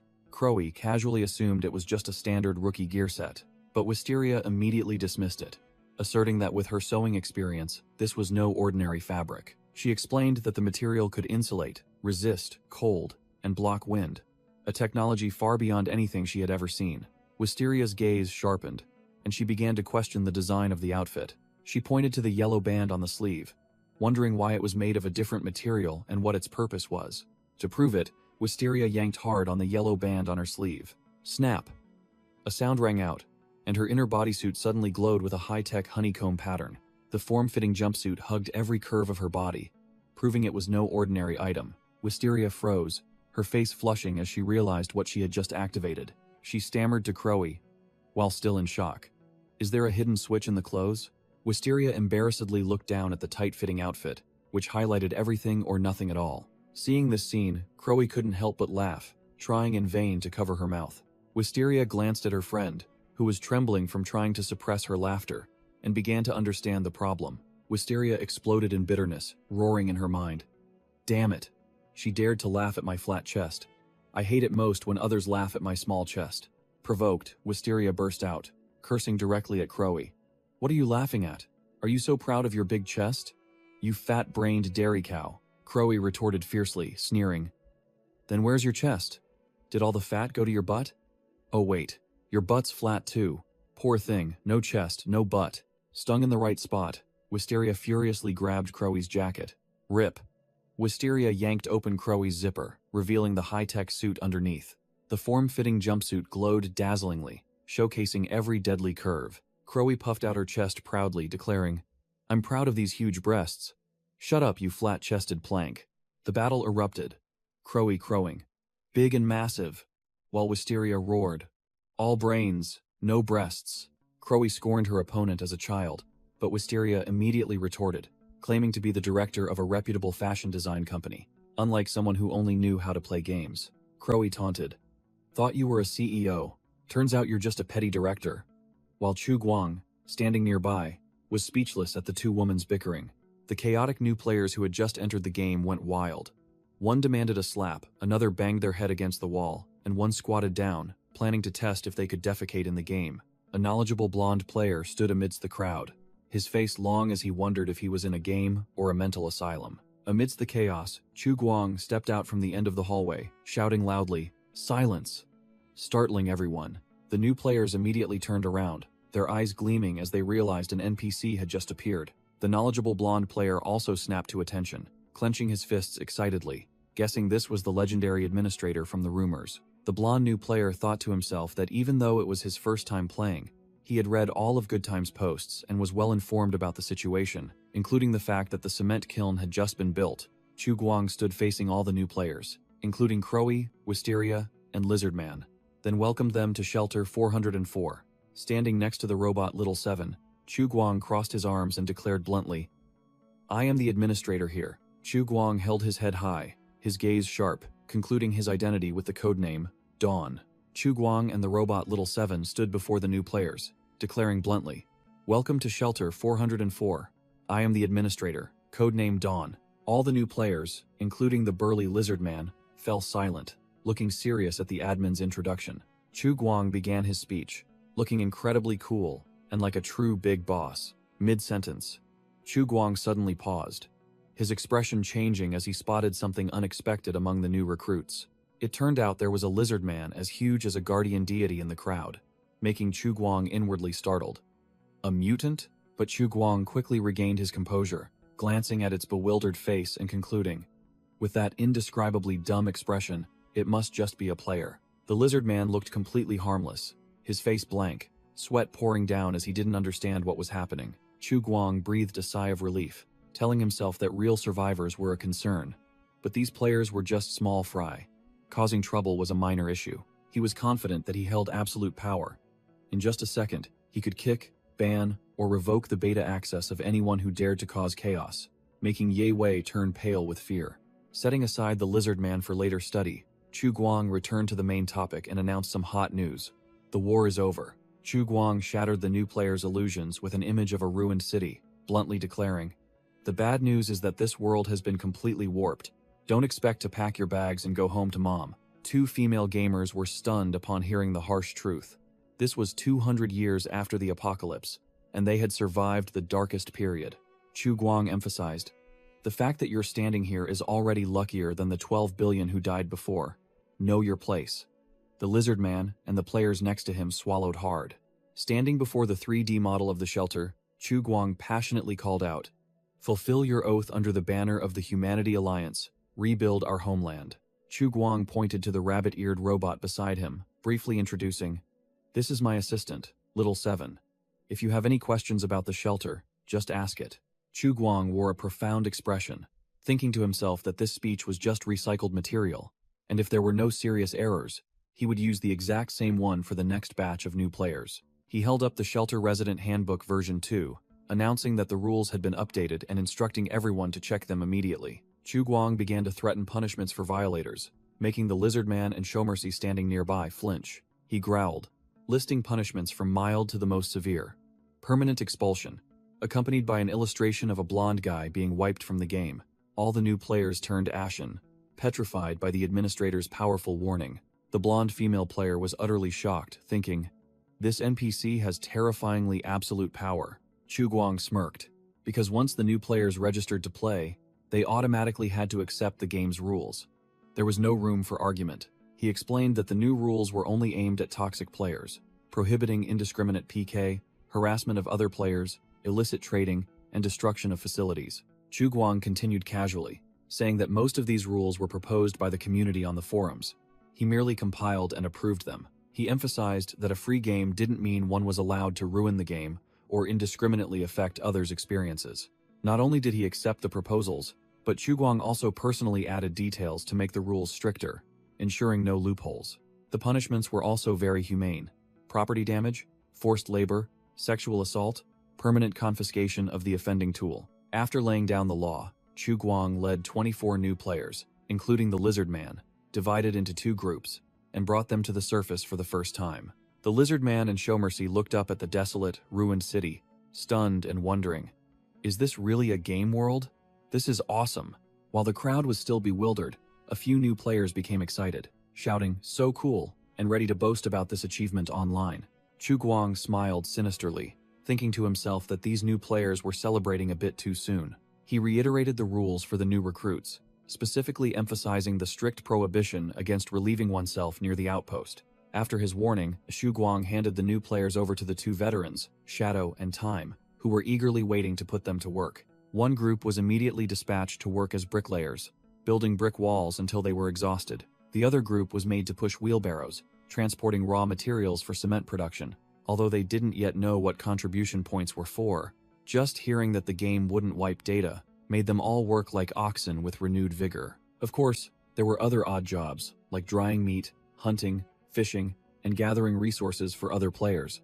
A prime example was the female gamer Crowy, a new player, who was assigned to the foraging team. Her system was Perception, possessing the special talent, Toxic Intuition, which allowed her to sense toxins by biological instinct. But the price was that without toxin resistance, this intuition led Crowy to be lured by poisonous mushrooms to the point of collapsing unconscious. Thanks to her high perception stat, Crowy's talent was buffed with an additional 1,000 toxin resistance points, making her a perfect candidate for foraging. Besides her, Chu Guang also had his eye on another unique specimen, the hulking Lizard Man.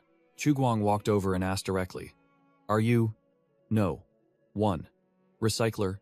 Inwardly thinking the name sounded incredibly lame, the Lizard Man puffed out his chest, clapped his hands together with a thud, and boldly confirmed, "That would be me." Suddenly, he slapped his head, his mind racing.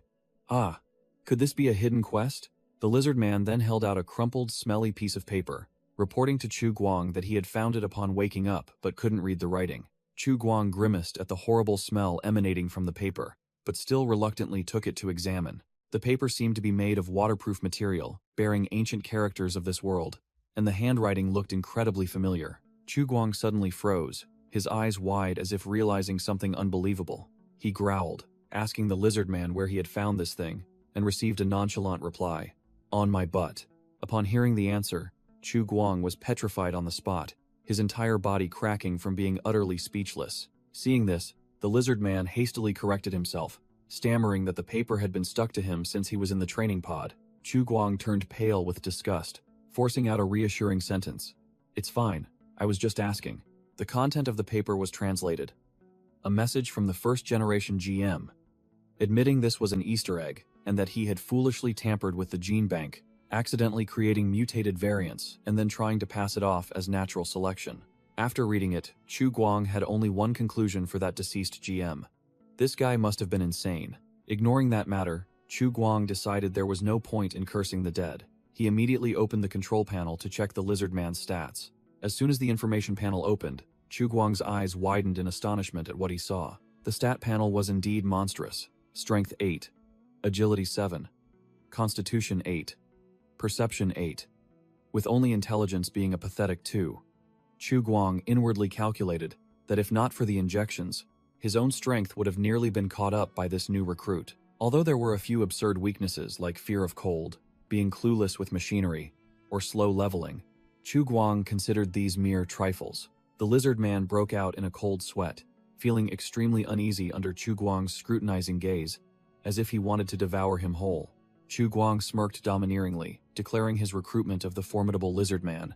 "From today, you'll be hunting with me." The Lizard Man was overjoyed, flexing his muscles and roaring with excitement, ready to serve his new boss. Chu Guang chuckled with delight, pleased with the brand new recruit's eager attitude. He ordered the Lizard Man to wait at the infirmary gate while he went to arrange a few other matters. The Lizard Man saluted seriously yet awkwardly, appearing both comical and demonstrating absolute loyalty. Receiving the order, the Lizard Man immediately ran off with heavy footsteps, leaving Chu Guang watching him go. Suddenly, a voice called "Sir" from behind, making Chu Guang turn around. Chu Guang was stunned, realizing something was off. He wondered, "Huh? Why are your and Crowy's clothes skin tight?" It turned out the person who called was Wisteria. and Chu Guang was pointing directly at her distinct outfit, questioning her. She looked flustered, her voice hesitant as she explained, "Sir, this outfit was originally like everyone else's. But," Wisteria explained that she simply pulled the yellow strap on her jacket.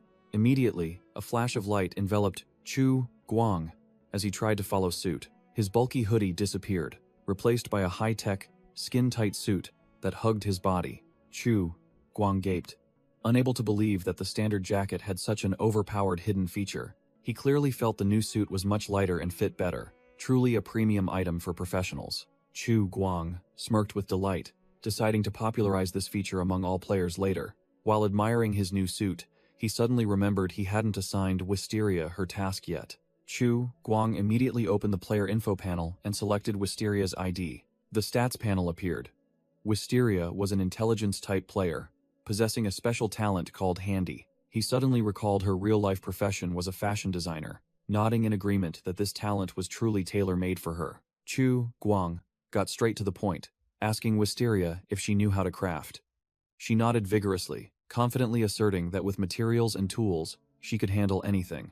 Wisteria confidently boasted, "Although I mainly design on a computer, my practical skills are better than many." Behind her was an image of a professional female designer in deep concentration. Chu Guang nodded, declaring that materials weren't an issue.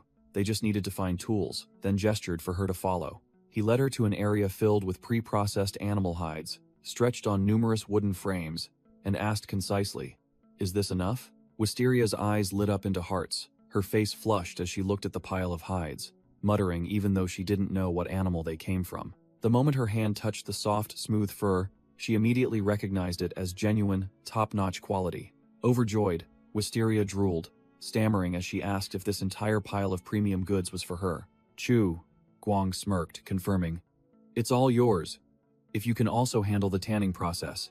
He took the opportunity to tease the team's pro chef player for only doing a superficial job. Hearing the deal, Wisteria went wild with joy, her spirits soaring as she thumped her chest, guaranteeing, "Okay, no problem, just leave it to me." She asked about style requirements, but Chu Guang simply waved his hand pragmatically. "Any style is fine, as long as it's warm enough." Chu Guang directly asked Wisteria if she needed any tools, warning her that needles, thread, and scissors were available. But a sewing machine was a luxury, so don't even dream of it.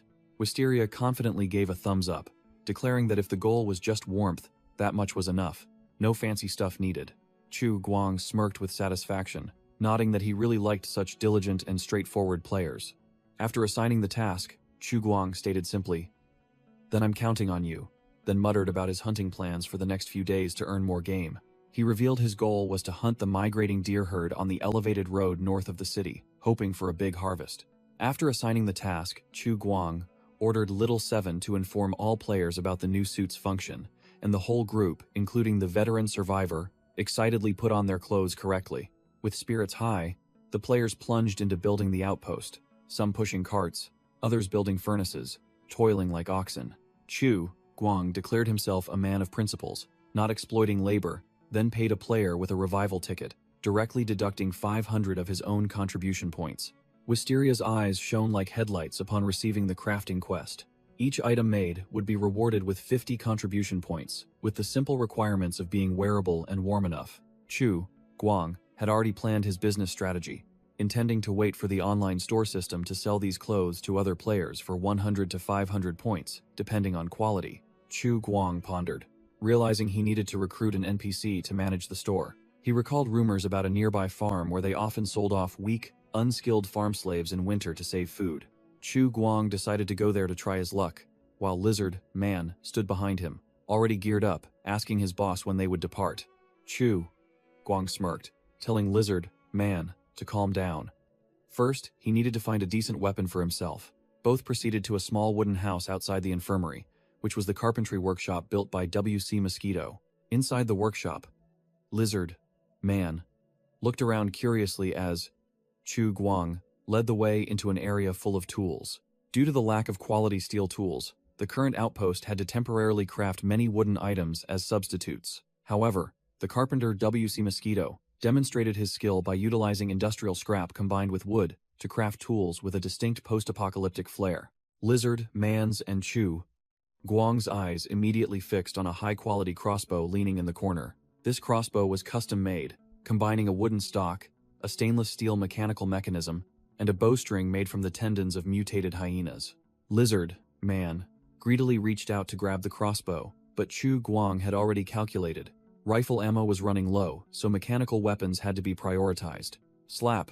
Chu Guang didn't say much, slapping Lizard Man's scaly hand directly, flatly refusing him. Your weapon is over there. Chu Guang coldly pointed to another corner, extinguishing the rookie's hopes. Lizard Man's hot item turned out to be a bundle of hunting spears, looking both ancient and reeking of blood. Chu Guang analyzed that Lizard Man's 8 strength points were enough to throw a spear and finish off a target. But the big guy grumbled, demanding a long-range weapon for efficient hunting. Hearing this, Chu Guang flared up, cursing him directly. You're so big, yet you don't charge in to tank, but want to hide and snipe? Are you even a man? Chu Guang continued lecturing, asserting that spear throwing was a basic hunting skill, useful at all ranges, while Lizard Man just awkwardly scratched his head. Today, I'm only teaching hunting skills, Chu Guang concluded. Later, you can pick whatever you want to fight with. Lizard Man was bewildered for a moment, then suddenly enlightened, muttering, Ah, so it's a main quest. Bang. A surge of determination erupted as Lizard Man had a breakthrough, ready to absorb lessons from the administrator. A red-brown-haired man wearing safety goggles suddenly burst in like a whirlwind, clutching 2 chemical bottles, shouting loudly, Sir! He thrust the 2 chemical bottles close to his face, excitedly yelling about finding acetone to make smokeless gunpowder, truly a crafting fanatic. The carpenter reported his achievements to Chu Guang, while Lizard Man stood next to him, looking like a mini-boss. Hearing about gunpowder, both Chu Guang and Lizard Man gaped, their faces pale with fright. The carpenter chuckled slyly, reassuring them that everything was fine as long as no fire got near it. The carpenter's eyes glowed brightly, completely immersed in the crafting passion of a mad scientist. The carpenter only now noticed the big rookie and asked who he was. Chu Guang coldly introduced him as a new resident. ID. No. 1 recycler. Oh, a new guy, the carpenter muttered, his gaze at Lizard Man clearly filled with envy. The carpenter pouted, openly jealous that Lizard Man started the game with such an overpowered hidden profession. Chu Guang ignored the comedic display, pointed directly at the 2 chemical bottles, and demanded the carpenter immediately explain what they were and how they were made. The carpenter began his chemistry lecture, calmly explaining the extremely simple manufacturing method: dry distillation of wood. The product obtained after condensation could be easily separated into a liquid solution and tar residue, a basic process for chemistry professionals. He continued to babble that the liquid was wood vinegar, containing acetic acid, acetone, and methanol as its main components, which could be separated based on their boiling points. With the smile of a mad scientist, he boasted that acetic acid could create versatile salts, while the bottle of acetone in his other hand had a much more formidable use. Boom!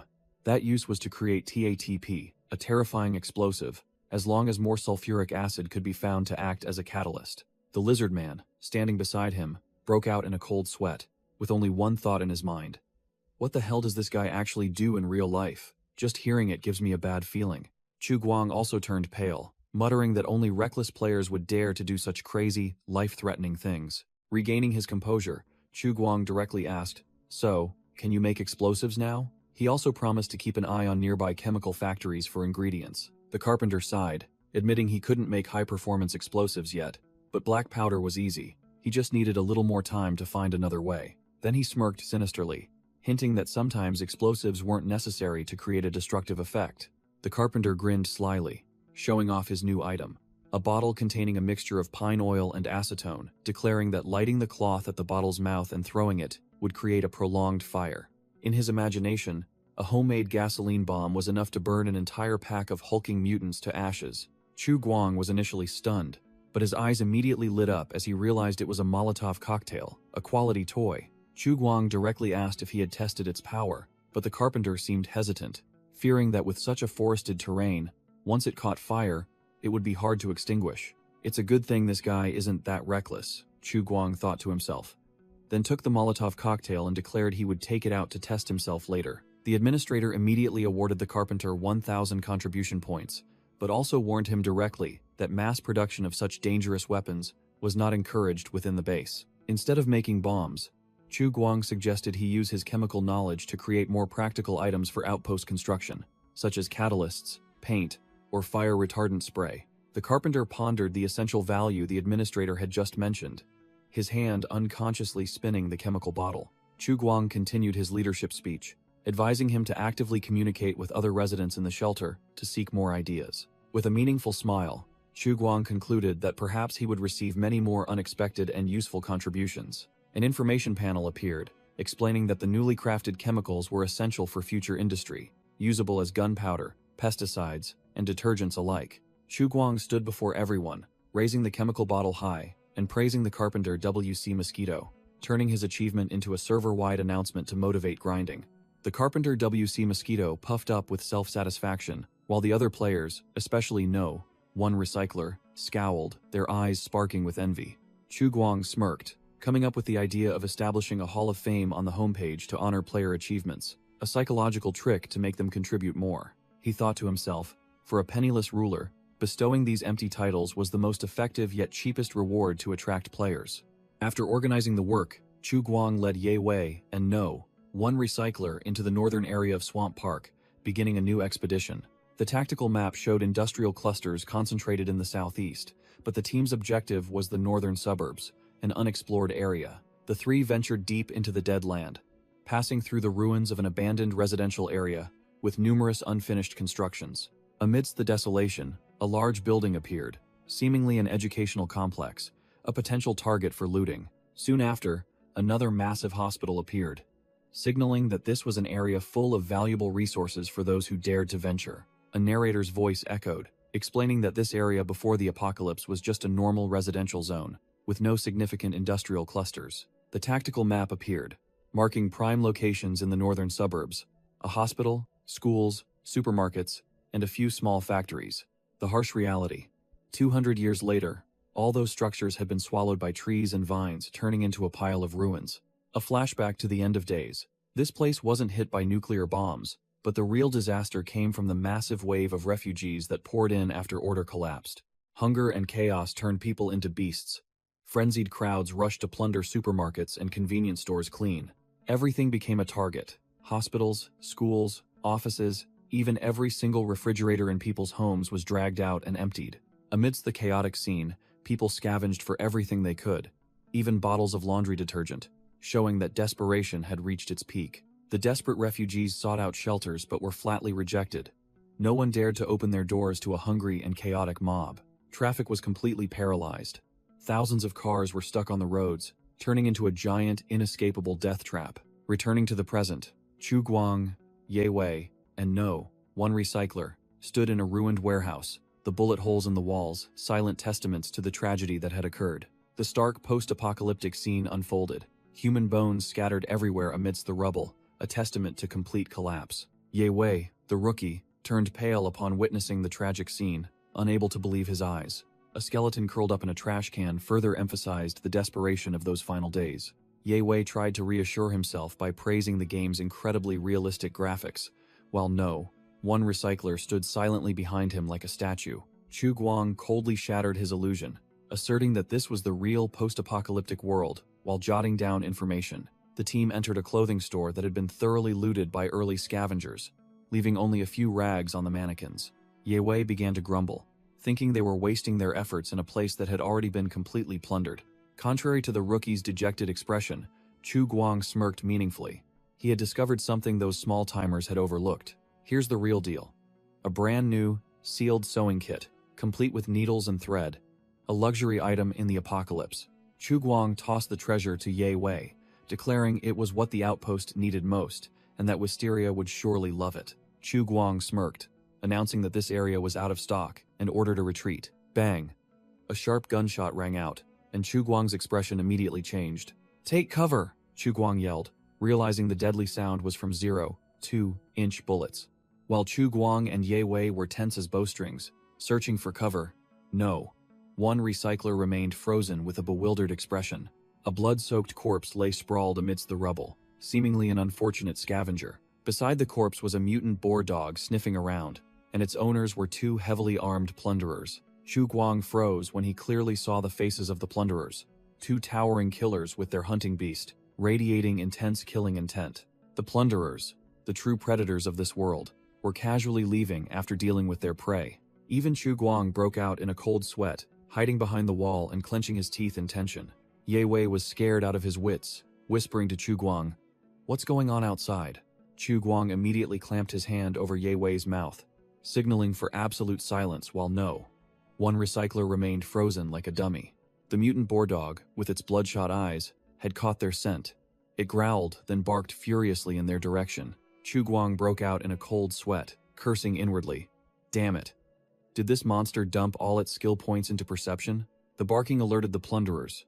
Both killers and their hunting beast spun around with ferocious expressions. Without a word, the two plunderers immediately opened fire, unleashing a volley of bullets towards the group's hiding spot. Chu Guang dodged gracefully like a god, bullets whizzing past him and embedding themselves in the wall, showing his reflexes were no joke. After reaching safety, Chu Guang paused, his face full of questions as he realized something was off with the recent volley of bullets. He immediately analyzed.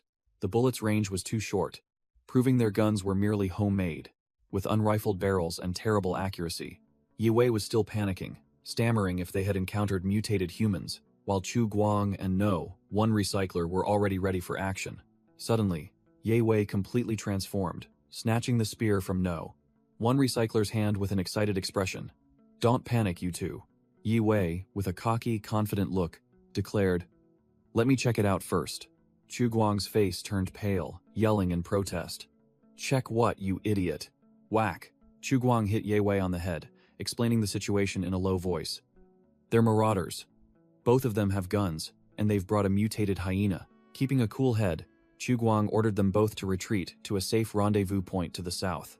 Ye Wei waved him off, pointing at Chu Guang, and boldly declared, "Boss, why retreat? There are only two enemies and one beast, and we outnumber them."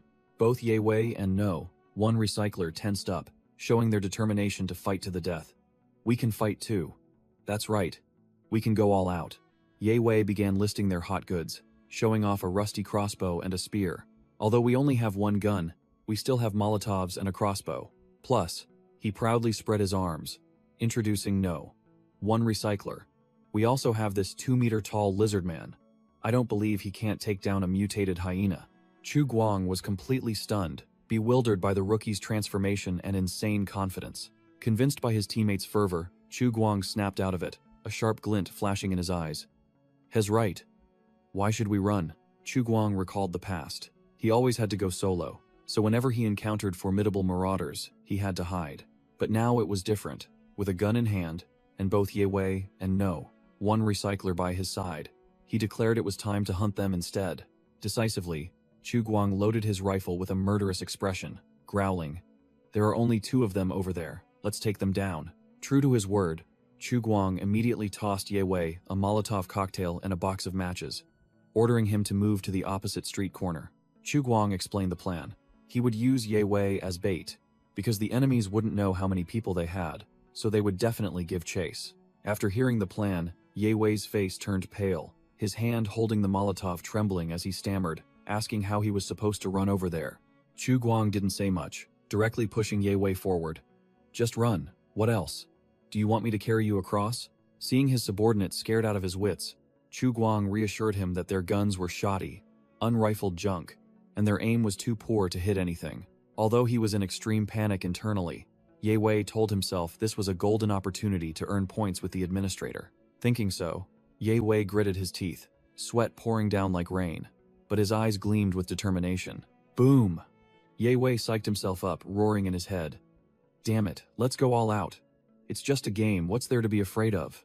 The two marauders sneered, firing their guns and boasting loudly. "Haha, where are you running, sweetie? Surrender, and we'll spare your life." Tat tat tat. Bullets tore up the ground around him, but Ye Wei still weaved and dodged like a cockroach, avoiding a slipper. On one side were the two marauders and their hunting beast strolling leisurely. On the other was Ye Wei, drenched in sweat, his hands trembling as he held the Molotov. The two thugs exchanged sneering glances, their contempt evident. "He doesn't have a gun. He's probably just a petty scavenger." The bald thug unchained the mutated hound, preparing to unleash it. Whoosh! The hunting beast was unleashed, darting forward like a black arrow with murderous red eyes. The monster appeared right behind Ye Wei in the blink of an eye, freezing him in terror. Bang! A streak of light tore through the night, fresh blood splattering everywhere. Thud!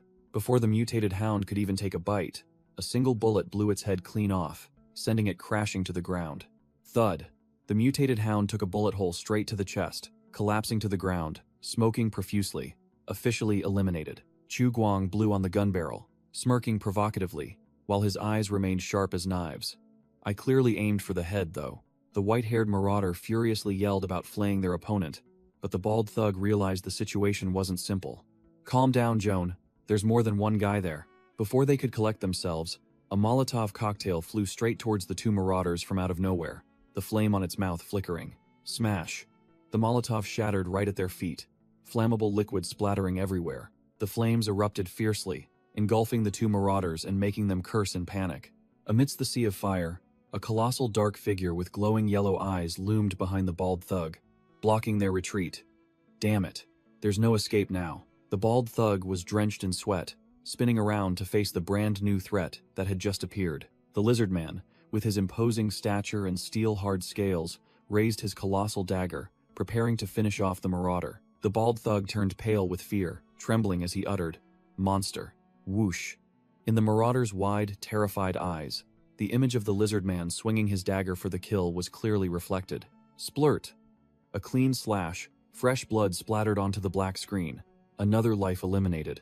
Meanwhile, at the construction site rising from the ashes of the old sanatorium, the building machinery was running at full capacity. The players, including WC Really Has Mosquitoes, were vigorously carrying steel beams and pushing wheelbarrows like true professional workers. Yi Wei, meanwhile, was hunched over, pulling the forge bellows, out of breath, while Chu Guang supervised from a distance with the demeanor of a big boss. Another group was coordinating perfectly, some carrying water, others holding shovels to mix what appeared to be construction mortar. Amidst the noisy construction site, Shadow and a spiky-haired young man were chatting, completely unaware that Chu Guang was patrolling behind them. The spiky-haired young man suddenly called out, "Boss!" making Shadow jump and turn to look. Chu Guang spun around, crossing his arms and looking at the two apparent slackers with sharp eyes. "Everyone else is swamped. What are you two doing here?" The spiky-haired man quickly replied, pointing towards the construction site. "Reporting, boss. We're researching traditional steel refining. We've already put Showmercy, a true construction engineer, in charge of the site." Chu Guang questioned the two slackers, directly asking about Storm's progress. The spiky-haired man reported that Storm had improved the fish traps, using mutated leech larvae as bait, catching dozens of plump fish every day. The excess fish were given to Burger P to dry. Shadow added, warning not to be greedy with bait or set traps too deep, otherwise the giant mutated fish would destroy the traps, as Storm was currently experiencing. Chu Guang merely smirked, deeming these minor issues that would be fine with practice, and more importantly, the process was very enjoyable. With that, Chu Guang ordered them both to continue their research, then turned and walked away, ignoring the two rookies who stood at attention and saluted militarily. He thought to himself, "These rookies really have it good.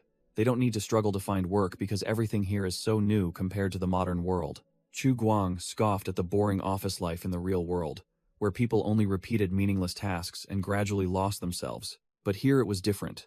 Players found satisfaction in proving their worth, just like how Shadow and the spiky-haired man high-fived to celebrate their achievements.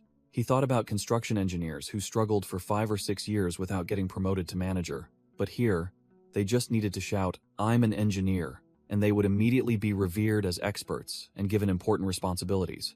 Chu Guang concluded that most players were ordinary people, but in this world, as long as they had even the smallest skill, they would be recognized by the entire community, just like how WC Mosquitoes was profusely thanked for bringing a new set of bellows.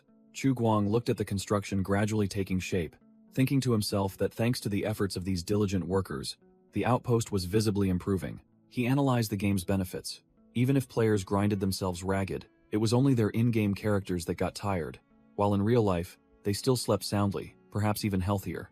Chu Guang smirked mischievously, telling himself that those matters didn't concern a GM like him. As long as the number of pre-registrations was always higher than the current player count, he'd never have to worry about a shortage of new noobs to grind. He even warned those planning to quit the game. "Heard you're leaving? Your hat is mine now," then pushed open a door and entered a room. The door creaked open, revealing Ye Wei and the hulking lizard man waiting inside. Ye Wei spoke. "Hey, clean up the spoils from this hunt. The loot this time was decent. 2-0. 2-inch rifles, 62 rounds of ammunition, and 3 unopened backpacks. Chu Guang gleefully boasted that because he hated waste, he had kept the mutated hyena's corpse to give to the chef, completely shocking Ye Wei. Ye Wei rummaged through the backpack, finding matches, a compass, a few pieces of dried meat, and some plastic chips. The lizard man curiously asked what was written on the chips, and Ye Wei was stunned to see they looked exactly like casino tokens. Chu Guang held out his hand, nonchalantly demanding Ye Wei hand over the plastic chips, saying they were useful to him. Ye Wei's face was wrinkled like a monkey's, drooling with disgust, but he still reluctantly handed the tokens to Chu Guang. Seeing Ye Wei about to tear into the dried meat, Chu Guang immediately stopped him, advising him to throw it away. Chu Guang smirked meaningfully, warning that the marauders were omnivores, and there was no telling what kind of meat it was. Ye Wei's face turned pale upon hearing this, sweat pouring down like rain. So disgusted he wanted to vomit on the spot.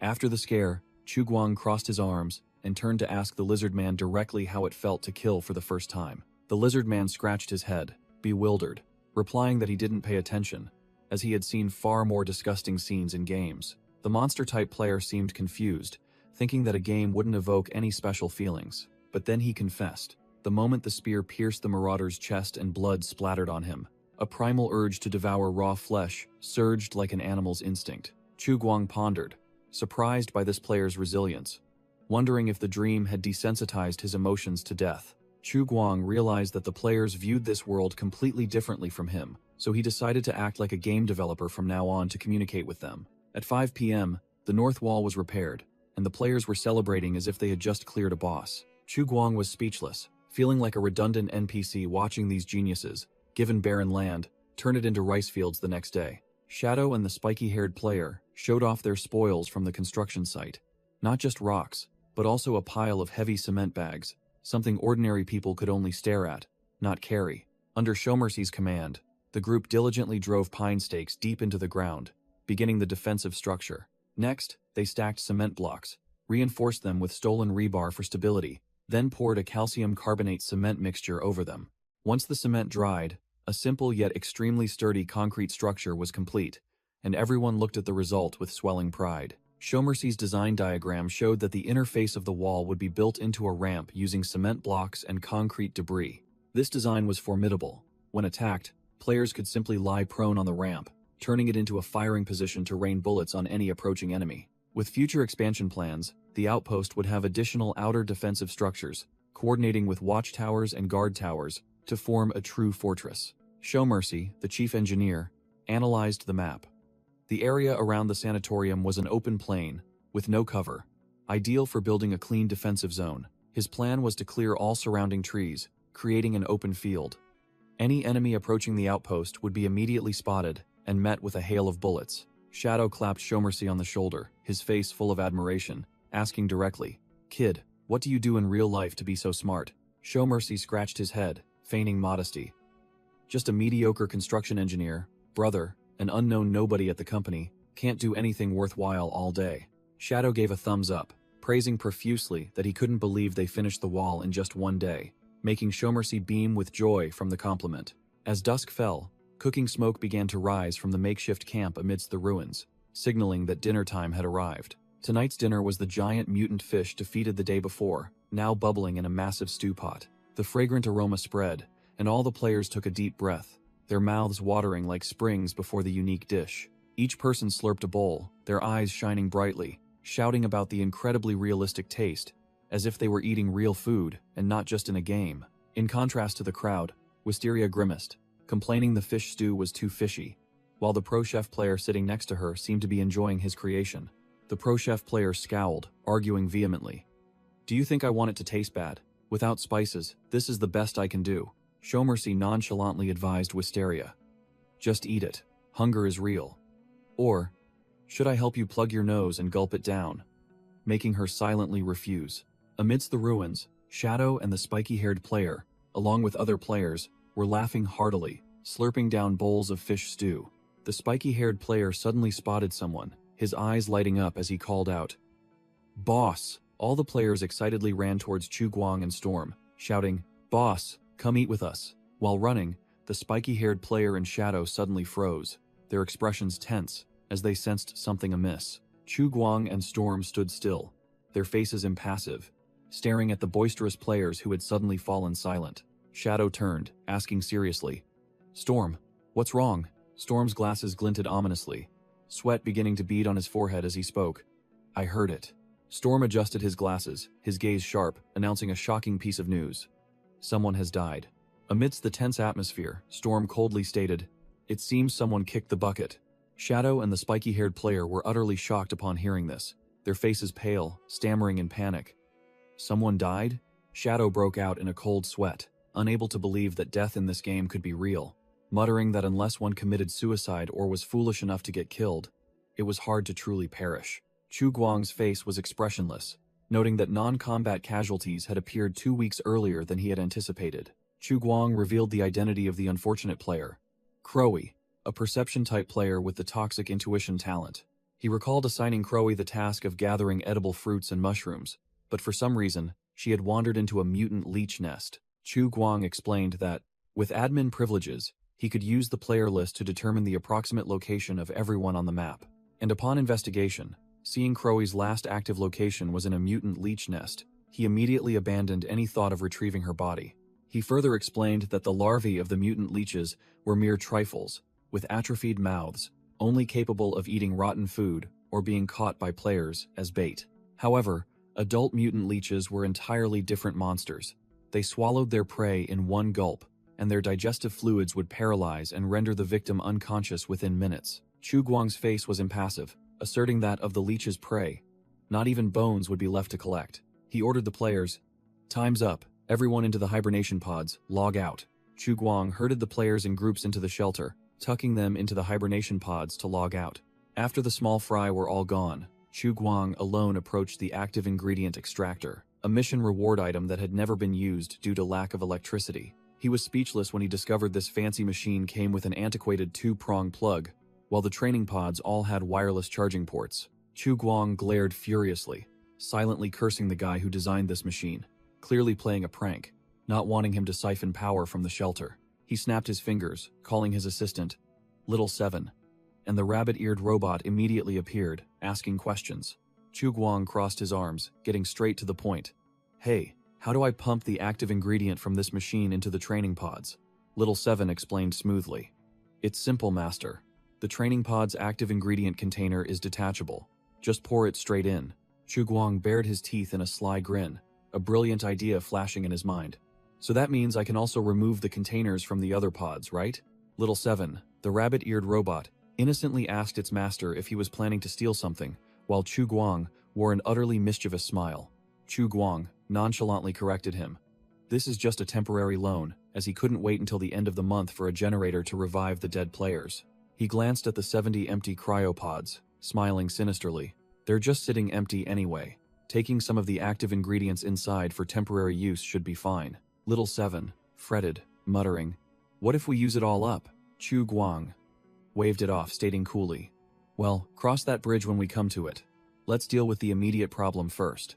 Incidentally, Chu Guang thought of some new punishments to keep the curious players in line. Dying too often would result in all contribution points being deducted, reduced favorability, and even a 10-day account suspension. He also planned to create a beginner village later, forcing noobs to grind to level 5 before leaving the village to avoid wasting resources. Thinking it over, Chu Guang still couldn't understand how Crowy, a perception-type player, could die so foolishly. The core issue wasn't how she died, but that she was a penniless rookie with no contribution points to deduct. Chu Guang scratched his head. This was truly a tough one. He couldn't let it slide easily, otherwise the other players would cause an uproar if they found out. Chu Guang came up with a brilliant idea. If players didn't have enough contribution points to pay for death penalties, he would make them perform hard labor like washing dishes or pushing brick carts to pay off their debt. He continued to calculate harsher penalties, a drastic reduction in favorability, or a 10-day account suspension for those who died repeatedly, to set an example. Chu Guang sighed deeply, beginning his daily task of tallying accounts and inventorying resources. Sitting before the computer array, he muttered that checking inventory had become a habit, as the surging number of players meant resources were constantly flowing in and out in massive quantities. As the administrator, Chu Guang typed away, reviewing the amount of construction materials entering storage. Wood, coal, cement, mud bricks, and even hardened cement blocks. Next was consumption. He frowned upon seeing 220 logs gone. All the cement produced that day completely used up, and even an additional 400 kilograms had to be pulled from reserves. When checking the food storage, Chu Guang broke into a cold sweat, seeing that the players had devoured all 20 kilograms of dried meat reserves. Overwhelmed with management, Chu Guang helplessly thought about hiring a female warehouse manager to lighten the load, while also realizing the base lacked precise measuring tools. Based on the data provided by Little Seven, Chu Guang began distributing contribution points to each player's account via a three-dimensional interface. He calculated that the new recruits mainly earned points through manual labor, with each hour of such hard work yielding approximately 90 to 100 contribution points. Chu Guang scrolled through the list. Only Wisteria still had a perfectly round, egg-like 0 for contribution points, as she was still struggling with the new materials. But once she got the hang of it, Wisteria went into try-hard mode, her eyes bloodshot, sewing as fast as a machine, and her contribution points began to climb rapidly. Having finished the timekeeping, Chu Guang let out a sigh of relief, finally having distributed contribution points to the entire server. Now it was the admin's turn. Chu Guang opened his personal interface to claim the rewards from his daily quests. The system listed a series of grinding tasks: chopping trees, killing monsters, gathering stones, stockpiling food, totaling a sweet 6 bonus points. Adding to his previous points, Chu Guang now had 17 bonus points in hand, a number sufficient for a few decent gacha pulls. With the eyes of a thirsty gambler, Chu Guang decided it was time to try his luck, going all in to see if he'd be amazed. He poured all 17 points into the prize draw system, going all in on 1 intermediate mystery box and 7 basic mystery boxes. Without a moment's hesitation, Chu Guang's finger pressed directly on the draw prize button, deciding his fate with a single click. Hiss! A box popped open, emitting a mystical purple light, signaling an item of no ordinary caliber. Boom! The intermediate box burst forth with a deep purple glow, indicating a good item had arrived, leaving Chu Guang and his assistant robot to merely watch. With a poof, the purple smoke dissipated, leaving a pile of miscellaneous items on the floor. All the gacha spoils were laid out: a can of beef, a pile of various lollipops, and a high-tech syringe. The system confirmed the item: nano-healing needle, specialized for non-fatal injuries, capable of accelerating recovery speed. Chu Guang picked up the syringe, certain this was the best reward from the intermediate box. Chu Guang was speechless, realizing this syringe was another 3-no item. No label, unknown ingredients, unknown side effects. Just like that god-awful booster shot from before. Well, I'm not injured anyway, Chu Guang thought to himself, then tossed the syringe into a drawer to check the remaining paltry rewards. Just as an experienced gambler would predict, 5 out of the 7 crappy boxes yielded nothing but lollipops. Truly blood-sucking gacha. He checked the orange-flavored lollipop, also a decent one, 0-hour buff item. But this time it increased constitution by 10% instead of strength. The last 2 items were indeed consolation prizes: a chocolate bar and a can of beef, just enough to fill his stomach. Chu Guang was speechless at the can of beef emitting purple smoke, wondering if he could even swallow the chocolate, let alone this abomination. He calculated that canned goods originated in the 19th century, and it was now 2240. This can might be older than artifacts in museums from the old world. Chu Guang flashed a cunning smile, deciding he would find some player to be a guinea pig for this antique item. Having finished with the rewards, Chu Guang leaned back, preparing to go to the forum to search for a player named Crowy. He sat down at the computer, his hand rapidly scrolling the mouse through the game's forum.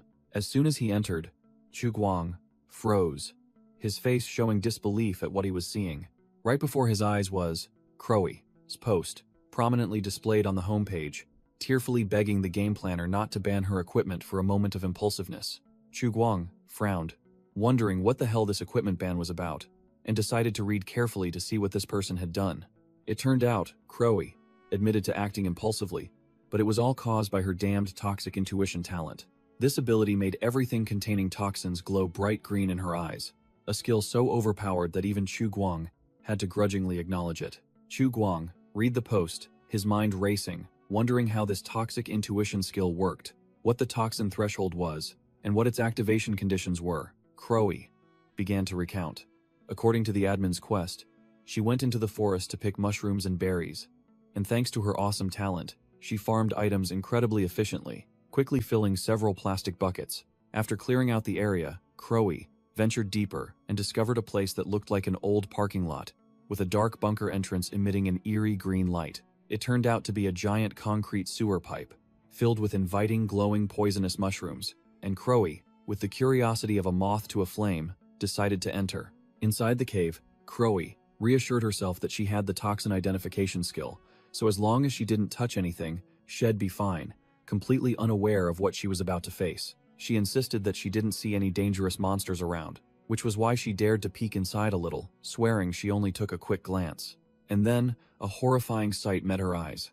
A deformed eye with a spiky purple pupil, signaling that something extremely wrong was about to happen. Immediately after, a grotesque mass of flesh lunged down from the ceiling, its tooth-filled mouth snapping directly onto Crowy's head, feeling as if she was completely swallowed.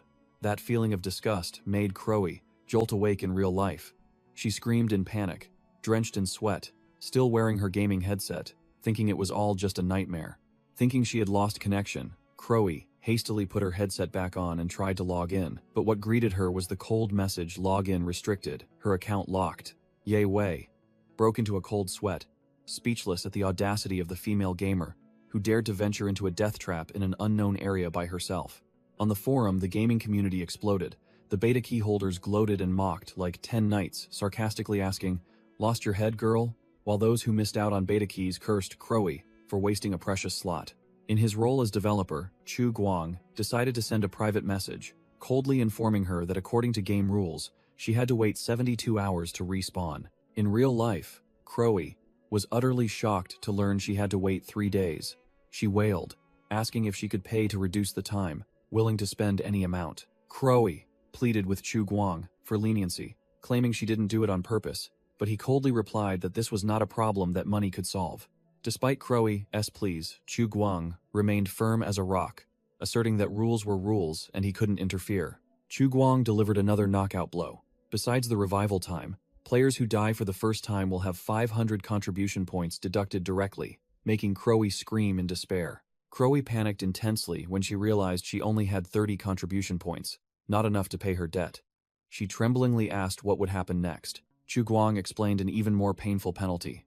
NPCs' evaluations of players would be affected, meaning their favorability would plummet, making Crowy's soul feel like it was leaving her body. Chu Guang adopted a lecturing tone, scolding Crowy for not realizing her role as a human elite, causing trouble instead of contributing. He then concluded, "Scared now? You should have thought about this sooner." Chu Guang continued his act, whining, "You haven't even earned 500 contribution points, and you've already reported a whole bottle of my active ingredient. Aren't you ashamed?" Crowy, bewildered, retorted that it was just a game, but Chu Guang immediately shut down that thought with a sharp question.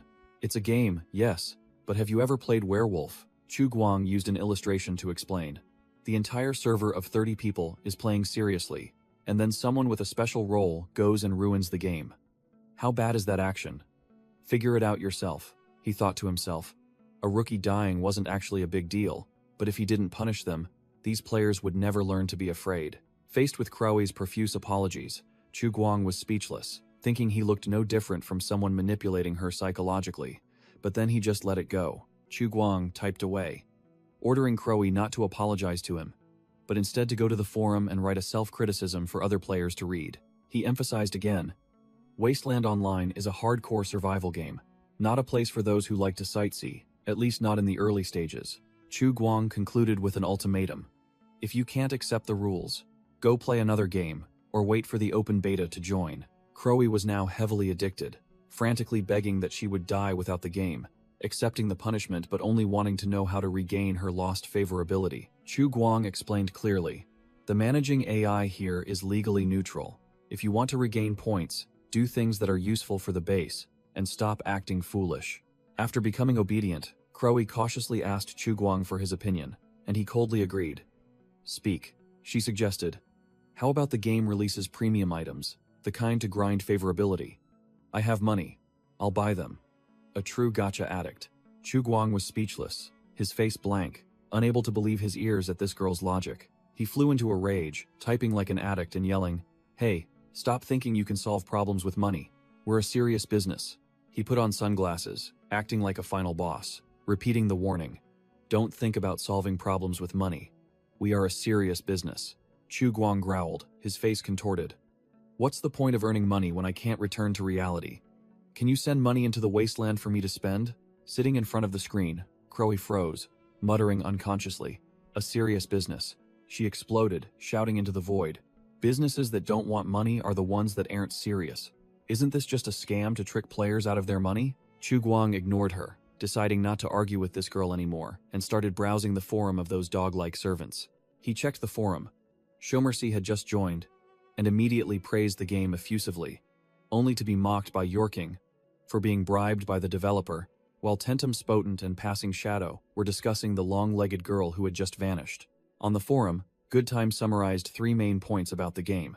Death means loss of consciousness. Pain exceeding the threshold will cause disconnection. But the developer was smart to disable pain, hoping it could be self-adjusted later. Chu Guang, meanwhile, was typing like a god. 10 times Spotan asked what the last point was, and Galestorm LVB immediately interjected with a threat. Let me add something. If you act stupid, I'll come bite your mother to death right now. Chu Guang read the chat, a meaningful smirk playing on his lips. Quit Smoking complained about not having a game slot. Passing Shadow urged him to ask Guang if he could kill some string monsters. Quit Smoking replied that he had tried but was put on hold, then posted a meme showing indifference. Passing Shadow suspected Quit Smoking had badmouthed the GM behind his back, which was why he was being held back. Quit Smoking quickly denied it, claiming to be Guang's most loyal simp. Just then, Goodtime asked if one recycler was online, and the lizard man immediately spoke up. Goodtime directly asked one recycler about his experience playing as a lizard man, wondering if he felt incompatible when returning to reality. Chu Guang also eavesdropped, his mind racing with curiosity about this unique specimen. Realizing the infinite potential of a non-human player, Chu Guang immediately had an idea, his eyes shining brightly as he rubbed his hands, full of cunning calculations. One recycler reported that the in-game experience was very good, with extremely fast reflexes, except that he started craving raw meat and felt excited at the sight of blood. Goodtime was annoyed. Damn it, how can he create a non-human character when the game prohibits creating female accounts? Galestorm LVB asked 10 times and one recycler about the Marauder encounter.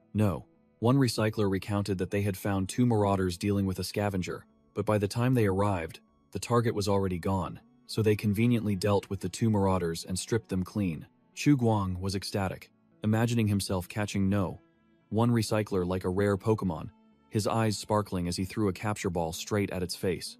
Galestorm LVB wondered if they had accidentally killed an NPC.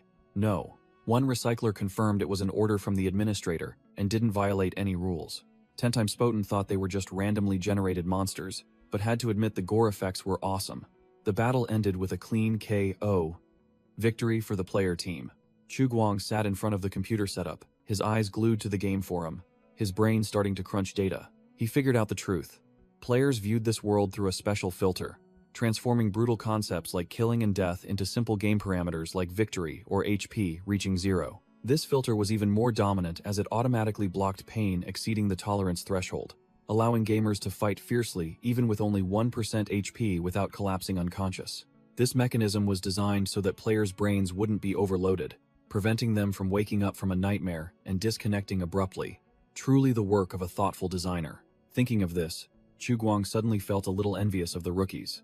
He recalled his early days in this dead land, having to overcome the psychological shock on his own, without any cheat codes to help. On the forum, Galestorm LVB wondered about the Marauders' language. One recycler thought it was a randomly generated language, but Goodtime immediately refuted, arguing that they were created to increase the game's difficulty. 10 times Spotant still naively believed it was a random storyline, only to be doused with cold water by Goodtime.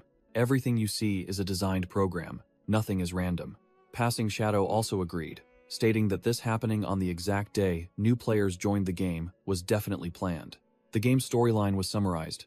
Players had just set foot in the wasteland when a giant blackbird mutant launched a preemptive attack. Next, players discovered a tribe of mutants, built an outpost, and then immediately encountered a group of marauders. Truly a non-stop chain of action. Goodtime continued his analysis, predicting that the next phase of the game would be a war for resources and survival space, and the next expansion would be a base clash. Revealed in real life, he was a young man wearing glasses, typing with a confident and calculating expression. After reading the gamer's analysis on the forum, Chu Guang was speechless, thinking to himself, "Damn, This guy thinks even deeper than me. He's the real deal. With a cunning smile, he decided to immediately steal this analysis, so that if anyone asked later, he could pull it out and boast to appear professional. Done with his work, Chu Guang leaned back in his chair and drifted off to sleep. He slept soundly, drooling, completely oblivious to the world. Beep, beep, beep. A shrill alarm sounded, jolting Chu Guang awake. His sleep disturbed, he grumbled irritably. Damn it. Who's calling at this hour? It turned out to be No. One recycler spamming messages, even sending a pleading panda meme to be allowed to grind in the game, leaving Chu Guang speechless. As soon as Chu Guang asked why he wasn't at work, No. One recycler casually replied that this game was sure to make a fortune, so it was better to grind levels, leaving Chu Guang to force a smile. He was stunned, thinking to himself that this guy was even more clear-headed than the beta testers, daring to say such things directly to the developer. He confidently asserted that with this 100% real open world, all other games on the market were trash, incomparable. No. One recycler continued to ramble about how awesome the game was. Just the feature of playing while sleeping is enough to be unrivaled. Who would refuse an extra 8 hours of grinding every day? He pleaded with Chu Guang to let him go online, promising to test everything.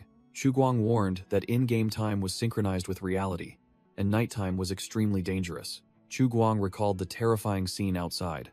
The night was the playground of bloodthirsty mutated monsters, and even he dared not venture out. But no. One recycler had his own reasoning. My genetic system is that of a mutant. Night is my territory. Chu Guang reluctantly agreed to consider it. Chu Guang stood up abruptly, sighing in relief. Having never encountered a gamer so eager for battle and passionate, he smirked, admitting the lizard man had a point. Night truly was the domain of mutants. For a lizard man like No, one recycler, darkness was not a danger, but the perfect camouflage. Having thought it through, Chu Guang sat down and opened the control panel, accessing the player list. On the list, he found the name No, one recycler, and decisively unlocked his account. Activate. In the tank, the lizard man's body began to bubble, signaling that the login process into the desolate world had begun. No. 1. Recycler's yellow eyes snapped open, his pupils sharp like those of a predator just awakened. Whoosh! The lizard man stepped out of the tank, his robust body radiating killing intent, ready for the hunt. Chu Guang turned around in surprise. The login speed was unbelievably fast. No. One recycler took a sniff of the strange air, and Chu Guang got straight to business. You're awake? Perfect timing. I have a mission for you. Upon hearing mission, the lizard man's eyes lit up. It was exactly what he needed. Without a word, No. 1. Recycler stood at attention, ready for orders. Please give your command, sir. Chu Guang began assigning the mission, pointing out the location of a mutant tribe and the marauders lurking in the city. The official mission was assigned: investigate the northern area, searching for signs of survivors within a 1-5-mile radius. Chu Guang further instructed him to mark any enemy bases found and report immediately, while no one recycler was already in position, observing his prey from above like a true hunter. Chu Guang concluded, remember to stay hidden and avoid unnecessary combat. If you have time, feel free to do some side quests. There's always a reward. After receiving the order, No. One recycler let out a bloodthirsty roar, his muscles bulging, ready to hunt. Understood, sir. The next morning, at 6 a.m., the players slowly emerged from their training tanks, preparing for another day of grinding. Only Crowy was still submerged in her tank, her clone body being regenerated after her pointless death yesterday. Meanwhile, No. One recycler hadn't returned yet. The lizard man was leisurely roaming through the city's ruins, seemingly quite pleased. Chu Guang checked the map, confirming that the lizard man was still alive and near the wetland park area.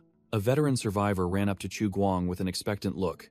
Sir, do we have any plans for today? Chu Guang teased him, throwing out an imaginary mission to wipe out the mutant tribe, which left the veteran player both shocked and hopeful for a lucrative opportunity. Returning to a serious demeanor, Chu Guang pointed, announcing that the mission had been posted on the bulletin board, and the rest of them were free to farm for resources, as the outpost was lacking everything. Looking outside, Chu Guang was satisfied to see that one wall of the outpost had been completed by the players, with the remaining 3 walls expected to be finished in 2 days. But the problem was that the construction noise was getting louder, and Chu Guang was certain it would soon attract the attention of the bloodthirsty mutant tribe on nearby Street 76. Chu Guang calculated that the outpost's firepower was practically useless, with only 3 guns, 2 of which were toy guns. He imagined encountering the green-skinned hulking mutants. With this level of skill, we'll be utterly crushed. Maybe only I can escape.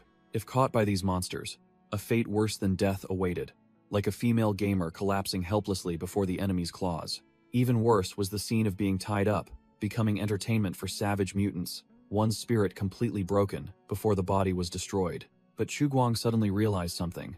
Oh, if they get caught, those gamer guys will just be kicked out by the system anyway. There's no way they'd get to experience the subsequent events. Back in reality, a group of players emerged from the outpost, ready for a new day of grinding. Ye Wei looked around and immediately asked, "Where's No? One recycler? I don't see him anywhere." Chu Guang crossed his arms and calmly replied in front of the 4 players. He went ahead. I assigned him a special mission. Upon hearing this, the players, including Ye Wei, veteran survivor, and 2 others, immediately flared up, their faces scowling with envy. That guy is so lucky. Chu Guang pointed directly at Ye Wei. 10 nights, you'll be coming with me later. Time, you join too. He secretly thought, this time, I need to bring someone with a brain. Time's eyes sparkled, and he immediately saluted. Understood, boss. Ignoring Shadow, who was scowling and glaring daggers from behind. Time suddenly remembered he had promised Shadow they would research traditional steel refining together. But that plan seemed to be ruined. But clearly, boring steel refining couldn't compare to the thrill of farming monsters and gaining EXP with the boss. Even ignoring the generous rewards, just getting exclusive news from the mutant dungeon was enough to ignite Time's excitement. Time gave a confident thumbs up. Wait for me to come back, brother. But Shadow just retorted coldly. Get lost, don't come back. In the armory, Chu Guang led the way, while Ye Wei and Time eagerly chose their gear for the hunting trip. Chu Guang instructed them on how to use the crossbow, warning them about the safety catch, while Ye Wei and Time's eyes gleamed as if they'd struck gold. Chu Guang pointed at the map, announcing the plan. Later, well, head to a nearby survivor base to exchange supplies. Chu Guang's expression suddenly changed, and he ordered in a stern voice, no matter what happens, you must obey my orders. No acting on your own initiative, especially no indiscriminate shooting. Chu Guang crossed his arms, his sharp gaze fixed on the 2 rookies. Remember this well. We are representing Shelter 404. Understood? At Chu Guang's command, Time gave a solemn military salute, shouting, Understood. Your command is our mission, boss.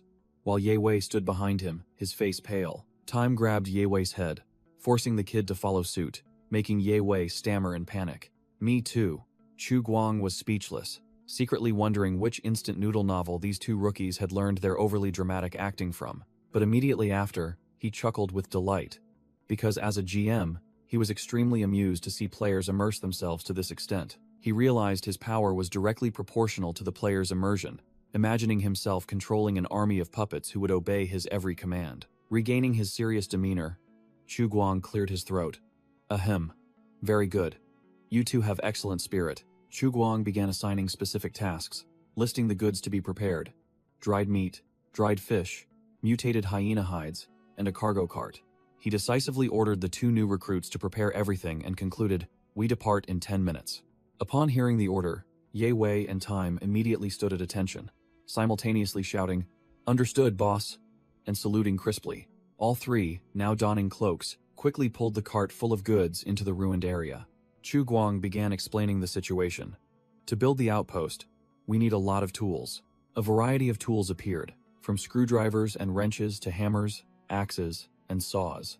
Without these, they'd be reduced to eating dirt. Chu Guang emphasized that without tools, efficiency would be extremely low. For example, the trowel WC Mosquito used to build walls at the base was also a makeshift wooden one. In this apocalypse, over 200 years old, resources were incredibly scarce.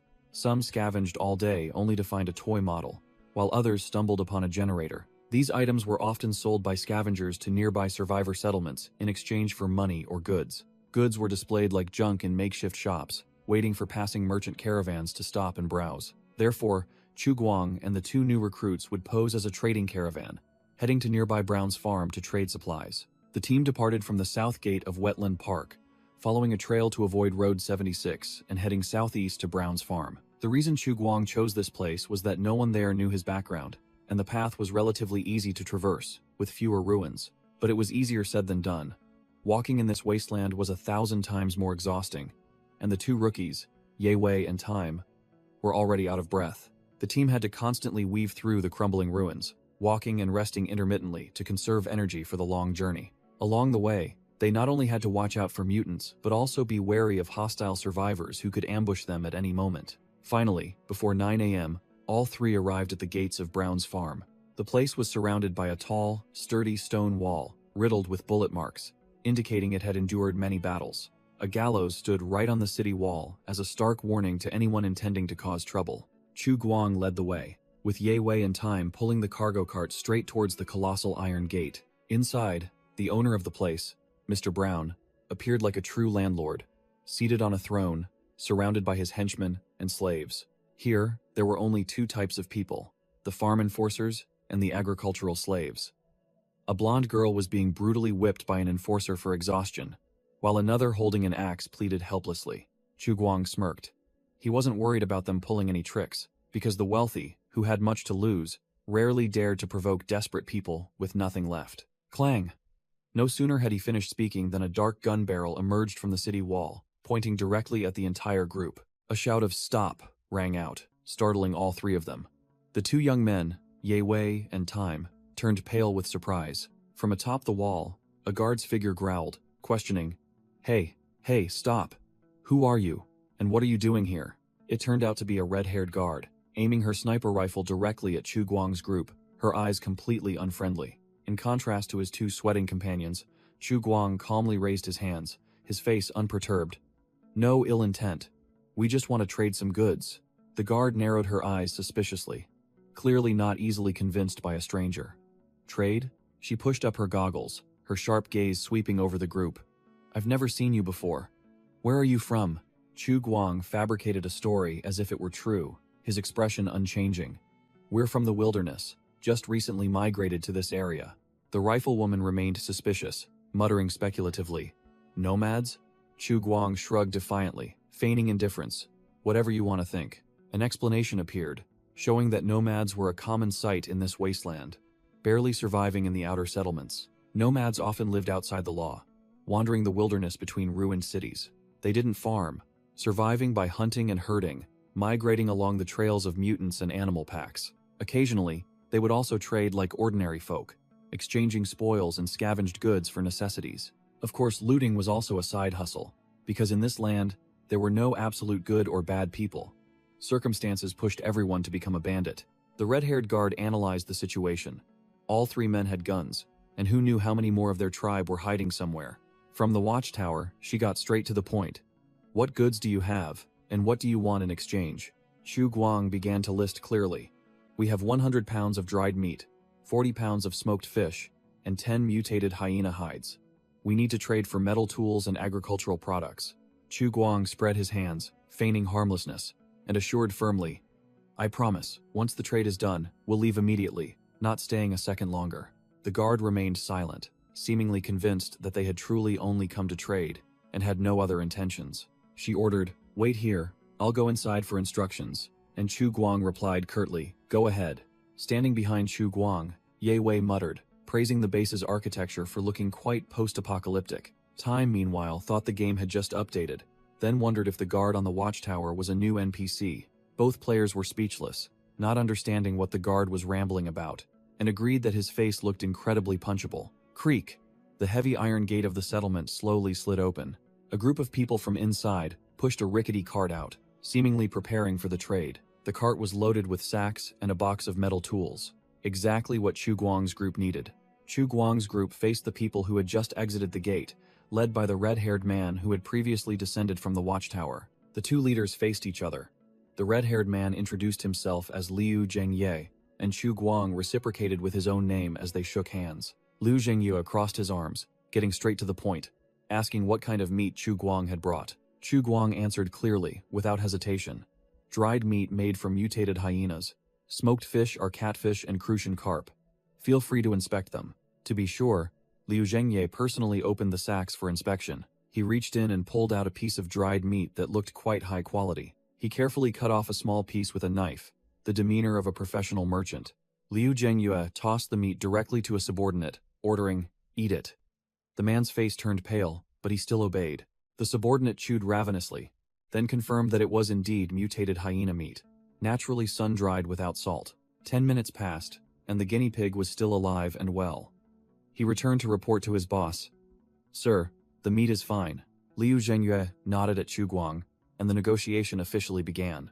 The red-haired man opened with a lowball offer: 4 pounds of wheat or potatoes for 2 pounds of dried meat or smoked fish, and 1 tool for 1 animal hide. Chu Guang sneered, immediately countering, 2 pounds of dried meat must be exchanged for 10 pounds of agricultural products, and for these premium hides, 1 sheet must be exchanged for at least 3 tools.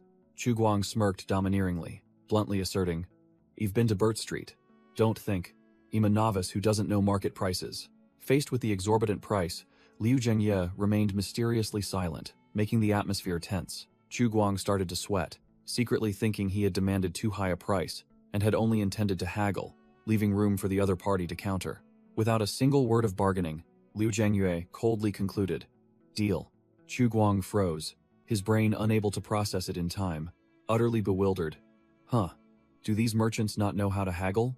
Immediately, he realized he had been tricked. The market price he knew was fabricated by the corrupt mayor. Chu Guang exploded in silent fury, roaring in his mind, cursing the wretched mayor who dared to manipulate agricultural prices. Seeing the administrator's gloomy face despite securing a sweet deal, Ye Wei and Time exchanged bewildered glances, completely clueless. The trade proceeded. 100 pounds of dried meat and 40 pounds of smoked fish for 700 pounds of wheat and horned potatoes, and 10 animal hides for 30 tools. Displaying his discerning taste, Chu Guang only selected high-quality pre-war alloy items, asserting that they were far superior to the shoddy goods of the locals.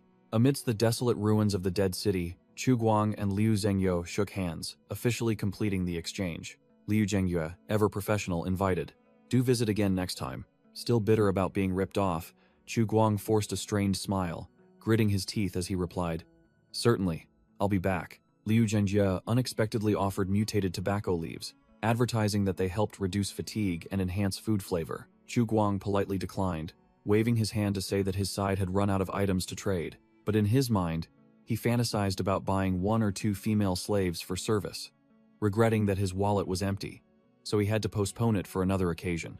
Seeing this, Liu Zhengyue played fair, pressing the bag of tobacco directly into Chu Guang's hand and declaring it a gift, free of charge. Chu Guang immediately took it, his mind already calculating that even if he didn't smoke, selling this item would fetch him a good few chips. The trade concluded.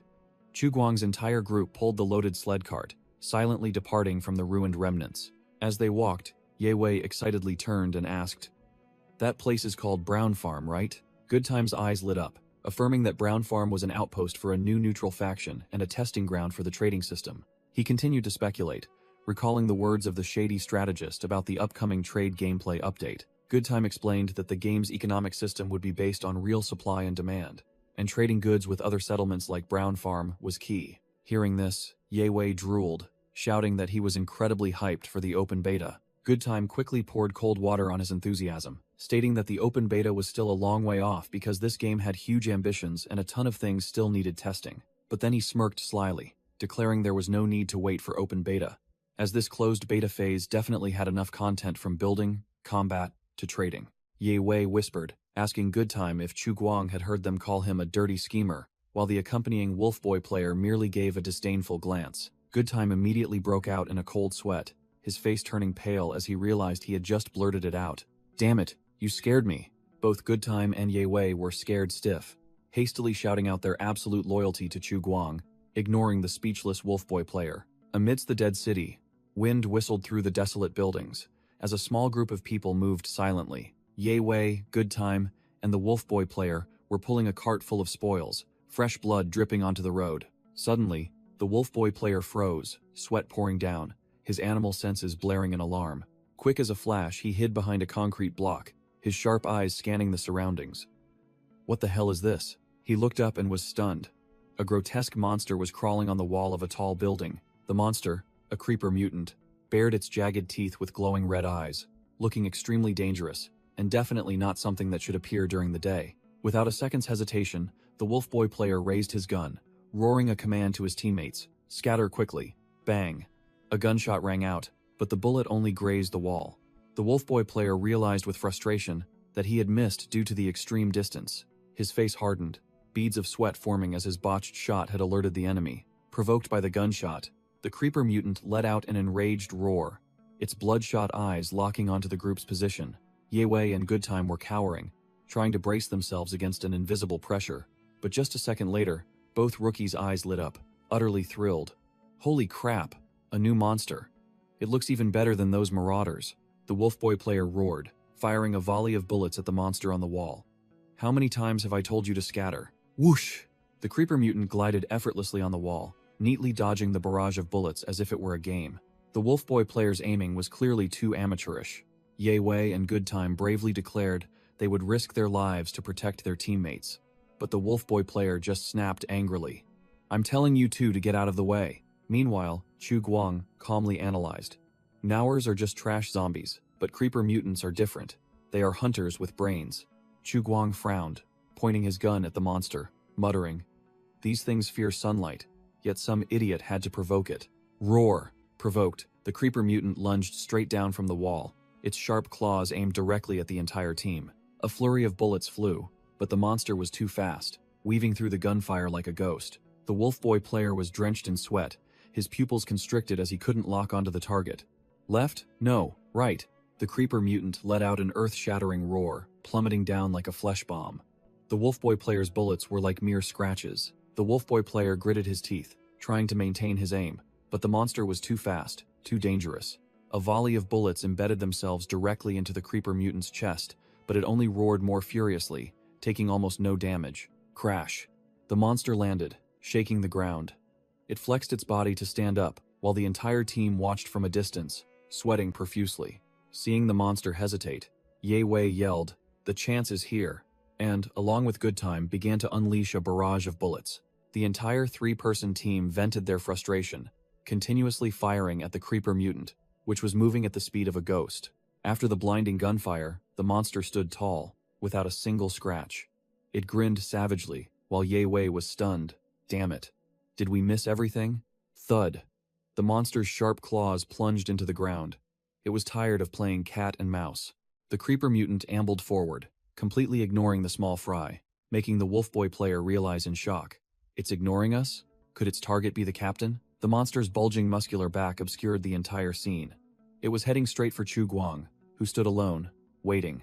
Yewei broke out in a cold sweat, his face pale as he realized the vast difference in power between himself and the monster. The creeper mutant let out an earth-shattering roar, charging straight at Chu Guang like a runaway tank. Losing patience, Chu Guang tossed aside the useless rifle, deciding to fight to the death. He swiftly drew the melee weapon from his back, his veins bulging, ready for a direct confrontation. Clang! Chu Guang strained, using the metal rod to block the creeper mutant's jagged maw as it lunged forward. He gritted his teeth, pouring all his strength into resisting the monster's terrifying pressure. Although Chu Guang's 9-point strength stat was formidable compared to ordinary people, the confrontation was still too uneven. Compared to this monster, his strength was still negligible. His feet began to slide backward on the ground. Crash! The mutant delivered a devastating blow, sending Chu Guang flying straight into a nearby car. Thud! Chu Guang fell sprawling on the ground, fresh blood oozing from the corner of his mouth, having taken a painful hit. A red-haired survivor lay flattened on the ground, weakly admitting the terrifying power disparity. The creeper mutant loomed like a mountain of flesh, its glowing red eyes locked onto Chu Guang. No sooner had he finished speaking than the monster's shadow fell upon him, making Chu Guang only have time to curse at its terrifying speed. Cornered, Chu Guang gritted his teeth, tightening his grip on the metal rod, preparing for the final impact. Roaring, the mutant opened its jagged maw wide, drooling, and lunged down, intending to tear Chu Guang apart. Boom! A devastating blow slammed down directly onto Chu Guang's position, its power shaking the ground. Clang! Lying on his back, Chu Guang strained with all his might, using his weapon to block the monster's claws, but he was clearly being overwhelmed. In the nick of time, blood oozing from the corner of his mouth, Chu Guang suddenly felt a strange surge of energy. What is this?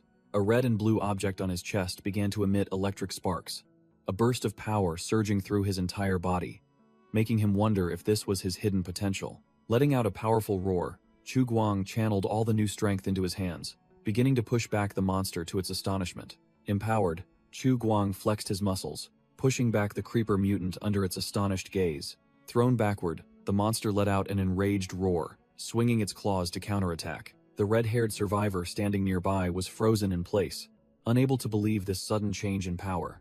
Wham! The creeper mutant was sent flying like a ball by a devastating punch, crashing into a truck.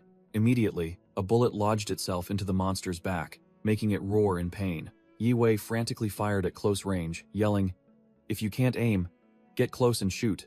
Die." Yi Wei and the Wolf Boy player unleashed a rain of bullets together, but their firepower was like mere scratches against the monster's tough hide. Realizing the time was ripe, Chu Guang gritted his teeth, his eyes sharp and resolute. His entire body crackling with orange electricity, Chu Guang lunged like lightning, plunging the metal rod straight into the creeper mutant's chest. Splat, a clean slash, and the monster's head flew into the air, fresh blood splattering everywhere. Boom!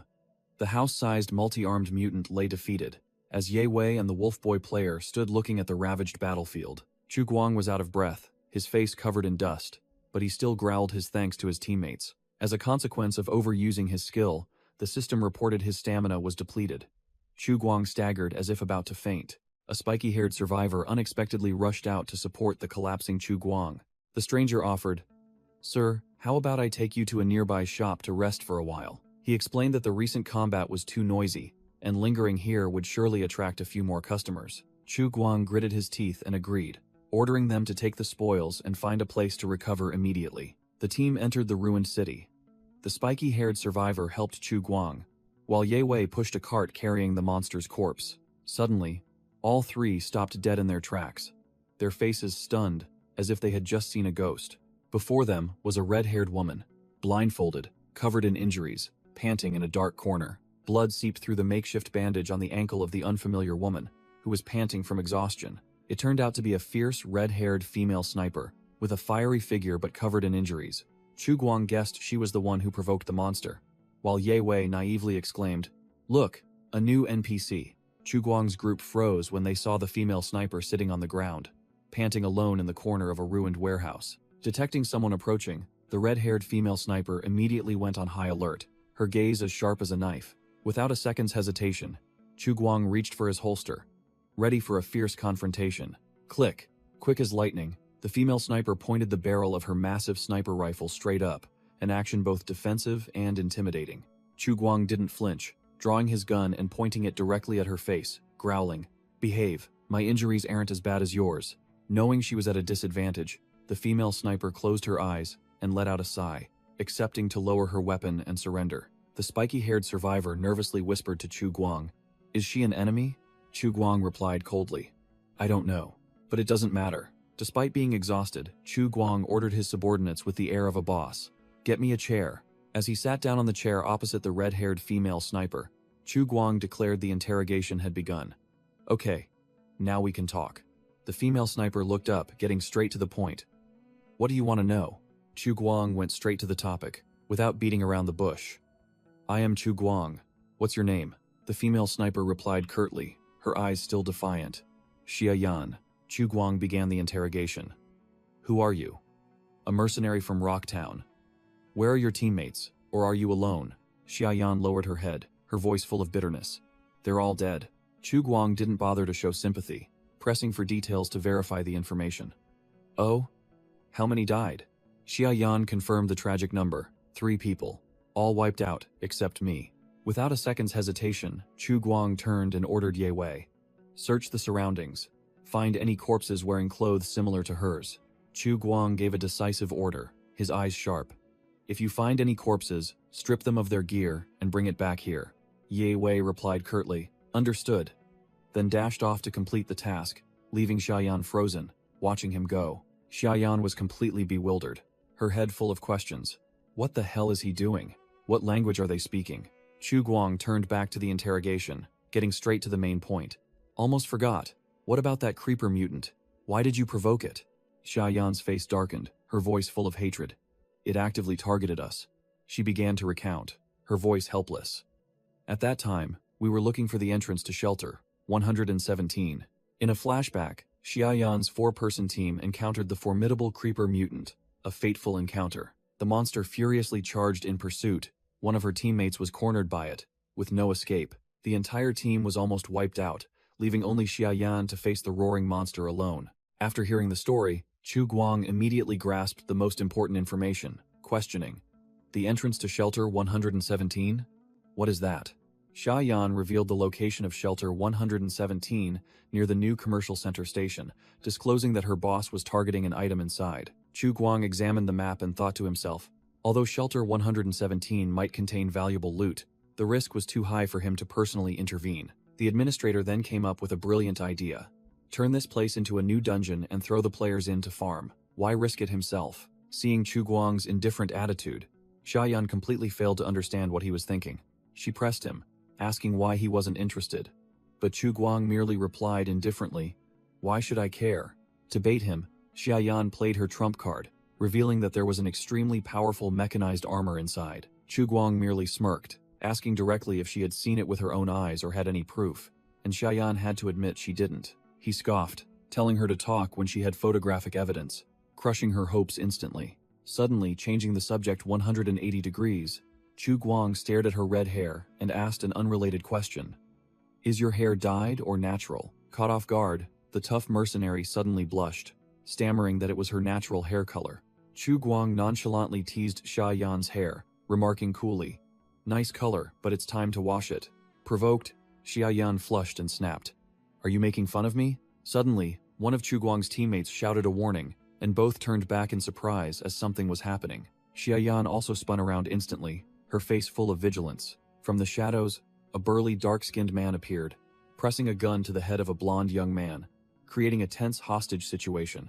Without a second's hesitation, Chu Guang and his teammates simultaneously drew their guns, their dark barrels pointed directly at the enemy. The kidnapper roared, challenging, "Stay still. I have your friend here. I know you're strong, but are you faster than a bullet?" Chu Guang smirked, his face nonchalant. "Strong? Heh, you flatter me," completely disregarding the threat. Xia Yan was stunned, recognizing the kidnapper and exclaiming in surprise, "Chen Yang? You're not dead?" Chen Yang reassured the blonde hostage, "Haha, I don't die that easily. Wait a moment, it'll get you out of here right away." The blonde hostage was drenched in sweat, grinding his teeth, looking like he was about to have a stroke. He screamed like crazy, "Shoot! Shoot me! What are you waiting for?" Everyone froze, while Chen Yang muttered a curse. "Damn this idiot. He stinks so bad. I'm going to die from the smell." Chen Yang's face was contorted like a monkey eating chili, not understanding what the hostage was babbling about. Whack! Losing patience, Chen Yang swung the butt of his gun straight at the blonde hostage's head, yelling, "Shut up." Despite being hit, the hostage still wouldn't shut up, screaming louder, "Shoot me, boss, just ignore me, I can't die." Chu Guang's face was speechless, thinking to himself, "Of course you won't die. But if you die, I'll have to spend money to revive you." The teasing expression vanished. Chu Guang pointed his gun directly at Chen Yang, his voice icy. "I don't like being threatened. Put your gun down, raise your hands, face the wall. Do as I say, and I'll spare you." Chen Yang still tried to play the villain, growling, "I'm not kidding, I'll really shoot," while the blonde hostage looked bewildered. "Me too," Chu Guang replied curtly, the cold click of a gun hammer echoing. Chu Guang coldly laid down the terms, his eyes unwavering. "Want to test it? I'll count to 3, then we both pull the trigger." The blonde hostage continued his antics, telling Chen Yang to just ignore him and run, while Chu Guang began to count down. 3. Chen Yang broke out in a cold sweat, cursing inwardly that this madman didn't care about his teammate's life. He grew increasingly bewildered by the hostage's attitude. A hostage who was so eager to die was truly something else. Not giving his opponent a chance to collect himself, Chu Guang, expressionless, continued to count. 2. Chen Yang officially broke, hastily shouting for them to stop, stammering that he had no intention of threatening them and only wanted one thing. He pointed at Xia Yan, who was sitting on the floor, and laid out his condition. "Give me the key on that girl, and I'll release this guy immediately." The spiky-haired young man asked in surprise. "Key?" Chen Yang yelled, confirming it was a key card, and asserted that Xia Yan knew exactly what he was talking about. Xia Yan lowered her head, her voice dropping, admitting, "So, your target is the key." Chen Yang pressed the gun against the blonde hostage, growling at Xia Yan that instead of dying in vain, she should let him finish his job. He began to confess, admitting he had feigned death when the creeper mutant attacked, waiting for it to leave before returning to loot his teammate's corpse, rather than genuinely trying to help. Chen Yang looked directly at Chu Guang, making a despicable offer. "Trade a woman and your teammate for the card on her. It's useless for you to keep it anyway." Chu Guang remained silent, his face as cold as stone, betraying no emotion, making it impossible for his opponent to guess what he was thinking. Xiaoyan also stayed completely silent, leaning against the wall, observing the situation, awaiting Chu Guang's verdict. Chu Guang smirked meaningfully, half his face shrouded in shadow, and calmly replied, "That's right."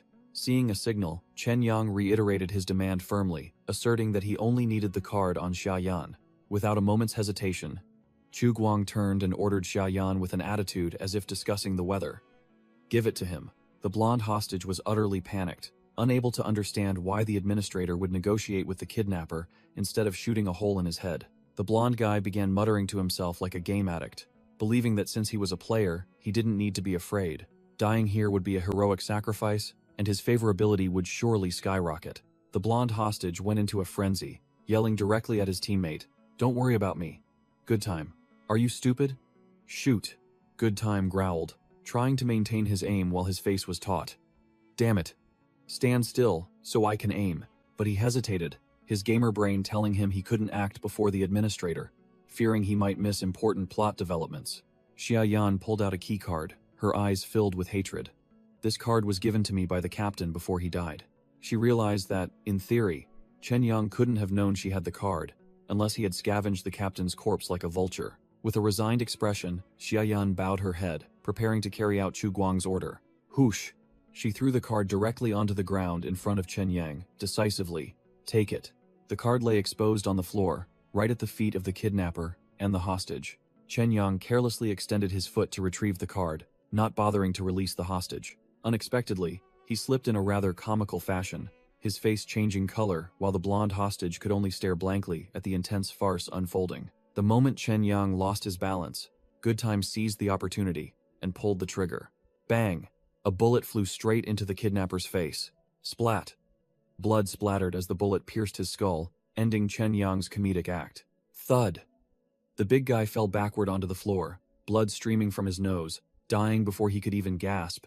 To everyone's astonishment, the entire scene in an instant. Chen Yang was down, Xiaoyan was still sitting on the floor, and the two gamers aimed their guns at the corpse as if they couldn't believe their eyes. Good Time was ecstatic, his eyes gleaming as he yelled, "I hit him! Headshot!" while the spiky-haired guy next to him looked speechless. The spiky-haired guy irritably pointed at the ceiling, exposing his delusional teammate. "That was my shot. Your bullet flew into the ceiling. Go practice more, noob." It turned out it was all Chu Guang's trick. He smirked, using his GM authority for the first time to forcibly disconnect a player, outright kicking Chen Yang out of the game. Xiaoyan sat on the ground, her face pale as she looked at Chu Guang, unable to believe her eyes. "You killed him." Chu Guang glanced at her with icy eyes, declaring bluntly, "I told you I hate being threatened, and I gave him a chance." The blonde hostage, now released, lay sprawled on the ground, trembling uncontrollably, completely shocked by Chu Guang's swift and decisive action. The blonde hostage suddenly woke up, his eyes wide, sweat pouring off him like rain. He scratched his head in confusion, looking incredibly dumbfounded, wondering, why was I disconnected? As soon as he turned around, he saw Chen Yang's corpse lying conspicuously on the floor and shrieked, "Holy crap, why is this guy dead?" He clutched his head in panic, yelling as if experiencing game lag. Did I miss another cutscene? The spiky-haired guy quickly put an arm around his teammate's shoulder, making up a story to cover it. It's probably just network lag. We just headshotted him. Wasn't that awesome? Leaving the blonde hostage speechless. Amidst the chaotic scene, Chu Guang coldly stood watching Chen Yang's corpse, ignoring the other three who were still clowning around. Without another word, Chu Guang bent down to loot the corpse, picking up a keycard. Chu Guang held the pistol he had just picked up, stating coolly, "This card is temporarily useless, but this gun is good stuff." Done with his task, Chu Guang turned and walked away, bluntly declaring, "I'm leaving now, you guys are on your own." Xiaoyan's mouth hung open, she stammered in despair. "Aren't you going to take me with you?" Chu Guang delivered an icy retort to Xiaoyan. "Did I say I would take you with me?" Ignoring the two blonde and spiky-haired subordinates eavesdropping behind him, Xiaoyan froze, only one thought in her mind. This guy isn't kidding, he really intends to abandon me here. Seeing all three turn and leave, she frantically called out, hesitating, "Aren't you marauders?" Chu Guang turned back, smirking. "Are you very disappointed?" Struck where it hurt, Xiaoyan blushed in embarrassment, unable to utter a word. She quickly tried to cover it up, changing the subject immediately. "I mean, You're survivors from this area, right? Can you take me to your settlement? Seeing the situation, the blonde guy turned and whispered to the spiky-haired guy. Is this a new NPC? Looks like the boss doesn't intend to bring her along. The blonde guy continued to analyze. But I think she can be saved. She looks like a mercenary. The spiky-haired guy's eyes lit up, and he immediately agreed. Exactly. Even with one leg missing, she can still make guns, right? Chu Guang glanced over, seemingly having overheard his two subordinates' discussion, and began to reconsider. Chu Guang stepped forward, standing tall before Xia Yan, who was still sitting on the ground. He spoke bluntly, without mincing words. To be frank, you're a burden right now. Even if I were to take you back to the settlement, your fate wouldn't be much better than death. The icy judgment left Xia Yan speechless, breaking her out in a cold sweat. Seeing that his words had sunk in, Chu Guang smirked and made an offer. Of course, if you have any worthwhile skills, I might consider bringing you along, provided you agree to work for me. Silence enveloped the area as Chu Guang crossed his arms, awaiting an answer from the one cornered. Xia Yan bitterly looked down at her bandaged leg, knowing her place. With only one leg, it would be hard enough to crawl out of here, let alone return to Rocktown. She calculated that even if she could return, she would be useless. Where would she get the money for those exorbitantly expensive, high-tech prosthetic legs? In the end, Xia Yan realized she had no other choice. Either follow these people, or sit here and wait to die. Chu Guang's team, consisting of Ye Wei and White Horse passing a crevice, pulled their new acquisition, Xia Yan, on a wheelbarrow, heading into the heart of the ruined city. Sitting on the wheelbarrow, Xia Yan bitterly thought that this journey might be the last moments of freedom in her life. Her mind began to wander, thinking that with this crippled leg, her only remaining use to that man could only be for reproduction. Her face flushed, and she naively mused, I heard it hurts a lot. I wonder if it's true. Immersed in a jumble of absurd thoughts, Xia Yan was startled when Chu Guang coldly announced, We're here. Before her eyes was a bustling construction site, with the clanging of metal, a scene completely different from the ruined world outside. Dozens of people in uniforms were working diligently, pushing wheelbarrows, building like an organized ant colony. Xia Yan gaped, unable to believe what she was seeing. Are they residents of a shelter? She remained frozen in place, watching the people full of vitality, working tirelessly with enthusiasm, an unthinkable sight in this apocalyptic world. While Xia Yan was still muttering that shelters weren't rare, before her was the high-tech gate of Shelter 404, guarded by professional players. In Xia Yan's mind, an image of an old shelter door covered in vines appeared. She thought there were still many unlocked shelters in this world. She muttered, wondering about the defensive wall, thinking it was superfluous when the bunker door was already too sturdy, while the image showed bullets hitting the wall were like mere scratches. An extremely powerful energy beam fired directly at the bunker door, proving its toughness could even withstand gamma rays, making Xia Yan gape in astonishment. Back in reality, Xia Yan sat on the cart, looked at Chu Guang's group, and asked directly, Are you people from a shelter? Chu Guang turned back and smirked. Oh, I thought you'd fainted. While Ye Wei behind him had his face contorted with exhaustion, Xia Yan puffed out her cheeks, annoyed. She turned away and firmly declared, I'm not that weak. Chu Guang looked at her meaningfully and remarked, I see. Your wounds are healing a bit faster than usual. He secretly assessed that an ordinary person who had lost this much blood would have long since been delirious with fever and fainted, but she was still holding on, proving she had exploitable value. Chu Guang turned and ordered his two subordinates, Bring the produce to Pro Chef Player, tell him to store them carefully. Ye Wei and White Horse, passing a crevice, immediately stood at attention, responding loudly and spiritedly in unison. Understood, sir. Chu Guang smirked, recalling that he had tasked Pro Chef Player with building a storage room and was confident that everything was in order by now. He completely trusted the chef's skill, a true professional who could handle everything perfectly. Without a word of warning, Chu Guang walked straight to where Xia Yan was sitting blankly on the cargo cart. He lifted her up with one hand in astonishment, making the female mercenary blush in surprise. As if carrying a sack of potatoes, Chu Guang tossed Xia Yan directly onto his shoulder. Even as she was still muttering, not understanding what was happening, Chu Guang simply carried his captive straight ahead, leaving Ye Wei and White Horse passing a crevice frozen in place, sweating profusely. The two subordinates could only gape, a single thought repeating in their minds. The boss is too domineering. So cool. Just then, Level 8 Great Gale appeared, looked at the devastated scene, and turned to ask, What happened? Ye Wei's face scrunched up, and he pointed at White Horse passing a crevice. Ask time. He watched the entire cutscene alone. I missed everything. Whitehorse passing a crevice was equally helpless. Don't, look at me. This game has no subtitles. I don't understand a damn thing the NPCs say to each other in cutscenes. Chu Guang casually declared to just consider this Xia Yan character a new NPC, added to the game to make it quicker, even though she clearly looked displeased. Level 8. Great Gale wondered why the captive looked so messed up, and Whitehorse passing a crevice casually replied, heavy injuries are nothing, she almost died. Ye Weiss face serious, warned Level 8 Great Gale that he couldn't imagine what they had encountered on their way back. Recalling the monster with bloodshot eyes, Ye Wei's face turned pale, and he uttered a single word, a creeper. Hearing about a new monster, Level 8 Great Gale's eyes lit up as if head found gold, and he pressed with questions. What kind of creeper is it? What does it look like? Ye Wei began to describe the grotesque monster. When it crawled, it was nearly a meter tall, and when it stood, it was over 2 meters, making Level 8 Great Gale turn pale with fear. He continued, that thing was not only tough, but also as fast as lightning. All 3 of them fired bullets, but it dodged every single one, not a single hit. Then the boss appeared. Ye Wei recounted, with a face full of admiration, pulled out a steel pipe, and skewered it to death in a few moments. Whitehorse passing a crevice nodded in confirmation.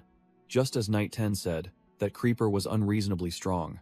Meanwhile, Chu Guang was analyzing the situation, thinking that the new update not only added features but also released a bunch of mutants, NPC factions, and new quests. Ye Wei brushed the topic aside, going to do the administrator's assigned task. Let's discuss that after we log out. I'm going to deliver the cargo cart to Pai first. Veteran Survivor told Whitehorse passing a crevice to go ahead, while he stayed to tinker with the steel smelting blast furnace. When you're done, come back and give me a hand. Inside the shelter, Chu Guang strode in majestically, carrying a person on his shoulder, amidst the astonishment of the working players. The crowd immediately buzzed, pointing and whispering. Who is the boss carrying back? Could it be a new NPC? When they realized it was a girl, the entire group of players erupted in joy, cheering loudly because they were about to experience the internal beta test. Carried like a sack of rice, Xia Yan only wanted to disappear into the ground. Her inner self screamed, damn it, this posture is too humiliating.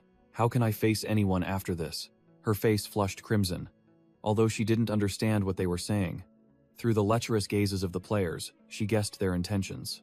In Xia Yan's eyes, these players were no different from a pack of hungry hyenas, flattering the alpha in hopes of getting some leftover scraps. And the tender, juicy prey that the pack of wolves was drooling over was none other than her. A tear of despair rolled down her cheek. Xia Yan secretly resolved to end her own life rather than be humiliated. Carried like a sack, Xia Yan helplessly screamed in silence, her body unable to move, only able to cry in shame. Damn it, I can't control my body. Without a word of explanation, Chu Guang carried his prize directly into his command room, a minimalist room with modern computers. He roughly tossed Xia Yan onto a chair, making her cry out in pain. Both in pain and annoyed, Xia Yan gritted her teeth. Ah, a little gentler. Seeing Chu Guang silently approach, Xia Yan panicked. You, what are you going to do? But only received a cold reply. Sit still. Chu Guang reached into a drawer and took out a wrapped object. He tore open the wrapping, revealing a high-tech syringe inside. Seeing something that looked like a needle, Xia Yan turned pale. Her fear surged to its peak. You, what are you going to do to me? Chu Guang, with an expressionless face, raised the syringe, his voice calm but full of authority. It won't hurt. Endure it. He introduced the item, the Nano Healing Needle, specialized in patching up nasty wounds by enhancing tissue regeneration. Chu Guang muttered that this nano syringe was a rare item opened from a mystery box, which he hadn't intended to use because this one's self-healing ability seemed quite tough, but now it was different. Xia Yan's leg wound was infected and festering. He couldn't let it worsen any further. He knew full well the shelter's abysmal medical situation. No doctors, no anesthetics, no rubbing alcohol, let alone a sterile operating room. Chu Guang only hoped he could at least ask WC Mosquito to produce some alcohol to use temporarily to make things less crude. He approached, the syringe clutched in his hand, making Xia Yan tremble with fear. Her face flushed red. She stammered through her tears, her voice trembling as she pleaded, Don't come here. Enough talk. Chu Guang ignored her, decisively plunging the needle straight into Xia Yan's thigh. Xia Yan let out a piercing scream, as if she were about to die. But just a second later she froze, her face full of questions. Huh? Why doesn't it hurt at all? Xia Yan was completely bewildered, not understanding what the hell was happening as she felt nothing from the injection site on her thigh. Xia Yan groggily woke up, still dazed from the drug, and tremblingly asked Chu Guang what he had done to her. Chu Guang replied nonchalantly with a cool expression. Just saving your life. No need to thank me. But immediately, he changed his tune with a sly smile, enticing her. Actually, if you want to thank me, just work hard for me. Seeing the other party bewildered, Chu Guang's gaze sharpened, as if awaiting an answer. Before she could process the information, the side effects of the drug kicked in, making Xia Yan snore loudly, falling into a deep sleep. Chu Guang looked at her sleeping soundly, muttering that he hadn't expected this injection to have a sedative effect. Luckily, he hadn't used it in real combat. Must record this high-quality item immediately.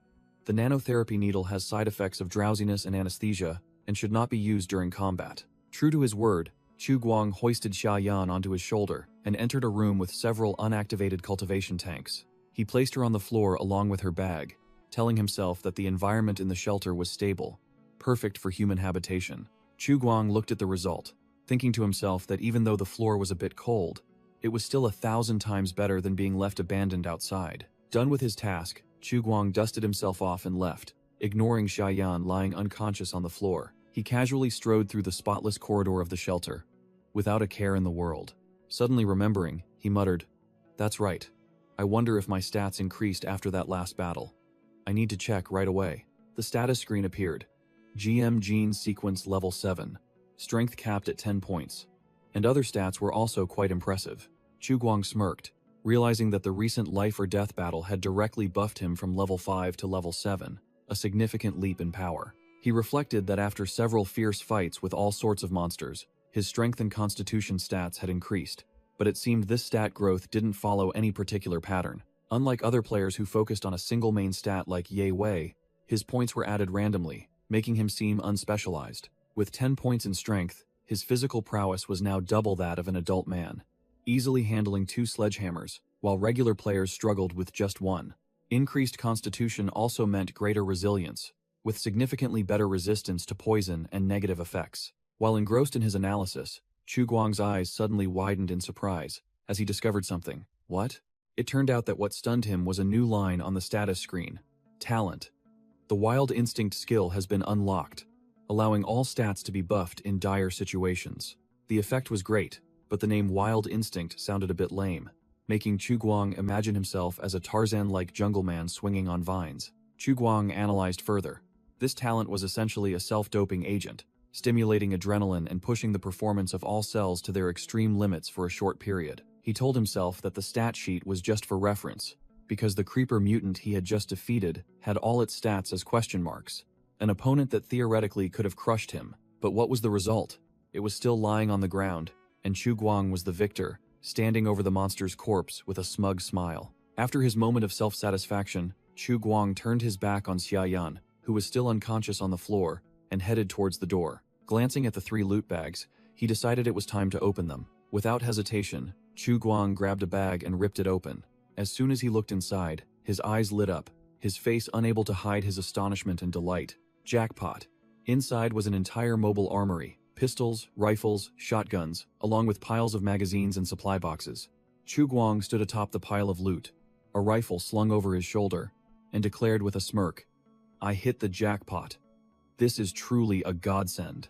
Without delay, he sat down and began sorting through the pile of hot goods he had just looted, from firearms to ammunition crates. He chuckled, secretly praising his subordinate Ye Wei for doing such a thorough job, scavenging everything without leaving a single thing behind, even stuffing empty magazines into his bag. Upon closer inspection, Chu Guang realized that most of the ammunition consisted of regular steel core rounds, with only a few scattered ones being high-quality copper or lead-cased types. Suddenly, he discovered several bullets with red-painted tips, his face beaming as he knew these were special, rare rounds. Chu Guang secretly assessed that while these mercenaries weren't wealthy, their firepower was no joke, proving that Stone Town's strength was quite reputable. With the vision of a manager, he realized that as the outpost developed, trading with other bases would become imperative. He resolved that after this winter, he would organize a caravan for trading, already envisioning scenes of shaking hands on business partnerships. But then, he was at a loss for words, thinking that he couldn't just rely on those cunning merchants. If he didn't want to be cheated, it was best to go himself. Wind swept through the ruined city, On a rooftop, two figures sat silently, seemingly a flashback to the past. New dish launched. Salted horn potatoes with smoked beef, radiating a halo like five-star food. The gamer's eyes lit up, shouting in delight. A new dish. Finally, it's not that damned stewed fish again. Everyone slurped loudly, and the pro chef player proudly declared that, thanks to the administrator's horn potatoes, he could finally offer the guys a change of taste. The pro chef player gleefully remarked that these mashed potatoes, boiled in salted water and drizzled with a bit of soy sauce, tasted just as good as MFC's mashed potatoes. But a problem began to arise. This dish consumed an extreme amount of soy sauce.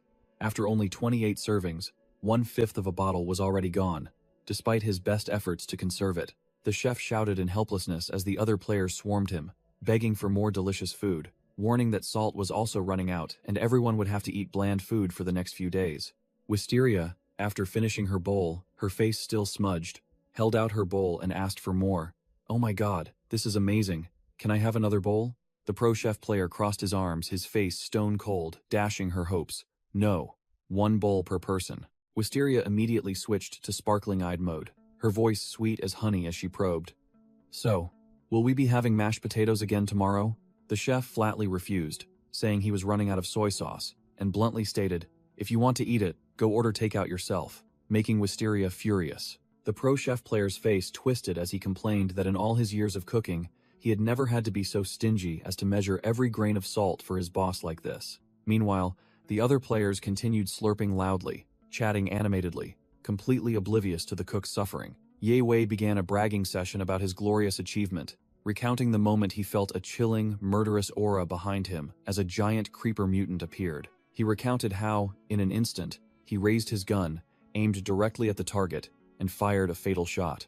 A spiky-haired player, who was eating, heard this and immediately taunted. "Fired a shot? I thought you brought a Gatling gun to hunt. Hit where it hurt." Ye Wei awkwardly defended himself.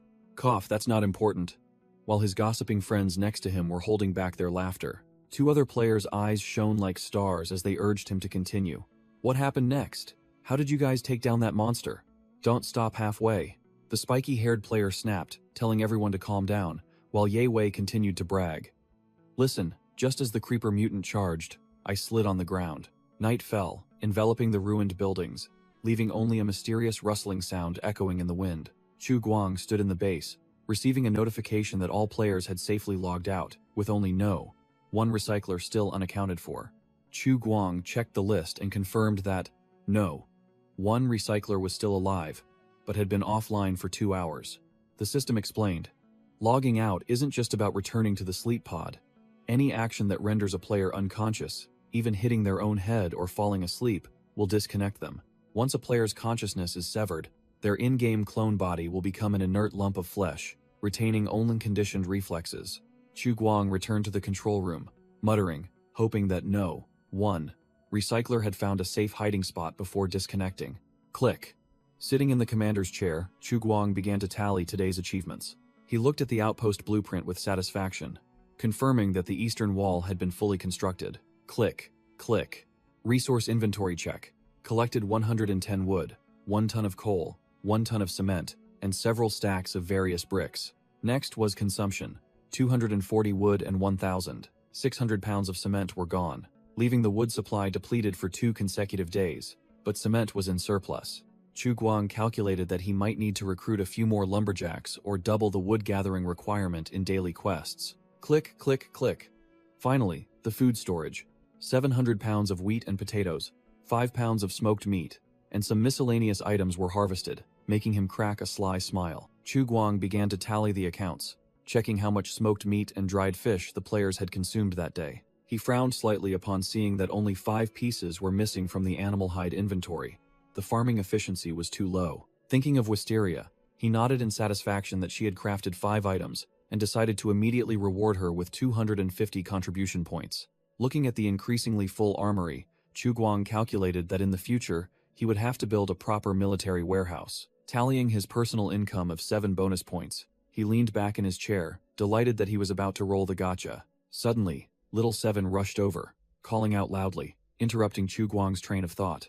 The AI butler exuded an overwhelming aura, hovering in the air like a deity, making Chu Guang ask blankly what was wrong. With glowing eyes full of indignation, Little Seven growled, questioning, "Why did you bring a stranger back here?" The robot repeated the question menacingly, hovering right behind a silent Chu Guang. Chu Guang was completely bewildered, his face blank as he wondered what nonsense this AI was spouting. Little Seven growled, accusing Chu Guang of carrying a strange girl on his shoulder, but the protagonist merely replied nonchalantly, "So what?"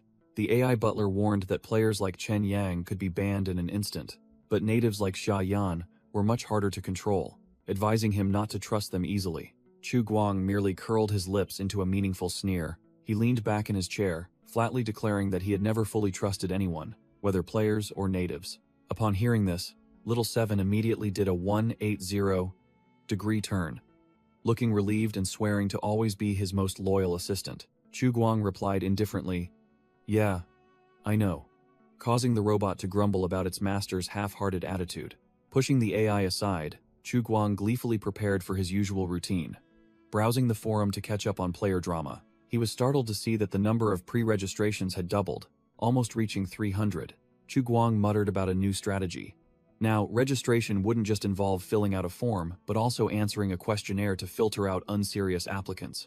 The goal was to eliminate the deadweights who only whined for gifts, and to find true try-hard gamers who knew how to carry the team. Chu Guang gaped when he saw that the official website's traffic had exceeded 1,000 visits per day. He broke out in a cold sweat, not understanding how a crappy website, with no registration info and a red error for its security certificate, could still attract so many people. Chu Guang smirked, realizing that these idle folks were the perfect source of free labor for his game, like a bunch of people diligently laying bricks. Regaining his domineering demeanor, Chu Guang sat up straight, deciding to check out the forum drama. He was pleased to see that, one recycler had posted, reporting the discovery of an abandoned tire factory showing signs of being a marauder camp.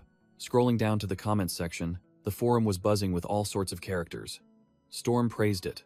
Shadow wondered why Lizardman wasn't online during the day, and 10 times teased him for showing off his achievements. Chu Guang suddenly noticed a new post by a player named Time. This gamer was full of praise for the Alpha 0.2 update, commending everything from the detailed concrete wall to the giant mutant at the farm, making Chu Guang gleefully type on his keyboard for tricking the noobs. The post went on to recount an encounter with a creeper mutant, praising the administrator's unmatched power for killing the over 2-meter tall monster with just a water pipe, making readers blood boil with excitement. Finally, the player expressed extreme anticipation for a new NPC, Xia Yan, joining the outpost, promising to unlock countless new quests like weapon customization. Flattered to no end, Chu Guang gleefully pinned the post to the top of the forum, thinking to himself, a quality post like this must be shared with everyone. While browsing the forum, the robot Little Seven suddenly appeared and called out, "Master." Chu Guang jumped and asked back, "What is it?" Little Seven, with a serious expression, reported, "The woman you brought back has woken up." The female mercenary Xia Yan lay sprawled on the floor, disheveled with one leg crudely bandaged, a supply bag beside her. Her crimson eyes slowly opened, reflecting exhaustion yet full of vigilance. Her throat parched, Xia Yan weakly whispered, "I want water." Suddenly, a supply bag appeared right in front of her, making Xia Yan, who was fading, jolt and open her eyes wide. Inside, the black bag was a bottle of clean water and an energy bar, a premium survival combo in the apocalypse. Like a drowning person grasping at a straw, Xia Yan didn't hesitate for a second, reaching out to grab the water bottle. She tilted her head back and gulped it down, trying to quench the burning thirst tormenting her. After chugging the water, Xia Yan smiled refreshingly, as if resurrected from the dead. Her joy was short-lived as she paused, bewildered to see a large package still in the supply bag. Xia Yan pulled out a candy bar, her face full of doubt, wondering what this strange thing was. Her stomach rumbled, signaling that her body was famished and desperately needed energy. Tearing open the wrapper, Xia Yan stared at the chocolate bar, muttering that it looked like food but smelled a bit strange, though not rotten. Too hungry to think, she decided to ignore it, breaking off a piece and putting it in her mouth to try. The moment the chocolate melted in her mouth, Xia Yan's red eyes lit up, as if she had found the truth of life. She chewed ravenously, her face showing extreme bliss. "Oh my god, this is freaking delicious." While immersed in the wonderful taste, Xia Yan suddenly noticed Chu Guang's silhouette standing at the door. Noticing someone, she flinched, her blissful expression instantly turning to high alert. Chu Guang stood with his arms crossed, looking at Xia Yan, and asked curtly, "Awake now?" He smirked meaningfully, his tone teasing. "Good? Xia Yan blushed, timidly admitting, "Good." Chu Guang continued his coaxing with an even slyer smile. "Want more?" Struck where it hurt, Xia Yan couldn't resist. Her cheeks flushed as she replied, "Yes." Chu Guang sealed the deal, declaring that what she had just eaten was chocolate, and stating his condition bluntly. "From now on, you'll do whatever I tell you." He offered an irresistible deal. In return, she would have food and a safe place, and if she did well, she'd even get extra chocolate. With an absolutely confident expression, Chu Guang asked the decisive question. "So, what's your answer?" Xia Yan, still holding the chocolate bar, looked up and accepted her fate. "I'll work for you."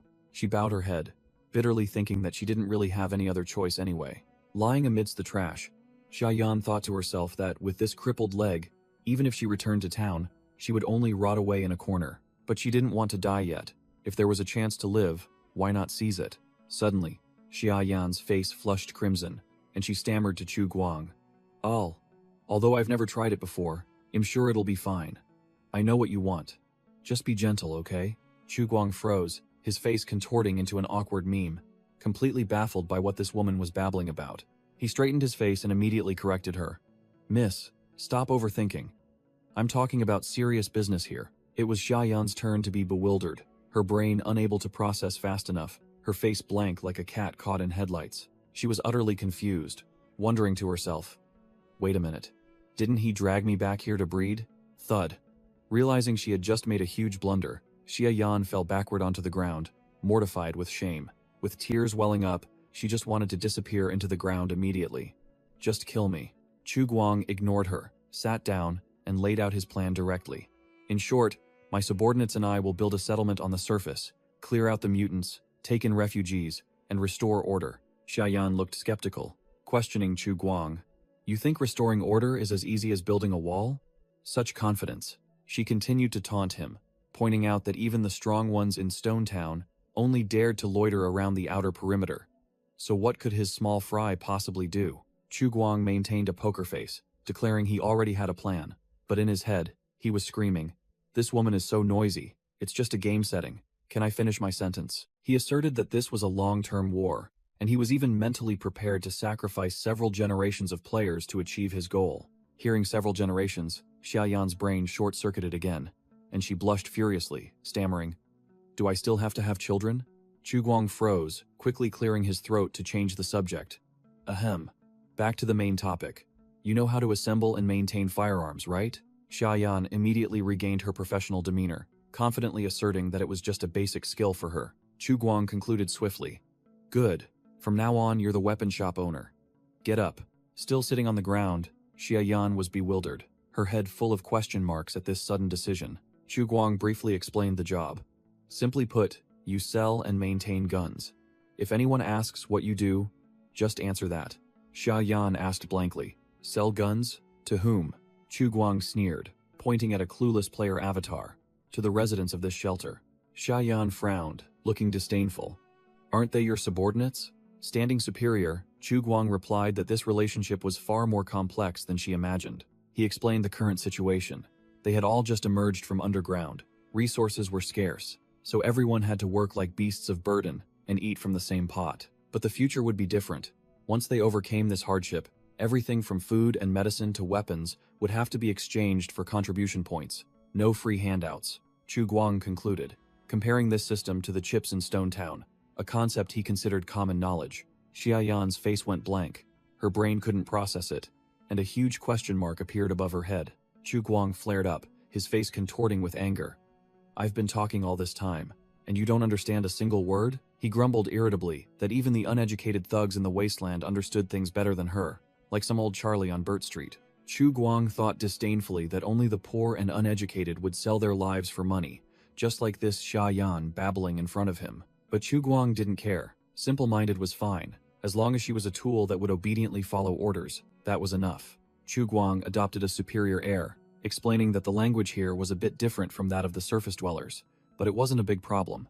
He would teach her some basic communication phrases. Xia Yan fell silent, her face clearly showing confusion, her brain still trying to figure out what this guy was up to now. Chu Guang crossed his arms, standing in a dominant position, looking down at Xia Yan sitting on the ground, and delivered a powerful closing statement.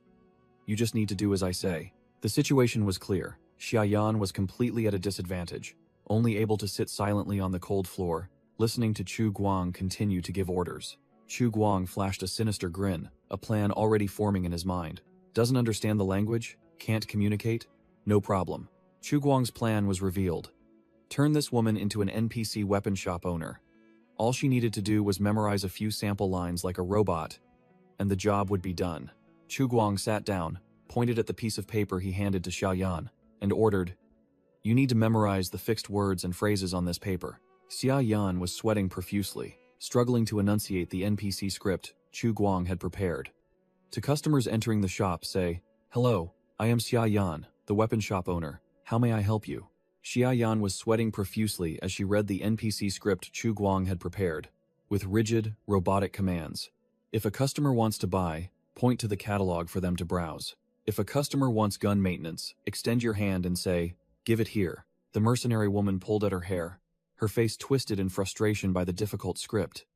Even with phonetic spellings, the pronunciation was still awkward, and her brain simply couldn't process it.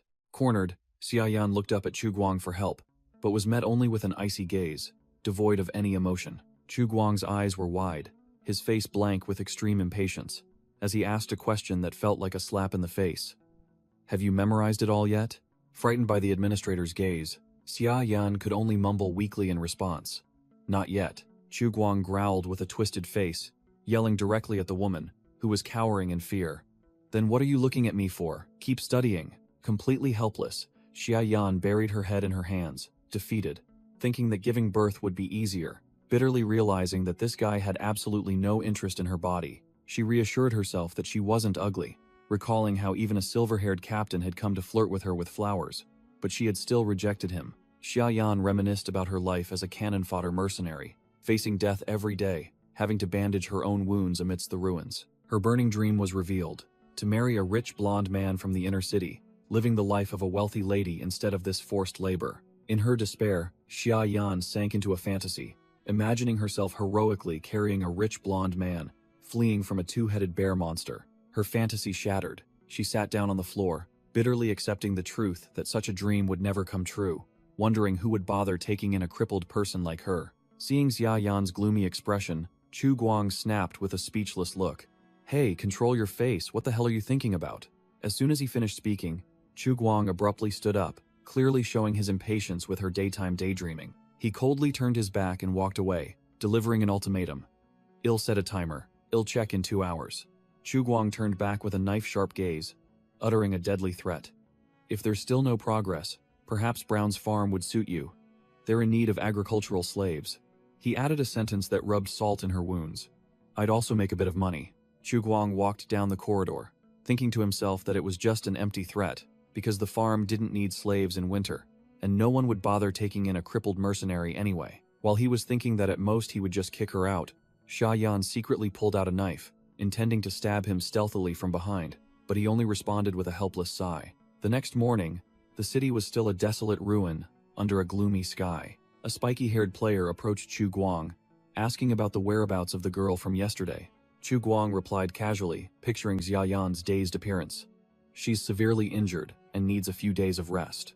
He continued to boast that he had convinced the girl to join and that she would be in charge of weapon maintenance for the outpost after her recovery. The truth was, the girl had been grinding until 2 or 3 in the morning, so exhausted that Chu Guang had to carry her back to her room. Chu Guang's eyes lit up as he announced to the players about the new NPC, Xiaoyan, a true weapon expert. Hearing this, Ye Wei became extremely excited, rushing forward to ask, "Boss, are we hunting today? When are we going?" Chu Guang was speechless, his face blank as he curtly replied, "Now." He secretly thought these players were even more cunning than him, daring to assign tasks back to the GM. True to his word, his hand was already on his gun holster, preparing for the hunting trip. Chu Guang handed Ye Wei a pistol and a mini crossbow, coldly saying, "Take these." Ye Wei's eyes sparkled as he held the 2 basic weapons, pleading, "Boss, can I have a shotgun instead?" Chu Guang unceremoniously pushed Ye Wei's face away, brutally crushing his hopes. "We're going hunting, not exterminating mutants. Dream on." Ye Wei dejectedly carried his gear away as Chu Guang gave a firm order. "Get familiar with these 2 items before talking about anything else." Meanwhile, in a ruined industrial area, smoke rose from a makeshift forge, signaling that a crafting process was underway. A veteran survivor with silver hair was straining to pull the bellows, stoking the forge with determination. The veteran survivor and the spiky-haired player worked together, vigorously pumping air into the smelting furnace, making it glow fiercely. The spiky-haired player shouted with vigor, determined not to give up. This time we absolutely must smelt molten iron. Both players were sweating profusely, their eyes intensely focused on the furnace, anticipating the fruits of their labor. Finally, it's done. The glowing molten iron pot made the spiky-haired player and the veteran survivor's eyes light up like headlights, cheering excitedly. Amazing! We did it. After 3 days of grinding their butts off, they finally had molten iron. The two men hugged each other, crying tears of joy. The veteran survivor, full of vigor, immediately started planning weapon forging. An axe or a knife, or anything useful will do. The spiky-haired player looked thoughtful, hand on chin, pondering like a true strategist. But no, he declared with a deadpan expression, prioritizing his stomach. Let's make a frying pan first. I'm sick of stew.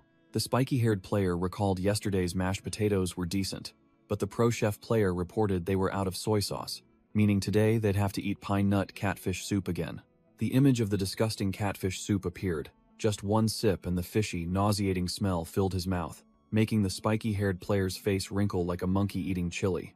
Hearing about stir-fry, the veteran survivor also teared up in empathy, patting his comrade's shoulder. Good idea. With a pan, we can have stir-fries.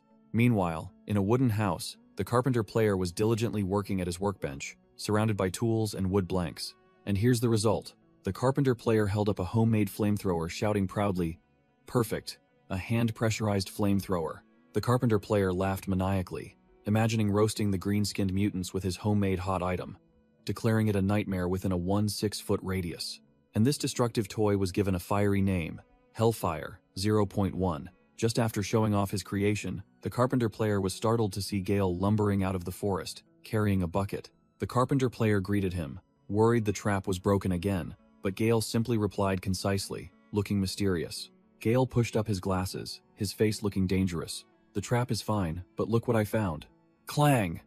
Gale slammed the bucket down, making the carpenter player curious about its contents. The carpenter player's eyes widened and his jaw dropped as he looked into the bucket, completely shocked. A bucket full of struvite minerals, an unbelievable discovery. Immediately, both of them grabbed the buckets and ran like mad towards the lake. Gale shouted excitedly as he ran, realizing that the most abundant resource in Lake Leaner wasn't fish. Gale switched to Professor mode, his eyes gleaming as he explained that this lakeside was a natural NPK. Nitrogen, phosphorus, potassium, mine. Both of them dashed like arrows, the carpenter player close behind Gale, urging, "Almost there. Just ahead." Reaching a dense patch of trees, Gale pointed. "This is it, where the vegetation grows thickest." The carpenter player squatted down to examine the pile of white minerals, while Gale explained it was an excellent water source for both humans and animals. Without another word, the carpenter player swiped his finger across the white powder to check its quality, and in an unexpected moment of genius, he put his finger straight into his mouth to taste it. Immediately, the carpenter player's face changed color, and he spat it out, while Gale stood beside him, speechless. The carpenter player vomited violently, cursing tearfully. "Damn it, I can't believe it's still fresh." After emptying his stomach, he regained his serious demeanor, asserting that despite accidentally tasting bird droppings, he was certain this place contained a large amount of struvite. The carpenter player began to ramble on about struvite's chemical composition and applications, looking like an expert. The carpenter player continued his chemistry lesson, explaining that struvite would gradually oxidize into nitric acid thanks to bacteria. This process would create a variety of nitrates, accumulating underground to form nitrate soil. He continued to expound on boiling nitrate soil with plant ash to distill saltpeter, looking like a mad scientist. The carpenter player concluded with a bold statement: "Struvite equals gunpowder," declaring they now held the core ingredient for making hot stuff. With a sinister expression, the carpenter player confidently stated, "With this soil, we can make black powder." Gale coldly interrupted his boasting, asking a critical question. "Okay, we have nitrate soil and charcoal, but black powder also needs sulfur. Where do you plan to dig that up?"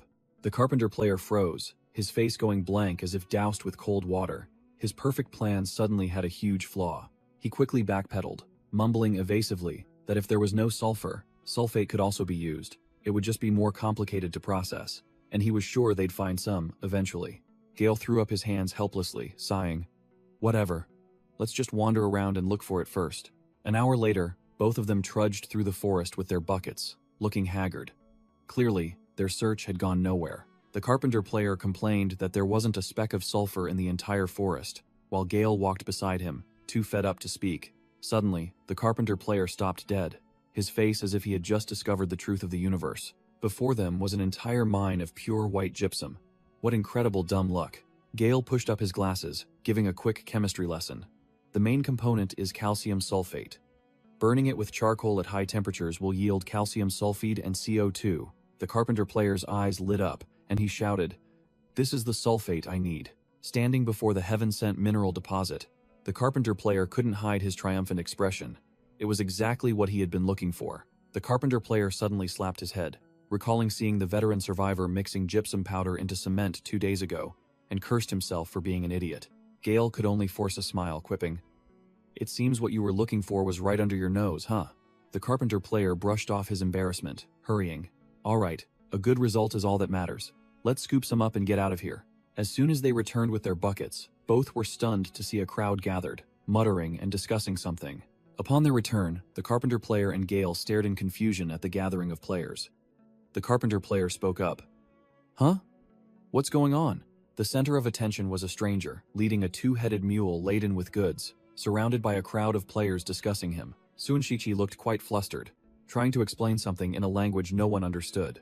The carpenter player's eyes lit up with excitement, exclaiming, "Who's that guy? A new NPC?"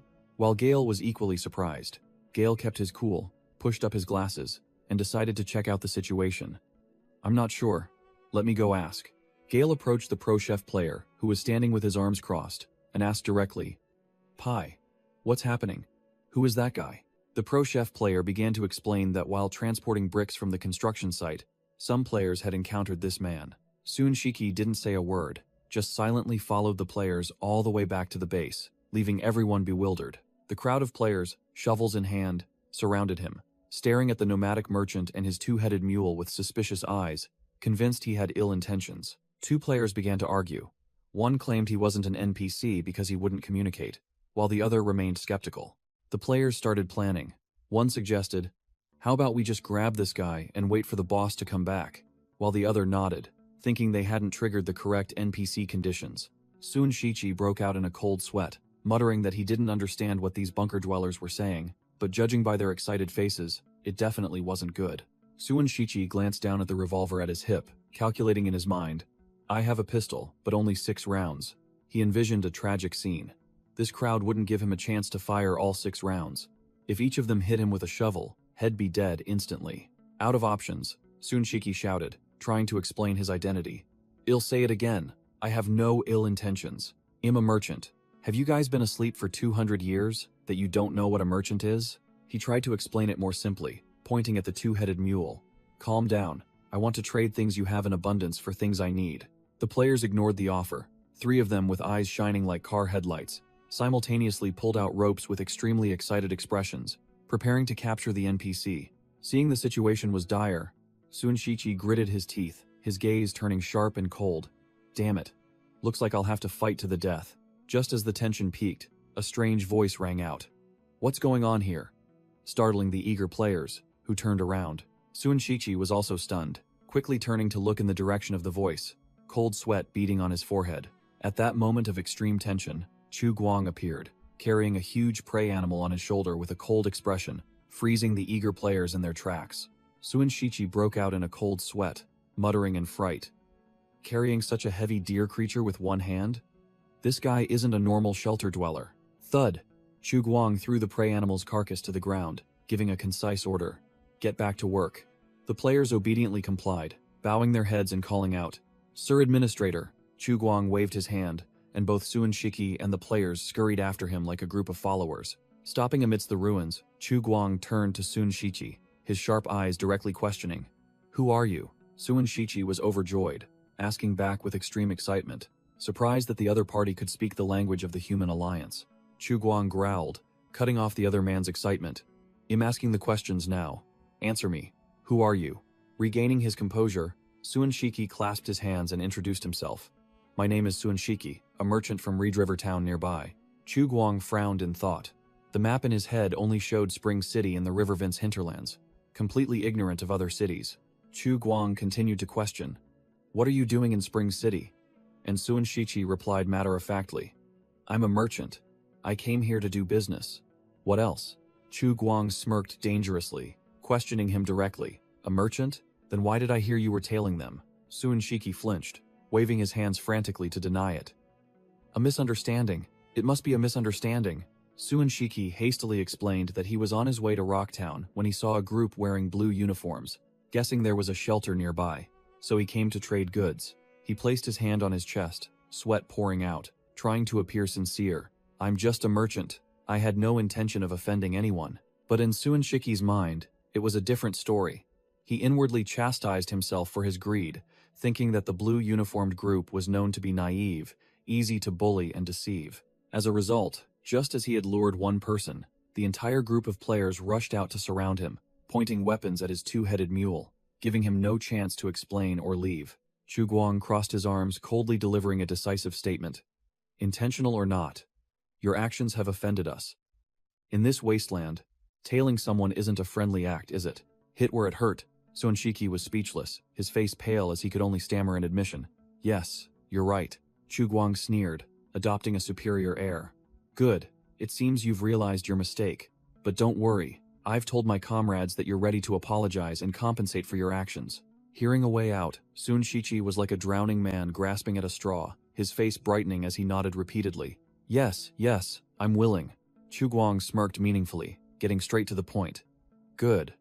Then I suppose you wouldn't mind if we chose our own compensation, would you?" Amidst the ruins, Chu Guang stood with his arms crossed, domineering, facing a completely subdued Sun Shiqi beside his two-headed mule. Sun Shiqi's face changed color, sweat beginning to pour as he realized he was about to be legally extorted. "Wait, what do you mean?" Chu Guang grinned slyly, declaring bluntly, "An apology can't come empty-handed. We're not just robbing you, we're just picking a few items off your mule's back." Chu Guang's face darkened, his eyes sharp as daggers piercing the merchant, the atmosphere turning deadly. "Or do you not want to?"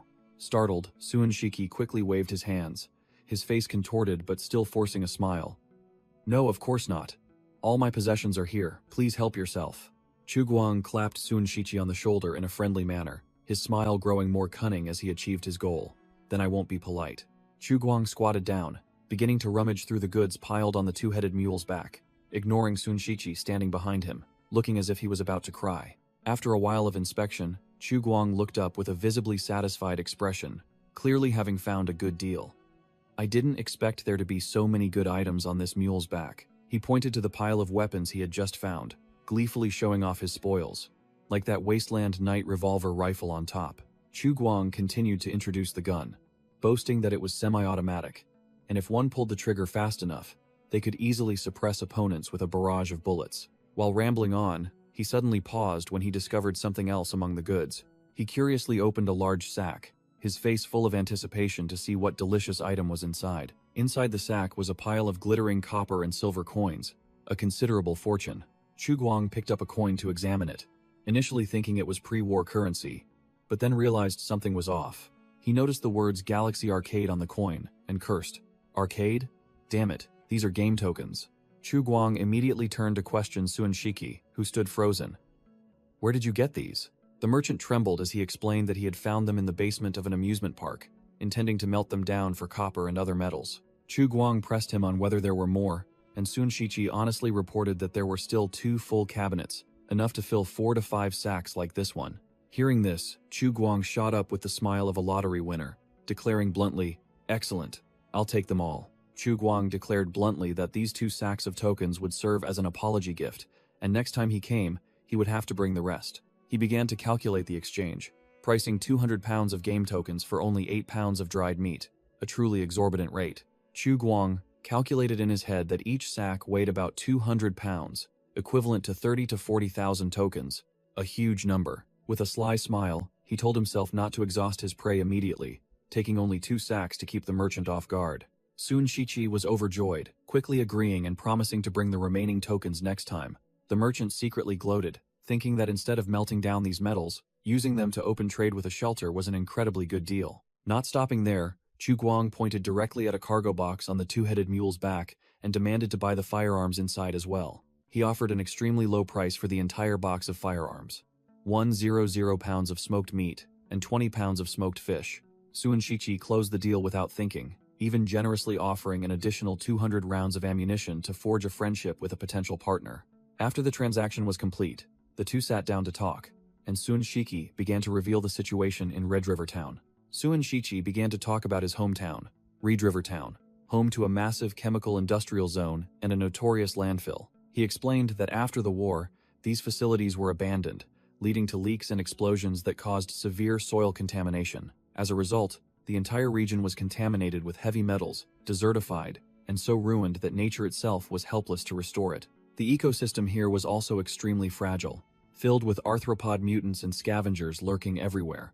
Sun Shiqi lamented that with the barren land, local residents could barely farm, and hunting wasn't much better. But ironically, the landfill that had been vehemently opposed before the war had now become a gold mine for the entire town after 2 centuries. It buried nearly half a century's worth of waste, and most of it hadn't even decomposed, simply lying dormant underground.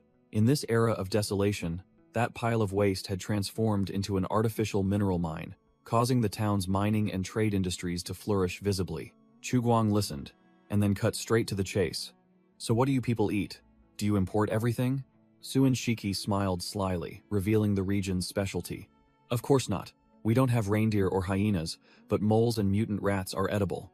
Sun Shiqi recounted that besides rats, they also hunted harmless insects to process into protein powder, animal feed, or nutritional cream. With that, he pulled out a unique dark red jar, boasting that the contents of this jar were a prime example. Chu Guang took it, curiously asking what the hell this jelly-like substance was made of. Sun Shiqi smirked eerily and declared bluntly, "Mutated cockroaches." Amidst the desolation, the merchant calmly confirmed that the local specialty was indeed mutated cockroaches. Upon hearing this, Chu Guang's face changed, looking disgusted. "Damn it. Now that I look at it again, it's disgusting." He quickly reassured him, explaining that although it was extracted from cockroaches, after processing, it was just protein and oil, no longer related to that disgusting bug. Seeing this, Sun Shiqi enthusiastically invited Chu Guang to try a piece. Chu Guang forced a smile, sweat pouring down, and flatly refused. "No thanks." Chu Guang remarked that the merchant was truly knowledgeable about insects, and Sun Shiqi confirmed that it was an everyday occurrence for them, as they encountered them daily. Chu Guang changed the subject, directly asking Sun Shiqi if he had any way to deal with the mutant leeches. Hearing that name, Sun Shiqi immediately turned pale, haunted by the disgusting monster's tooth-filled mouth. The merchant composed himself, stating that in his Red River town, these leeches were quite rare, probably because there were more ants there. Chu Guang was bewildered, not understanding what ants had to do with this. Sun Shiqi explained that they had a type of mutant called iron-backed ants, the smallest the size of a thumb, the largest capable of being the size of a fist. It turned out that these iron-backed ants were the real deal, with shells as hard as steel, resistant to corrosive acid, and a natural predator of soft-bodied creatures like leeches. Chu Guang's eyes lit up, and he suggested that Sun Shiqi bring a few for him to see next time, and the merchant immediately accepted the offer.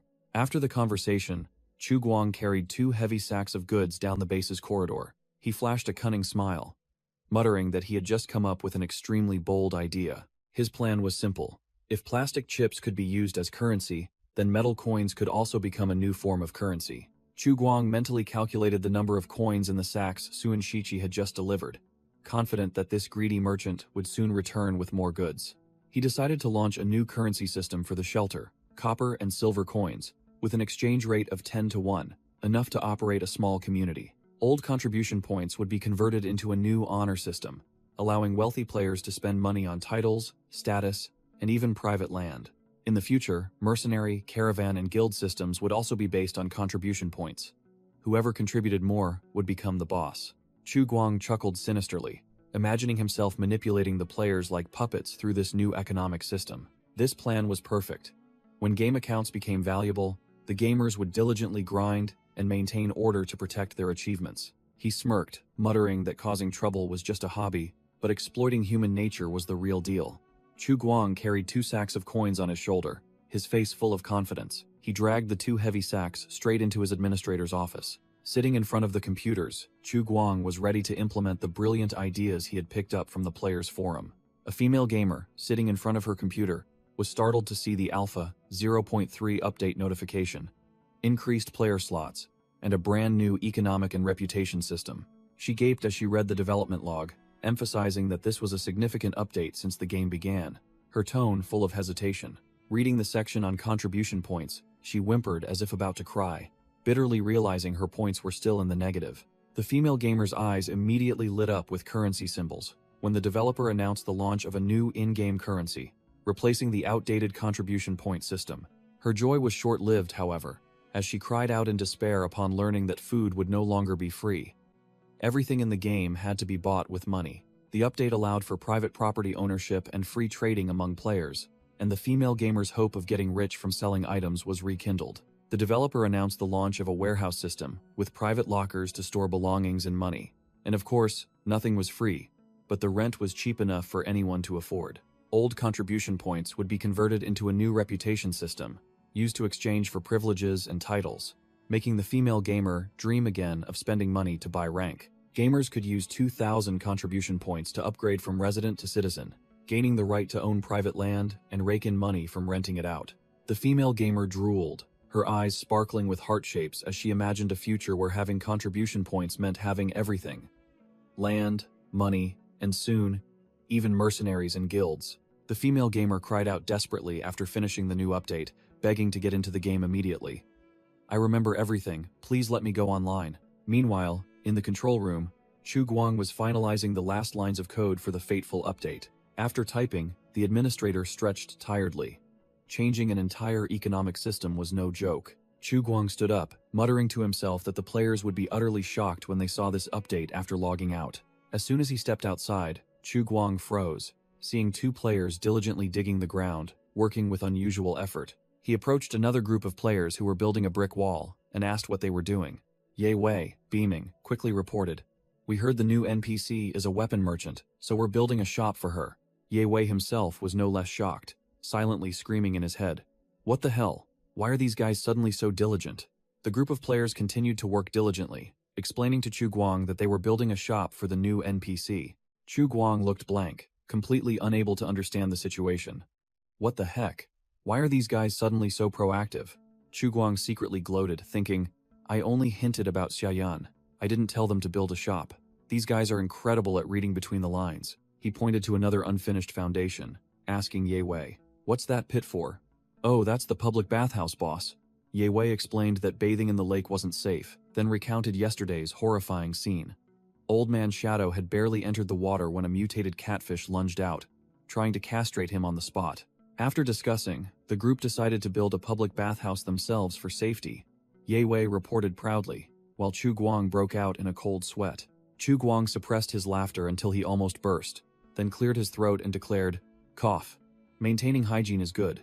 But inwardly he was screaming, "Damn it, don't laugh." Ye Wei enthusiastically returned to work, leaving Chu Guang standing dumbfounded, looking at his player's monumental project. In another corner, the pro chef player was skillfully wielding a pan over a self-built stove, the sizzling sounds echoing invitingly. Chu Guang froze again, wondering where this iron pan came from, while two other players, Shadow and Time, were already holding bowls, lining up to eat.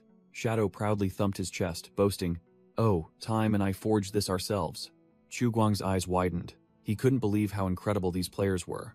"So, your traditional steel-making method actually succeeded?" Shadow confidently bragged that while the forged steel was of mediocre quality, it was more than enough to craft basic tools like wrenches or frying pans. He scratched his head, explaining to Ye Wei and Time that he had tried to report this, but couldn't find the administrator anywhere. Chu Guang secretly admired them, never expecting these players to self-teach and master manual steel forging.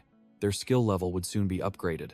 Acting like a big boss, Chu Guang announced that he would acknowledge their efforts and reward each of them with 1,000 contribution points for solving the steel shortage. Shadow and Time were overjoyed when the point addition notification appeared, shouting that it was their honor to help the administrator. Chu Guang waved his hand, signaling for them to eat freely, then turned and walked straight to the makeshift kitchen. Chu Guang approached the pro chef player, who was still wielding his pan, and casually held out his bowl. "Give me a bowl." The pro chef player froze, utterly shocked to see the administrator NPC eating with the players. This was not in the script. Coming to his senses, the pro chef player eagerly volunteered. Let me scoop it for you." Wisteria, a pink-haired gamer, was quicker, humming as she brought a full bowl to Chu Guang, leaving the chef to watch enviously. Wisteria's face flushed, and she held out the steaming bowl of soup with both hands, cautioning, "It's hot. Be careful." Chu Guang simply replied, "Okay," and took the soup bowl from the embarrassed Wisteria.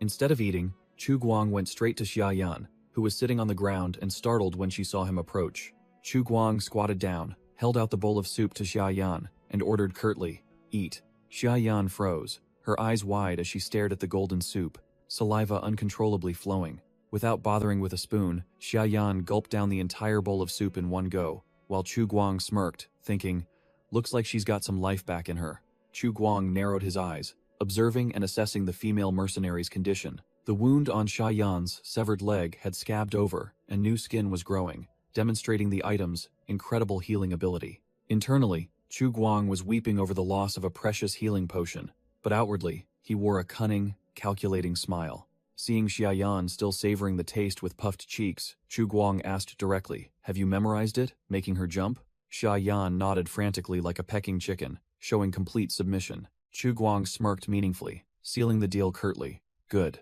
He granted a favor, but also gave an order. "You get one more day of rest. The day after tomorrow, you start working." Chu Guang began testing his new employee's competence. "Tell me, what exactly does a weapon shop owner do?" Seeing her look bewildered, he openly showed his disappointment. "This is your role, isn't it? You've memorized all your lines but you still don't understand?"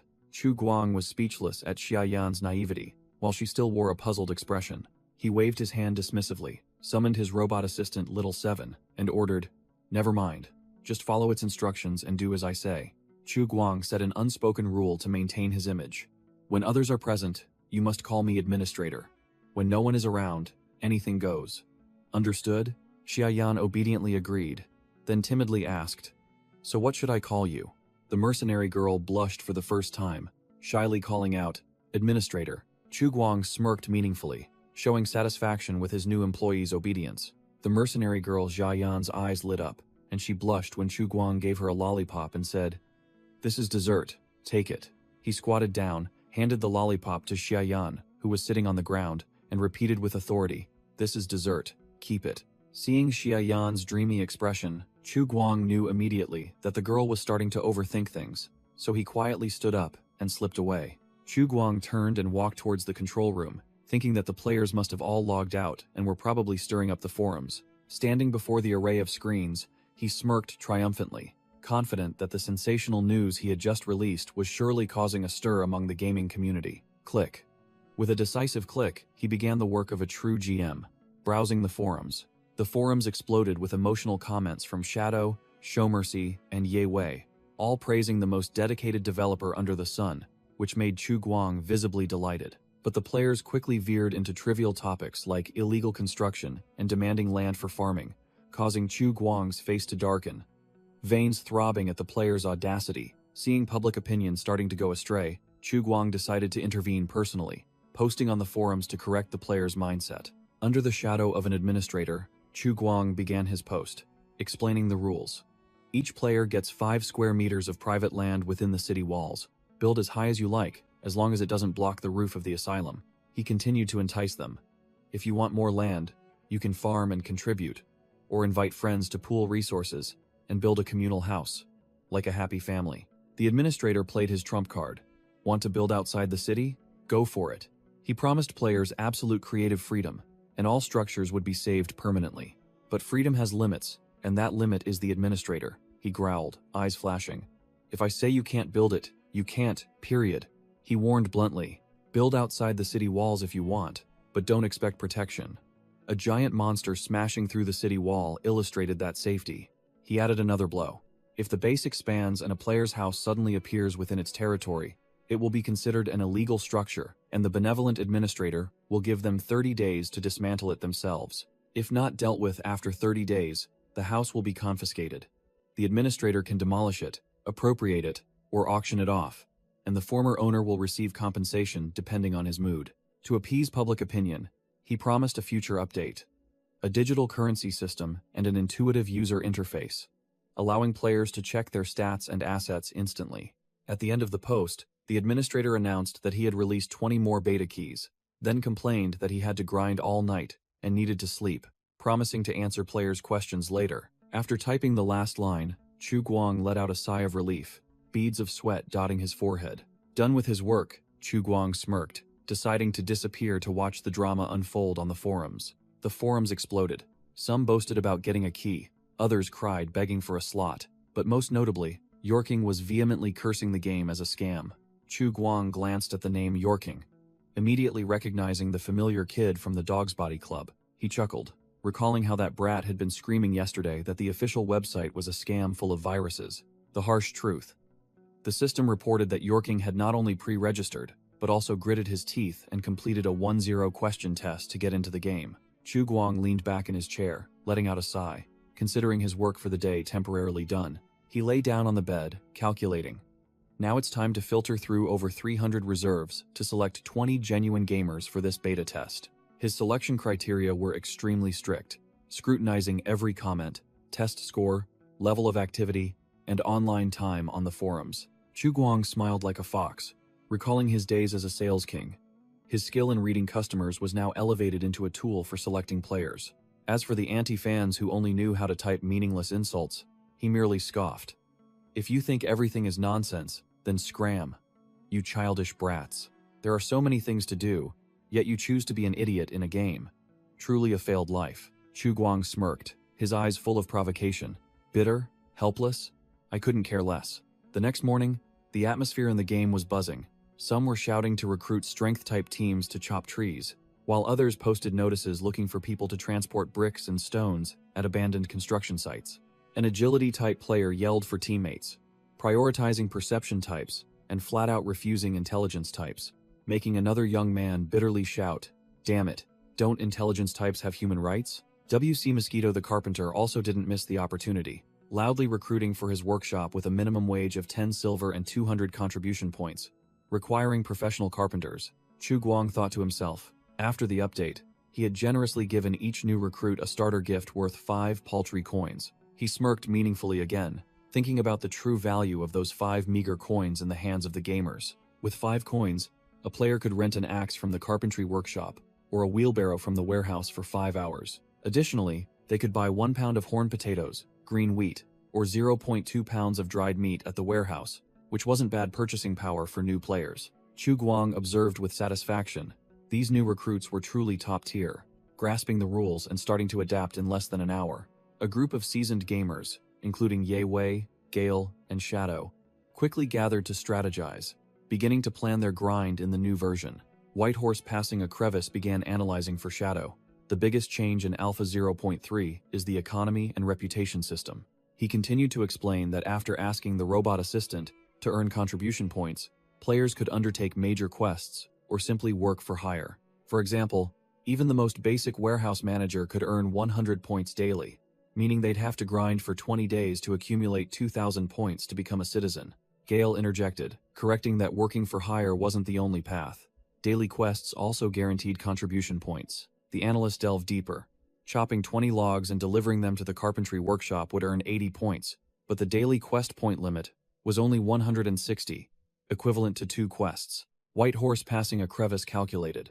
If a dedicated grinder combined both, theoretically, they could farm a maximum of 260 points a day, shortening the time to become a citizen to 8 days, but that was a hardcore schedule. After hearing this, Ye Wei's eyes lit up, realizing his 3,000 contribution points were also quite impressive. Just as he was about to boast, Ye Wei was splashed with cold water by veteran survivor, who casually scratched his head.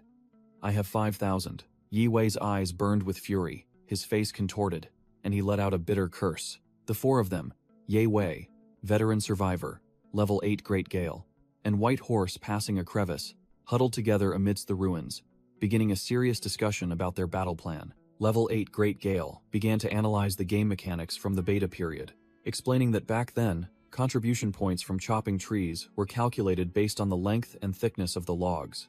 The analyst continued, pointing out the imbalance where a strength-type player like Veteran Survivor could farm up to 800 points, while someone with weak physique like Whitehorse passing a crevice could still earn 300 points daily just by chopping wood. Whitehorse passing a crevice interjected, saying that because it was too unreasonable, since Alpha 0.2, the income from chopping trees had been severely nerfed, now only paying a few loose coins. Ye Wei added fuel to the fire, bitterly stating that now, without an axe, you even had to pay a rental fee of 1 coin per hour, or even pay in installments. Veteran Survivor concluded with a firm statement. Compared to when the game first launched, the lumberjack profession has been nerfed so badly it can't recover. White Horse Passing a Crevice declared that thanks to grinding during that golden era, the 4 of them, calling themselves the 4 great pillars of the shelter, were currently the players with the highest contribution points. He began to outline a grand plan. He had already exchanged for the citizen title and urged the other 3 to also upgrade to combine their land, occupying a 20 square meter plot near the nursing home. Yi Wei, still bewildered after the point flexing, asked in confusion, "What for?"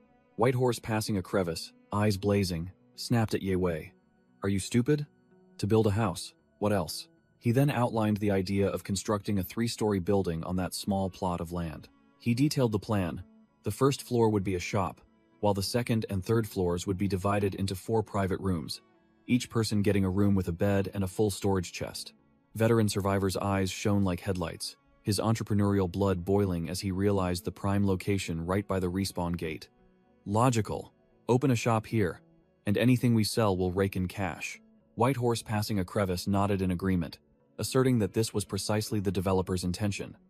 The new update is clearly encouraging players to freely create, produce, and trade.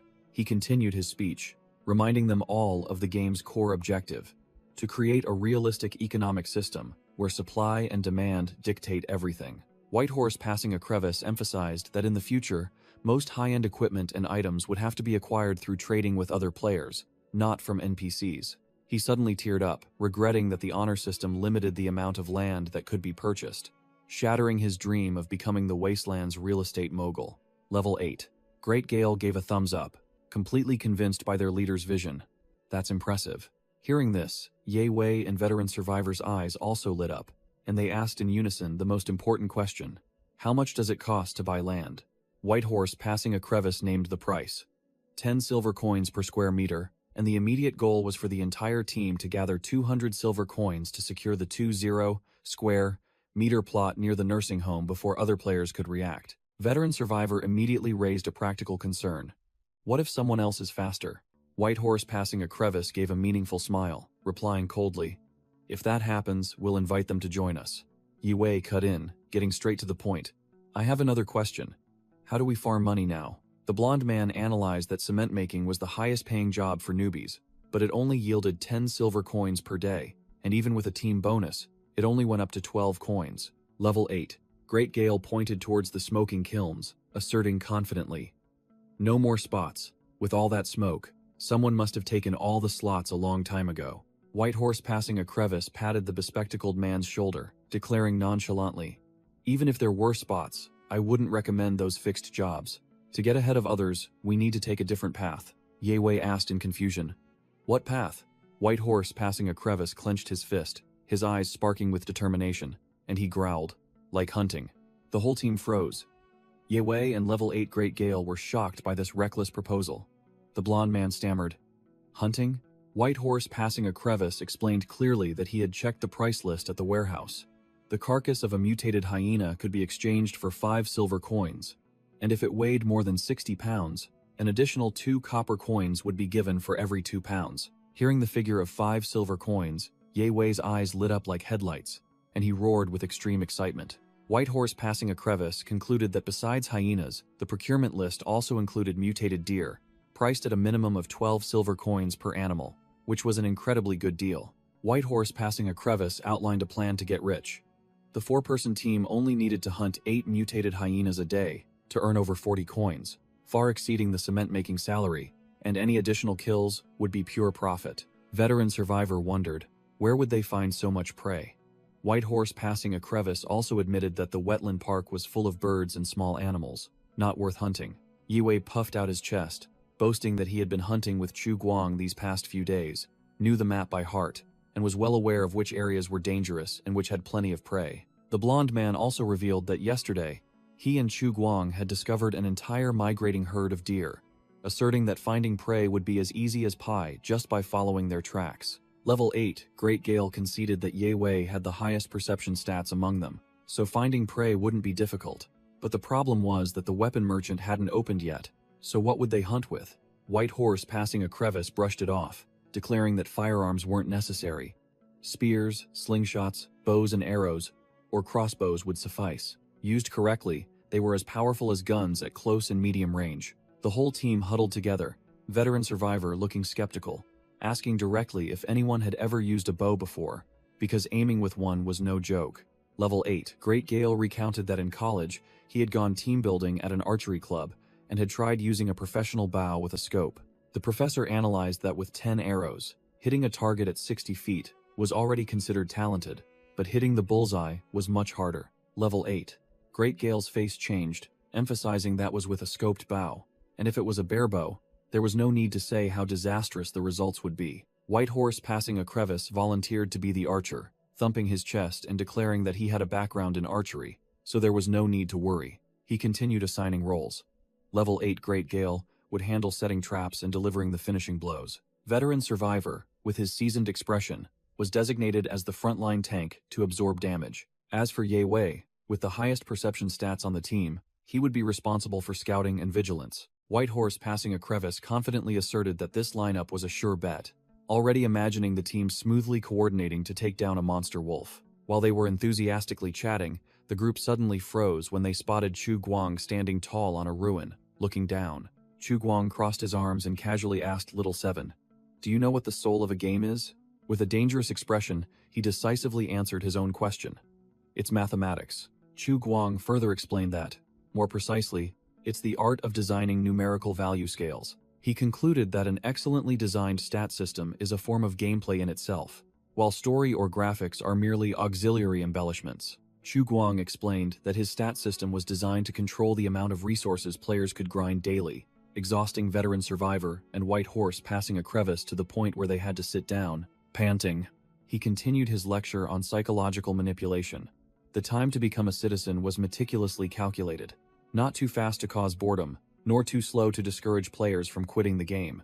When players achieved the citizen title, like Level 8 Great Gale was celebrating before the crowd, Chu Guang would immediately throw out a new goal for them to continue grinding for: buying land.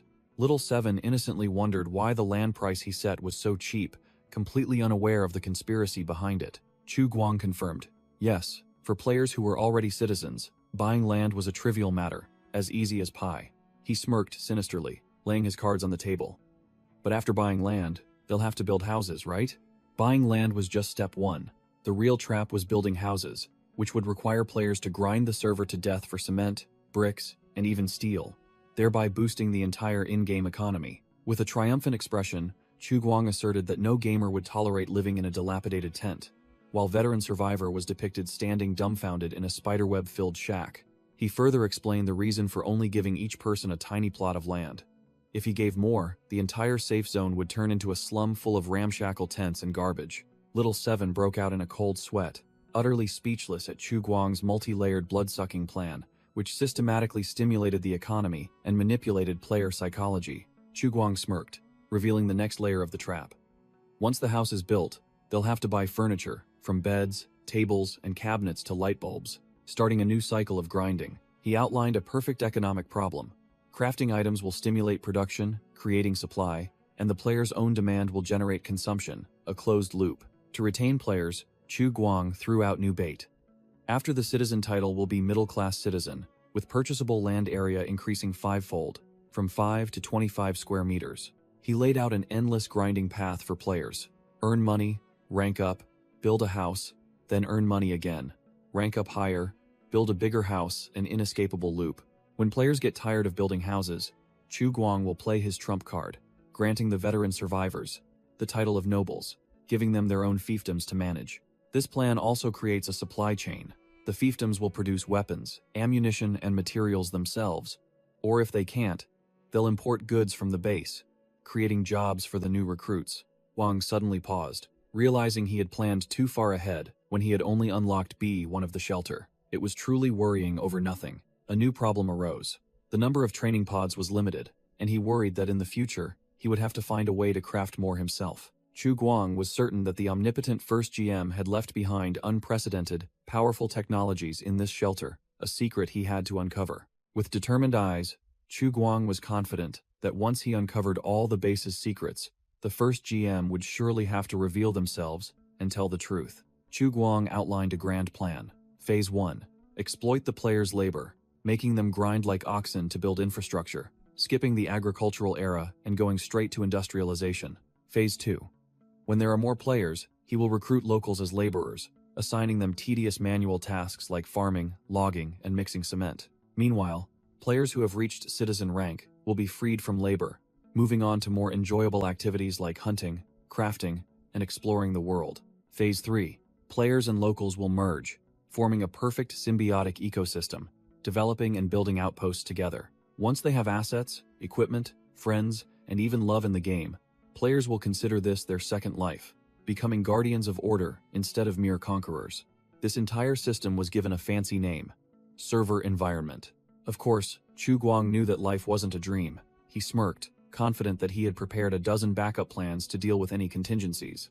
Little Seven looked at Chu Guang's cunning smile and bluntly remarked, "Master, do you know you're smiling like a villain?" Chu Guang pouted and retorted, "Villain? Have you ever seen a villain as kind as me?" He proudly declared that he was freeing players from their dull lives, giving them 12 extraordinary hours each day, and the only price to pay was to dedicate their labor and time to dreaming. Chu Guang smirked smugly, muttering about his plan. Besides that, they lose nothing, not even a single penny. At the foot of the ruined building, a squad of elite members had gathered, led by Ye Wei, level 8 Great Gale, and veteran survivor, while Chu Guang stood atop, observing everything. With a meaningful smile, Chu Guang declared, "The bullshit squad is finally setting off." He stretched and brushed his hands. "The wind up here is a bit strong. I'm heading back to base first. You guys handle things for now." As the team advanced into the wasteland, Chu Guang secretly messaged Ye Wei, "I've taken you hunting so many times, even found a herd of deer for you." Chu Guang's eyes sharpened. He bet on the players. "If you guys still fail this time, you'll truly disappoint me." In another area of the base, Crowy was suspended in a regeneration tank, her body being reconstructed. Suddenly, her green eyes snapped open, gleaming with a vibrant light. Inside the tank, Crowy clenched her fists, growling excitedly as she felt life return. "I'm finally back." As soon as she finished speaking, Crowy leaped out of the tank, landing gracefully and cheering with joy at being revived. Bang! After being cool for just a second, Crowy landed face first in the most embarrassing way possible, letting out a yelp of pain. She knelt, clutching her head and groaning from the crushing impact after her grand revival. Crowy began to whimper, crying miserably because she had to submarine on the forums for 3 long days. She staggered to her feet, brushed the dust off her suit, and lamented the 3 terrifying sleepless nights she had just endured. Suddenly, Crowy froze when she saw Chu Guang's cold figure approaching. She immediately stood at attention, calling out in a panicked voice, "Administrator!"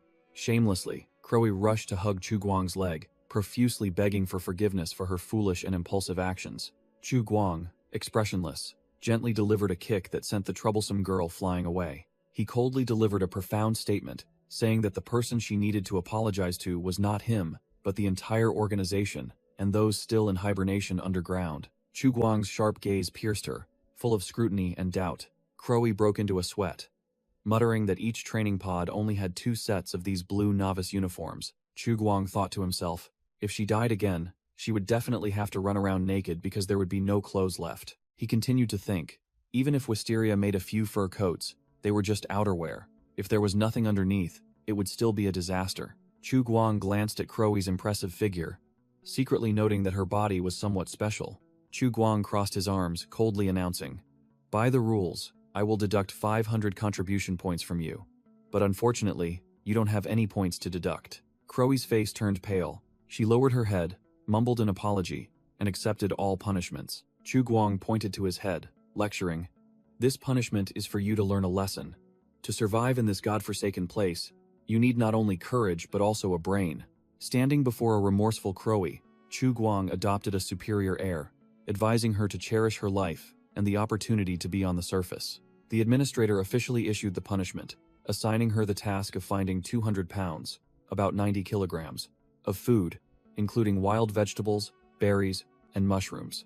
Chu Guang concluded, stating that until the task was completed, Crowy's title would be downgraded from resident to offender, meaning she could not accept any other quests or rewards. Chu Guang continued his lecture, warning Crowy that her points were insufficient to cover the death penalty. If she died again, her account would be permanently deleted from the surface. The administrator shot her a sharp glance, ordering, "Straighten up." Startled, Crowy stood at military attention, tears welling up as she firmly promised, "Yes, I promise I won't die again." Chu Guang waved his hand, signaling Crowy to go do her task. She trudged away, her face downcast. "Wait," Chu Guang suddenly called out, making Crowy spin around, her face clearly bewildered.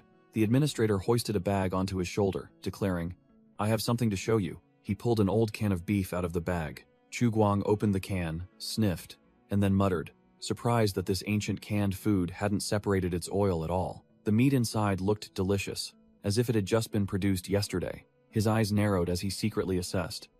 With this, why bother checking for toxins? It's truly unnecessary. Seeing the can of beef, Crowy's eyes lit up with hearts, her face flushed, and she asked with a trembling voice, "Is this for me?" Chu Guang glanced at her, asking coldly and directly, "Want to eat it?" Without needing more words, Crowy nodded frantically like chopping wood. Chu Guang smirked, beginning his mock quality inspection, asking if there was anything wrong with the meat's color, like if it was a bit green. Crowy's mouth watered. She quickly waved her hands in denial, her eyes still glued to the can of meat as if hypnotized. No, not at all. She was lost in fantasy, secretly thinking that this administrator was truly inconsistent, punishing her one moment and giving her food the next, being too kind for his own good. Just as Crowy was soaring with emotion, Chu Guang casually withdrew his hand. "Okay, got it." The halo above her head shattered into pieces. The administrator flashed an extremely cunning smile, delivering a devastating remark. "I was just showing you. Don't overthink it." Crowy froze for 5 seconds, her brain unable to process it in time, her entire body turning to stone on the spot. Having been trolled so badly, Crowy exploded, clutching her head and screaming in indignation. "Wah! You're too much." While Chu Guang stood behind her with a satisfied expression. Having been trolled painfully, Crowy trudged away, her entire being exuding a thick aura of despair. She froze, her face blank as a statue when she realized something was wrong. Suddenly, Crowy snapped out of it, her eyes revealing extreme astonishment. Looking up at the familiar ruined landscape, she stammered as she discovered entirely new structures rising from the ashes. A very impressive-looking weapon shop had been neatly and sturdily built. Crowy gaped when she saw the sign for the bathhouse, wondering if the game map had just been updated. She cried out in confusion, "I was only offline for 3 days, but it feels like a century has passed. This new update has changed so much." Amidst the busy scene, Crowy wandered past other players who were rushing to work, looking as if she was in a daze. She stood watching 2 players diligently carving large logs into sharp stakes. Seeing 2 other players also toiling away at a defensive fence, Crowy approached and asked blankly, "What the hell are you guys doing?" A long-haired player named Nature Calls, who was hammering stakes, explained to Crowy, "We're building a fence as a quest from the carpenter's shed. The quest only needs 2 people. You're too late." His spiky-haired teammate Foot Fungus eagerly added, his eyes gleaming at the reward. "That's right. Each reinforced fence gives 5 silver coins and 50 contribution points." Foot Fungus continued to boast about his ultimate strategy, imagining pushing the fence out to the gate to trap enemies, then standing far away and unleashing a barrage of bullets like a true general. Nature Calls broke into a sweat, his face full of question marks, wondering, "Hey, do you really need to go that far? According to the quest board, you just need to combine 2 wooden stakes, and you're done, right?" Foot Fungus snapped as if offended. "What do you know? This is a wooden anti-tank obstacle, the real deal used in historical battles." He continued to dream about a future where, with more resources, he would wrap it with barbed wire, confidently declaring that he could trap and kill all the scavengers, or even the hulking mutants if they dared to approach. Crowy stood nearby, listening to Nature Calls expose his teammate's plan. "Stop bragging. Isn't it just a crappy fence? I almost believed you." Hearing about silver coins, Crowy froze, her brain unable to process it. Silver coins? A new currency system in the recent update? Her mind reeled, sweat pouring down as she realized everything had changed. What's this about getting quests from the carpenter's shed? Wasn't it just checking a plastic board before? Crowy clenched her fists, her eyes burning with determination. This update has changed too much. I must quickly complete the punishment quest and regain my citizen status. Otherwise, a new version might be released before I even get to experience this one. Determined to complete the quest, Crowy shouted that she would find a trash can for mushrooms, and rushed off, leaving Foot Fungus and Nature Calls bewildered. But the search failed miserably, and Crowy stood amidst the ruins, Looking utterly dejected and disappointed, she burst into tears, lamenting why even a trash can was so hard to find now. Suddenly, Crowie's eyes lit up, as if she had spotted her target. Sneaking a peek into a shack, she saw a spiky-haired player sitting with his feet on the table, acting like he owned the place. But what she was really aiming for were the 2 iron buckets in the corner. Exactly what she needed, trash cans. Crowie walked straight up to the guy, who asked in surprise, "Huh? You've revived?" Making her bewildered. "You know me?" The spiky-haired player scoffed, teasing her mercilessly. "Of course I know you. You're the only one who died for such a ridiculous reason since the game launched." Struck where it hurt, Crowie's eyes blazed, veins popped, and killing intent erupted. "Get out of the way! I'm taking that trash can!" She growled and lunged forward, but the guy quickly held her back. "Hey, calm down." The spiky-haired player casually quoted prices for the 2 iron buckets. "The small one is 1 coin, the large one is 2 coins. Crowie was utterly shocked, yelling, "What? I have to pay for this junk? I might as well just rob you." The guy casually twirled his pen, delivering a line like a true NPC. "I didn't make the rules. If you have a complaint, go find an NPC." Crowie slammed the table in protest, grabbed the guy's collar, and growled, "I just revived. Where am I supposed to get money? Let me borrow it. I'll return it after I use it." The spiky-haired player broke into a sweat, but remained firm. "No. I'll be penalized if I don't follow procedure. Tools are for rent, but this pile of junk is only for sale." He bluntly pointed out a harsh truth. Didn't everyone get 5 coins from the new update? It's not expensive, just buy it. Crowie froze, her face blank and full of question marks. "Huh? They gave out money? Why didn't I get any?" The spiky-haired player leaned closer, offering a devastating theory. "Maybe it's a favorability issue? Did you offend an NPC?" Crowie exploded, clutching her head and screaming in despair as she realized she had been blacklisted by the system. She collapsed, her face flushed with indignation. "I'm already penalized, and my favorability is still dropping? This game is ridiculously hard." In the midst of her despair, a voice rang out, "I'll pay for her." Crowie startled and turned around. It turned out to be Wisteria, the pink pigtailed gamer girl. Crowie and the spiky-haired player were both stunned. Wisteria smiled, presenting a pile of high-quality animal hides, looking like genuine goods. She approached the transaction counter, placing her spoils in front of the employee. Wisteria struggled to lift the heavy pile of hides onto the table, looking quite strained. "Finished," she declared loudly. "There are 2 here, write them down." The spiky-haired employee flipped open his ledger, a hint of confusion on his face. "Wait a moment." He diligently wrote, "Taylor Wisteria has completed 2 hyena leather jackets." Wisteria crossed her arms and explained her business plan. Besides the fixed salary from orders, each qualified product also earns an additional 2 silver coins. She dreamed of a future as a boss, opening her own clothing store at the main gate, which would surely earn her more than working for NPCs. While calculating her plan to get rich, Wisteria was stared at by Crowie with sparkling eyes, making her freeze. Crowie's eyes welled up with tears, unable to believe that the person who often teased her was the only one to offer help. Overwhelmed with emotion, Crowie tearfully apologized profusely, admitting she was wrong and praising Wisteria as a kind person. Attacked by the sudden praise, Wisteria swayed, her face flushing red with embarrassment. She pushed Crowie away, stammering and waving her hand. "Don't look at me like that. It's just 1 silver coin. It's not worth much." Still embarrassed, Wisteria turned her face away and called back, "You can just pay me later." Crowie watched her retreating back, her face resolute as she firmly replied, "Okay." The spiky-haired guy handed Wisteria a bucket full of materials, and she mumbled a perfunctory good luck. Crowie patted Wisteria's shoulder, declaring that she had to go make clothes, while Wisteria hugged the bucket of items, her face full of determination. True to her word, Crowie immediately rushed off to do her quest, not wasting a single second. Wisteria was straining to carry the lead-heavy wooden bucket, her face pale with exhaustion.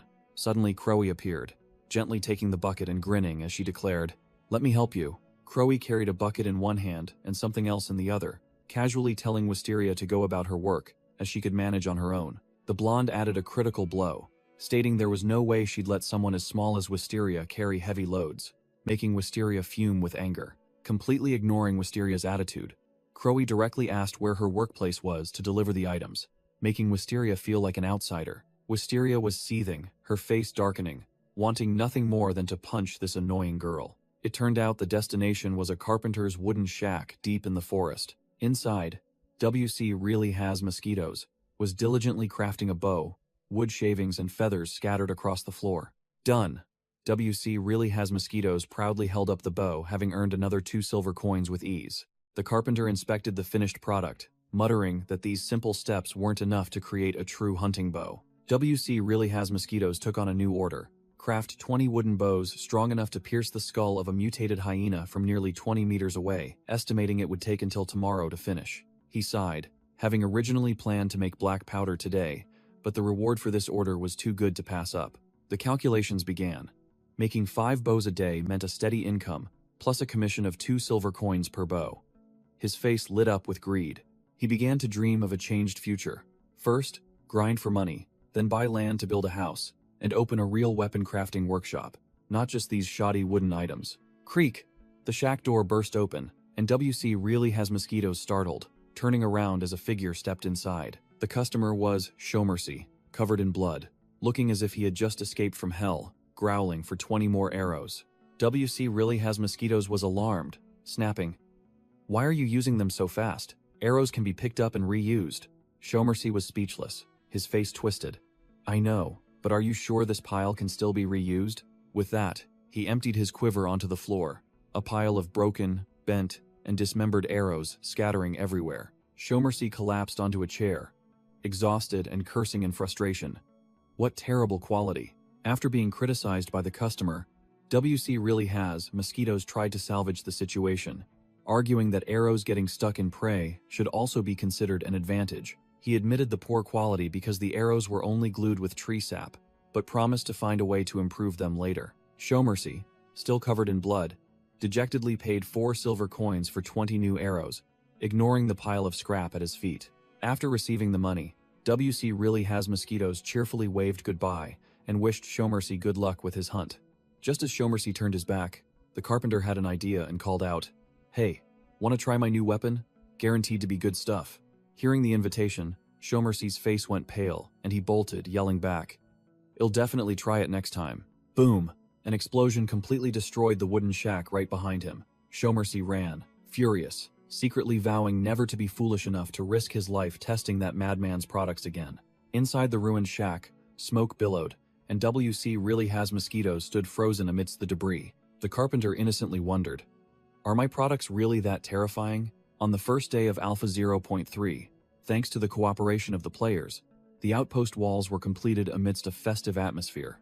Chu Guang stood before the nearly 3-meter-high fortress wall, a structure that not only provided a sense of security but also opened up the potential for players to grind at night. He recalled how before, precisely at 6 p.m., he had to herd the players back to the shelter like ducks to prevent them from becoming prey for the night-hunting mutants. Now it was different. With the fortress wall protecting them, the players could grind until they were exhausted, and a few tired ones had already started logging off. Of course, to ensure safety, Chu Guang still strictly prohibited all fire-related activities at night, such as blacksmithing, to avoid attracting unwanted attention. But Chu Guang's biggest concern remained the mutant tribe in Street 76, a thorn in his side that he had to remove if he wanted peace. Beyond the fortress wall, the public bathhouse and weapon shop were also completed, but Chu Guang was most fond of the bathhouse. He remembered having to bathe in the lake in the past, always fearing lurking monsters, while a white-haired NPC bathed carelessly.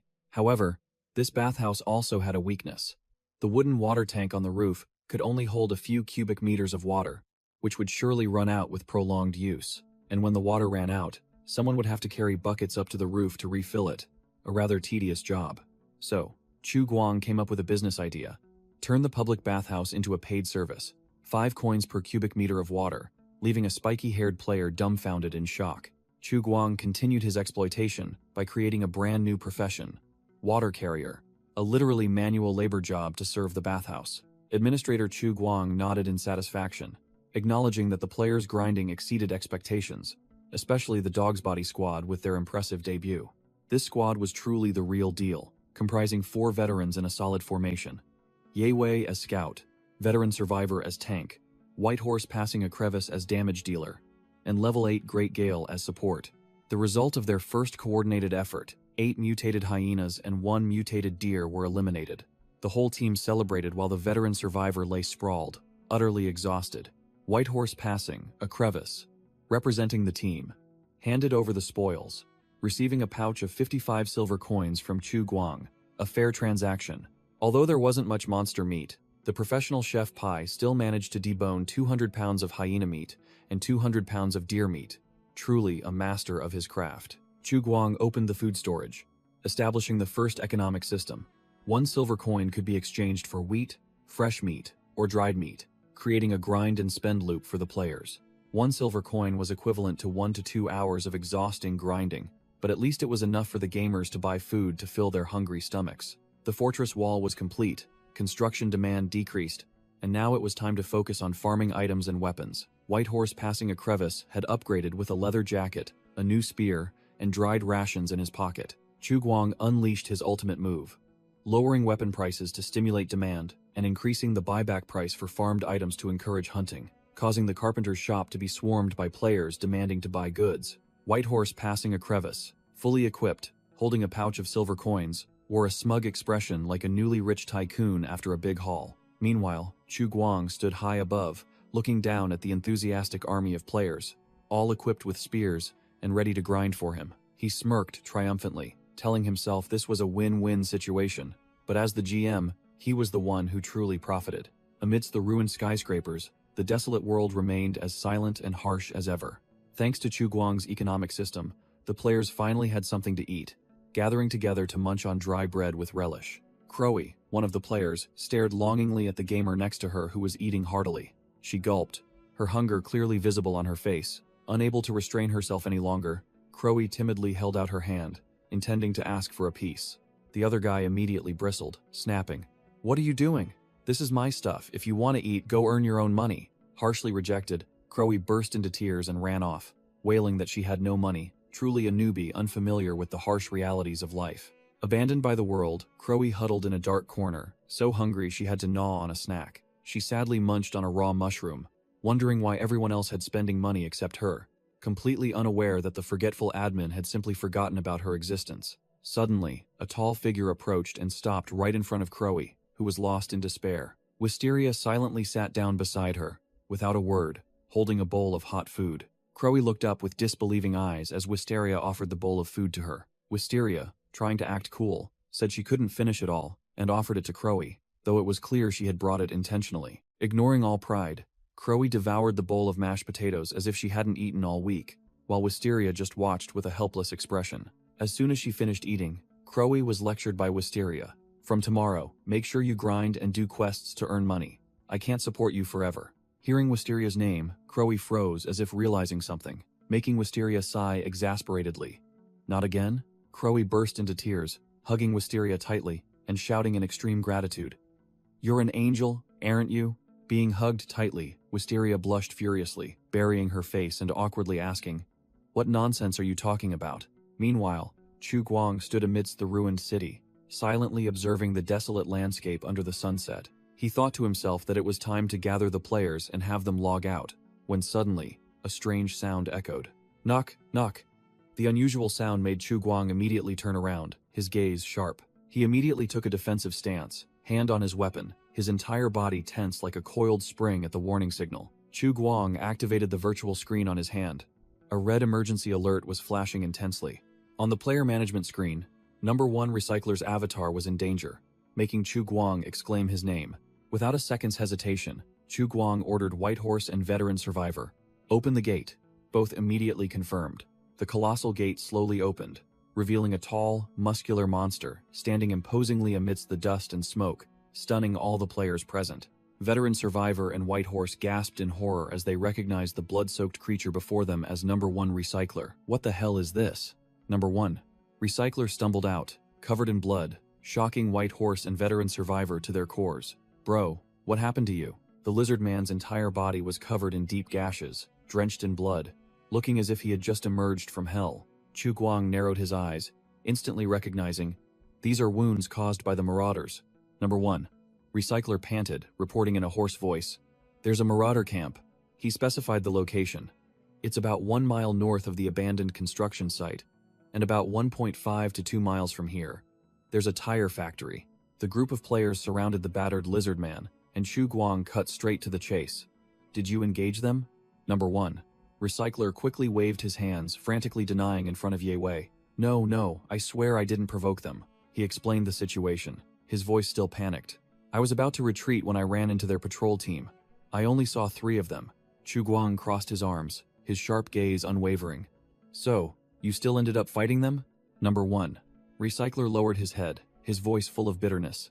They discovered me, so I had no other choice. Chu Guang analyzed, picturing the Marauder patrol, 3 men and a hunting dog, which were the cause of the bite marks on Number 1 Recycler. Chu Guang finalized the information about the tire factory to the north, and then ordered, Number 1 Recycler, go rest in the training pod first. Number 1. Recycler immersed himself in the treatment pod, his wounds slowly closing thanks to the cell repair function. With his robust physique, recovery was a minor matter. Despite being covered in blood, Number 1. Recycler still obediently complied. Yes, Administrator. Number 1. Recycler dragged his battered body away, while the other players gathered, buzzing about his miserable appearance and the news that he had found a Marauder camp. The gamers erupted in excitement upon hearing about the Marauder camp, shouting, "A new dungeon? Awesome!" 2 players began calculating. One complained about having to grind for money to buy guns urgently, while the other debated whether to buy land or guns first. Another player, hunched over carrying bricks, was scolded harshly. "Stop messing around, focus on carrying bricks first." Ye Wei and another player's eyes gleamed, their battle lust boiling, ready to dive into the new dungeon, while Chu Guang stood with his arms crossed, observing from behind. Chu Guang examined the strategic map, clearly identifying the strongholds. The Marauder camp to the north, the mutant lair to the east, and the survivor activity areas to the south and west. Chu Guang analyzed the situation. The base was caught between a pack of burly marauders, green-skinned mutants, and skeletal zombies, truly a tight spot. His eyes flashed with determination, and he declared bluntly, "Whether it's marauders or mutants, there's only one way to change the situation. Take one of them out." After the players had logged off, Chu Guang strode alone through the empty corridor, deciding to check the forums for gossip and gather information. The high-tech door opened, and Chu Guang appeared, startling Xiaoyan, who was sitting in the corner, and she quickly hid the paper she was reading. Xiaoyan immediately took a defensive stance, knife in hand, her eyes full of vigilance as she stared at the uninvited administrator. Chu Guang didn't say much, sitting down and handing her a steaming bowl of food, simply stating, "Here is dinner." Tormented by hunger, Xiaoyan no longer held back, slurping down the bowl of food in an instant, ignoring Chu Guang, who stood watching with a speechless expression. Work after eating, Chu Guang ordered Xiaoyan to continue memorizing the conversational phrases, not to be lazy, then turned and left. Returning to the control room, Chu Guang sat in his chair and began browsing the computer to grasp the situation outside. The information on the forum made him break out in a cold sweat. The Marauder camp has been confirmed, with an estimated force of up to 100 men. Number 1. Recycler reported his glorious feat. He intended to capture a Marauder alive, but they were too numerous, and upon seeing him, they fled in terror after reloading, only managing to leave a hunting dog to bite his arm. He continued to complain, cursing that the hunting dog almost bit off his tail, and that the Marauders this time seemed tougher than before. Meanwhile, Chu Guang sat in front of his computer, reading Number 1 Recycler's post with a completely helpless and speechless expression. He narrowed his eyes, a meaningful smile playing on his lips, muttering why the content of this post was so vastly different from what he had heard half an hour ago. Sitting before the modern computer setup, Chu Guang fell into thought, piecing together the absurdities in the lizard man's story. Veins pulsed on his forehead. Chu Guang growled in his mind, realizing that the big lizard man dared to lie to an administrator like him. However, he quickly clicked his tongue and let it go, deciding not to fuss over trivial matters, and instead moved on to read the comments to see what people were saying. Chu Guang scrolled through the forum, where people were discussing animatedly, comparing Number 1 Recycler's scouting skills to being worse than a Teletubby, and finding the situation familiar, exactly like how Crowy had died so absurdly. Number 1. Recycler was officially branded a noob by the gaming community after being exposed for not knowing how to move, not knowing how to team fight, and only knowing how to charge in and take hits. Suddenly, Liu Zhenye emerged from the rubble, raising his device to capture Number 1 Recycler's moment, making Chu Guang think that perhaps the photo function would be the only chance for that guy to redeem himself. Chu Guang secretly assessed the Marauders. These guys might be useless in other areas, but when it came to urban warfare, their skills were maxed out. Fed up with the lizard man's squabbling, Chu Guang decided to scroll through other posts to catch up on the gossip. He noticed a post by a player named Fleeing Mole, a rookie he remembered from Alpha 0.2. Chu Guang smirked, nodding in acknowledgement that this was indeed a high-quality rookie, someone with brains, not the type whose hands moved faster than their mind. Fleeing Mole's post analyzed the two main ways to earn money in the game: making cement and hunting, accompanied by images of players grinding and recruiting teams. The rookie delved into details. Selling the corpse of a mutated hyena only yielded 5 silver, but if one took the effort to butcher it, the value soared to 50 silver. The system exposé continued. Dried meat bought from NPCs cost 5 silver, but sold back for only 1 silver. A classic scam that made Ye Wei furious. The post concluded with a blunt statement: don't trade with NPCs. Players should exchange with each other for the best prices, an idea enthusiastically supported by Ye Wei and his teammates. An economic strategy diagram was outlined.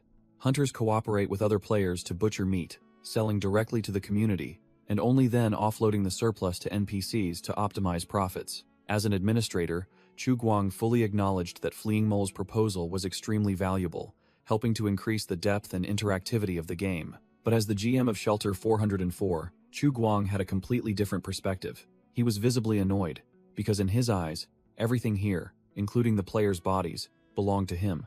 So why should he let them freely use his assets for trade? Furthermore, trading with the natives was inherently impossible.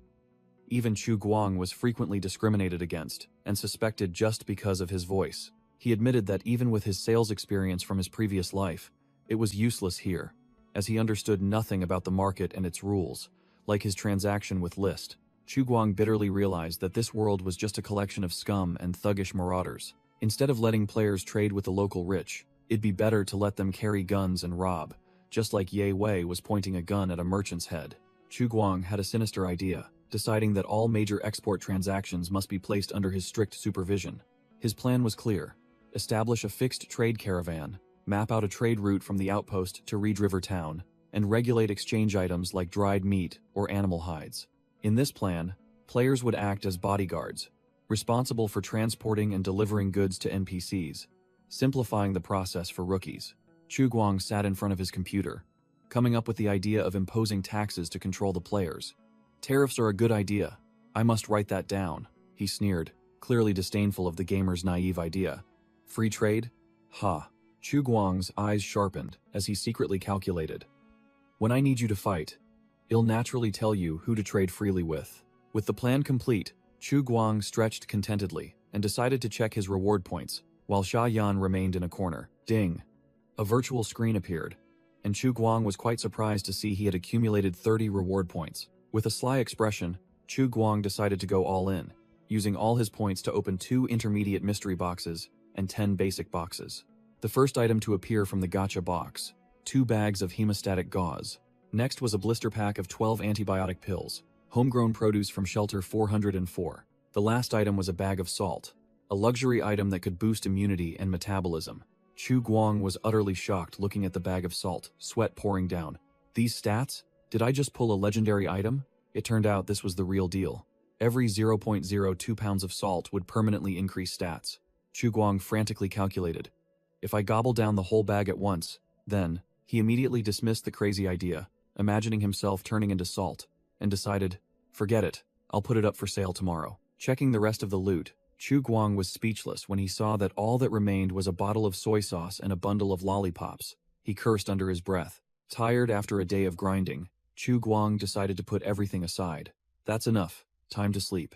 Chu Guang left the room, leaving Sha Yan sitting alone on the floor, holding a piece of paper that looked like a contract. Xia Yan sat there silently, lost in thought after Chu Guang had left. Her eyes gleamed with determination, as she told herself, tomorrow is my first official day of work.